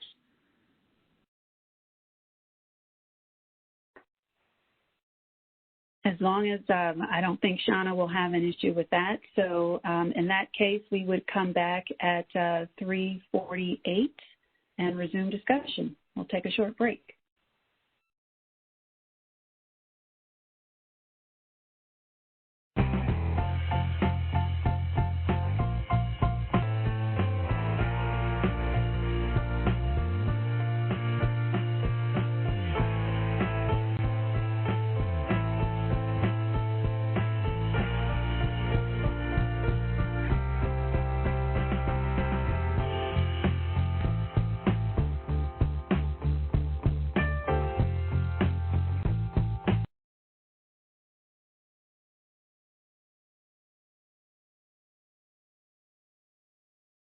All right, we're back in. Ms. Karen Battle, you may resume the call. Thank you very much. And so actually now I'm going to return control to James Tucker to lead us through discussion. Thanks so much, Karen. And looking at the time, we now have 27 minutes, which should give us time for a much more robust discussion. First up, we're going to ask Karthik, and then we will have Flo. And because given the fact that we have a little more time, please feel free, folks should feel free to have just a very candid conversation. I want to just say that today has actually been great because we've had a lot of members weigh in that have not necessarily weighed in the past, and we definitely want to encourage that. So please, Karthik, the floor is yours. Thank you, Jim. And thank you, everybody, and happy Asian American, Native Hawaiian, and Pacific Islander Heritage Month. Some of what I'm about to say relates specifically to our communities, but go well beyond that. And this is especially in line with the Director and the entire Bureau's commitment to diversity, equity, inclusion, and accessibility. So first, with respect to the DDHC tables, I'll just flag 4 issues and then 3 recommendations, which I hope will be part of the final set of recommendations.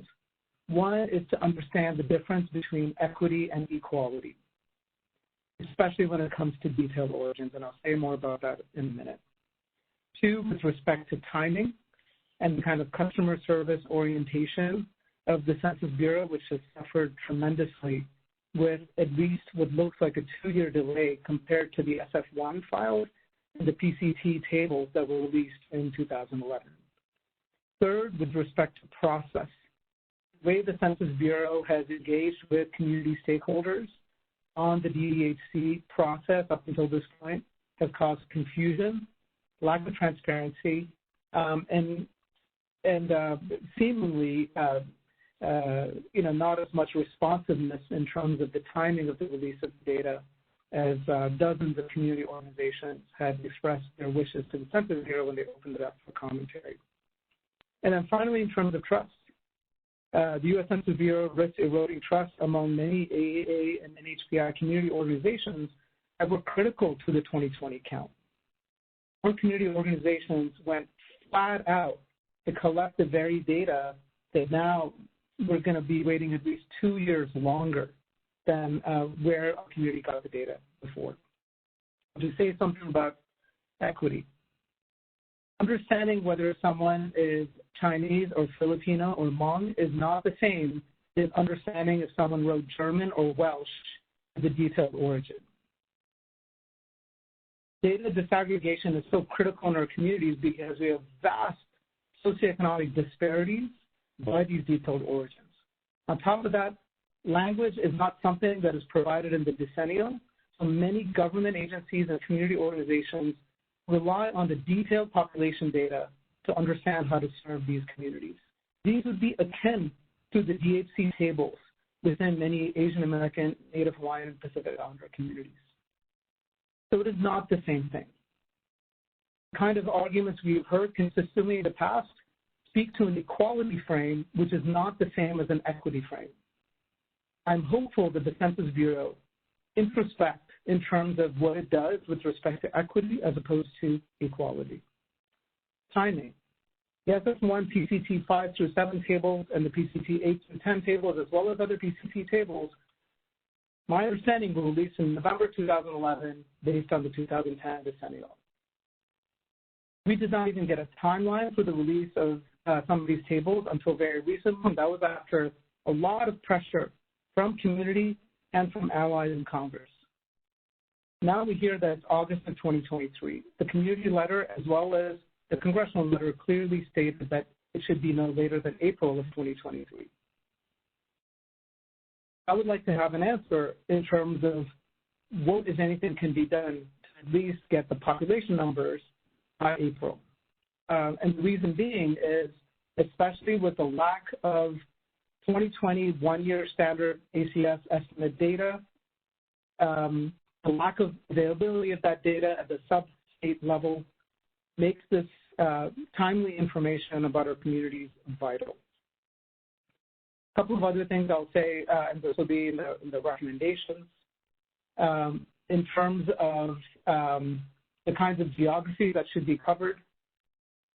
It makes no sense for the DHA tables to be limited at the county level when we have ACS one-year estimates and 5-year estimates that go below that, and have population size thresholds for the release of that data.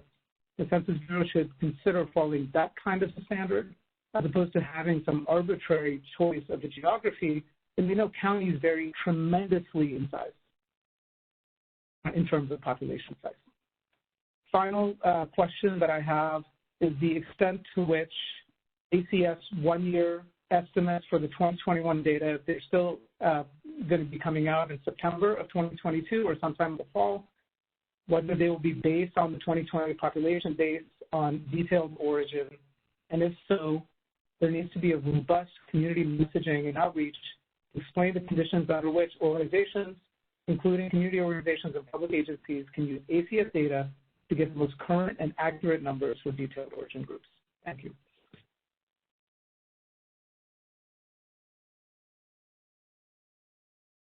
So before we ask Flo to go, I just wanted to ask the census fees if you have any reaction, or you can especially respond to some of the points that Karthik has made, including the timing of the release of the DHC and DDHC data.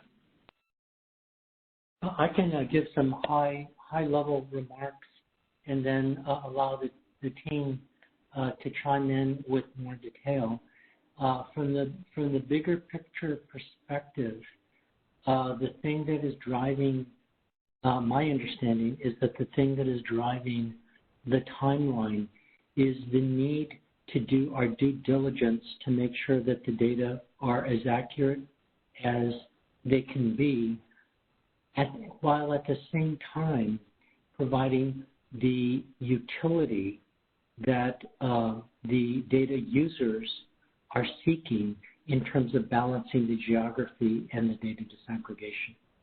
So I hate to say it, but we could provide the data a lot sooner if we simply sacrificed this notion of utility. I mean, it could be done really quickly, but no one, myself included, would and the census team as well would be satisfied with those results, because that's not the right thing to do. The right thing to do is to do our due diligence, make sure we get it the best we possibly can, do it right, and use the stakeholder feedback in order to create the best possible balance between geography and detailed disaggregation while preserving the privacy that we're obliged to by Title 13. So that's my high-level response, and I welcome Jonas or any of the other individuals to provide their responses.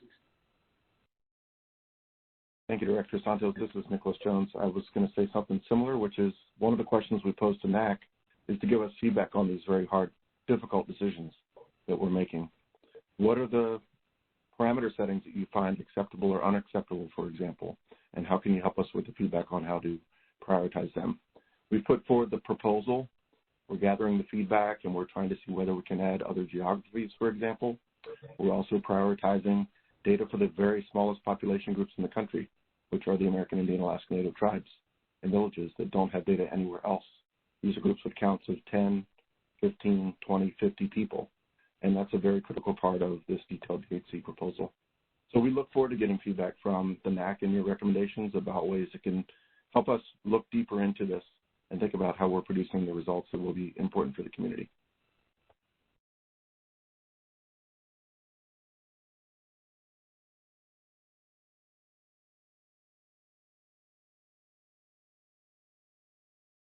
Okay, if there's no other feedback, we had Flo up next.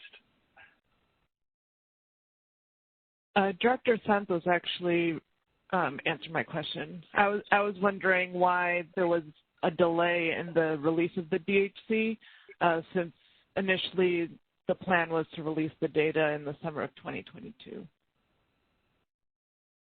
Hello, this is Jason Devine back on. I'm not on video, but I'm unmuted.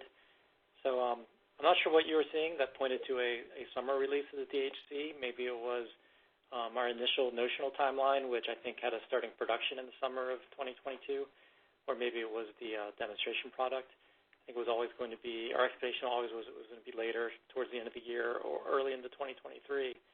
But I will say, though, for the work in the DHC, we're working really hard with these demonstration products to get feedback from data users on the level of accuracy that's acceptable for them and will meet their uses of the data to bring that back to work on the tuning of the disclosure avoidance system. I think, as Matt showed, we've made a lot of progress in making improvements to the accuracy through the disclosure avoidance system, even leading up to that first demonstration product, and we are looking to continue to make improvements. We'll be going into the second round of demonstration products, really looking, hoping that we're very close at that point, but we do want to have that additional round of feedback, and that providing time for people to look at the results, look at the impact, using these 2010-based demonstration products is something we heard from a lot of data users. They want to be able to see the level of noise that's being infused. That's really kind of unprecedented. We haven't been able to do that with the disclosure avoidance method until now with this methodology.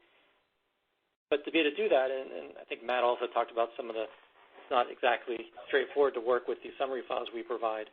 We wanted to be able to give people time to work with those files, look at the accuracy for their uses, and provide that back to us so we could do that additional tuning if we thought we needed to. And we did that with the PL product. We worked really hard towards the end to add some additional privacy loss budget, work with different primitive level geography, and I think we did turn out a disclosure avoidance system for the PL product that has very minimal noise. And once we do release the DHC, that's going to be the basic data people are going to have to work with throughout the rest of the decade. So once we do that release, we really want to make sure that that represents kind of our best effort with this disclosure avoidance system. So I think that's why we have this time built in the schedule and why we're looking for the DHC until May of 23 to get that product out. So I think what Director Santos said is right. We want to work to get this product as good as we can before we put it out.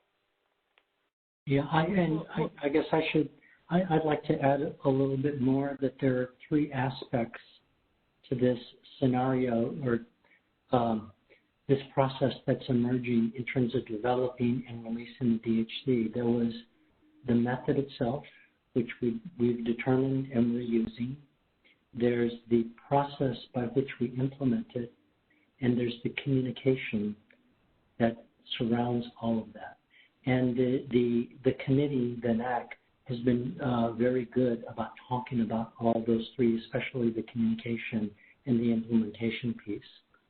Part of the reason because we're so committed to getting as much stakeholder feedback as possible before the final decisions on that balance between geography and disaggregation, is because we want to make the data relevant.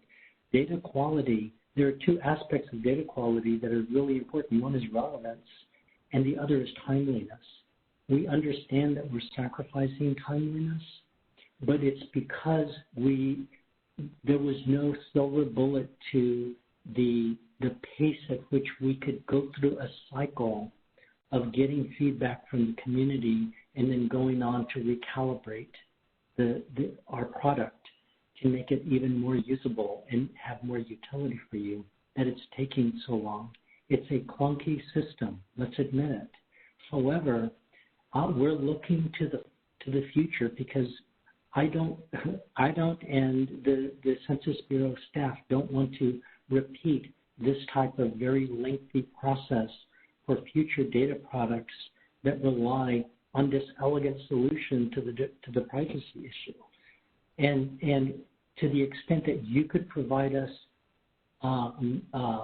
suggestions on how we can create a system by which we can release demonstration products and get back really useful and diverse feedback on the different types of use cases in a timely fashion without literally asking the public to drop what you're doing, look at this data, and send us back information on your own time type of thing. We really would appreciate that because we need a much more efficient system to do this.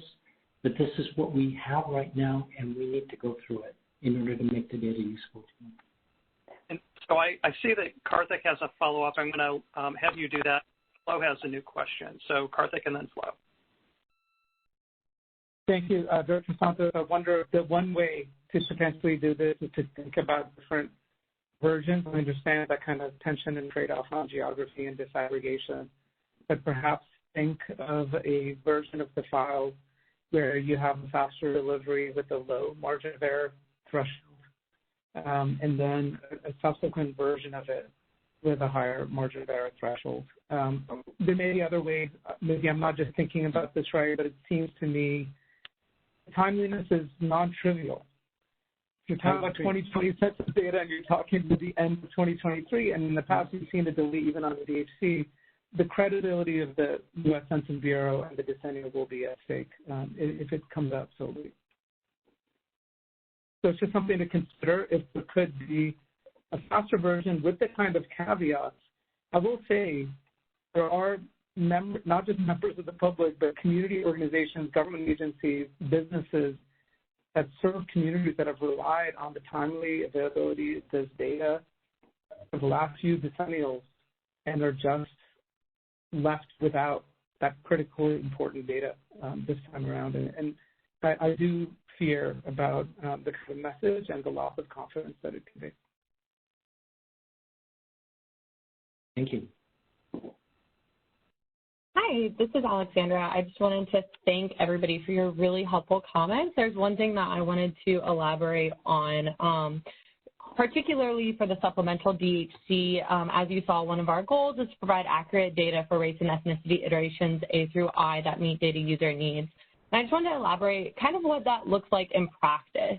So, for example, when we're thinking through our margins of errors, we're looking at the smallest group, the group that's going to be most impacted, and we are trying to make decisions based on that group. Or if we're thinking about our truncation thresholds, we're determining, out of those iterations, who's going to be most impacted by these truncation thresholds, and we're trying to make decisions, based on that group. And like Nicholas said, we would love to get your feedback on any of those parameter settings, including the truncation threshold. Right now, we're looking at previous census and survey data and seeing, what percentage of people in these groups would be impacted. Okay, with that, we're going to turn to Flo for her question.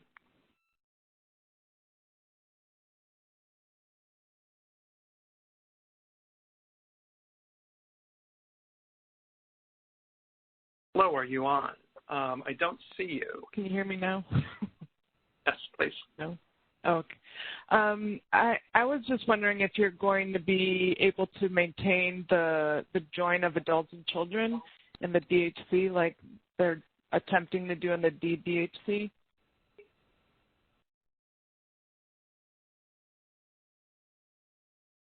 Jason Devine, I can take this one. So there is a fundamental difference between the algorithms that are being used for the DHC versus the DDHC, and that difference is that in the DHC, the top-down algorithm, the output of that algorithm is microdata. And that requirement, so the output is microdata, and then the tabulations are produced off of that microdata. And when you have output that's microdata, that's when it's much harder to preserve the linkage between individuals and households. And in the DDHC, we take a very different approach where the output of the privacy algorithms is not microdata; it's the actual tabulations that are being produced. And because we're focusing and driven towards those tabulations, we're able to preserve the linkage when we're doing that. But there are still trade-offs to consider, such as the truncation threshold that's been discussed quite a bit. Thanks. Okay, I see no other questions in the queue. And with that, before I turn back over to Karen to kind of wrap up the public portion of this for the day, we would be remiss if we did not acknowledge that today is Cinco de Mayo. So happy Cinco de Mayo, everyone.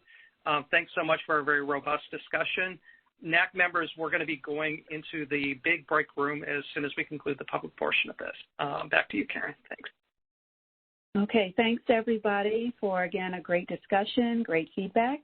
And as Jen mentioned, the NAC members are now preparing to begin discussing and formulating their actual recommendations.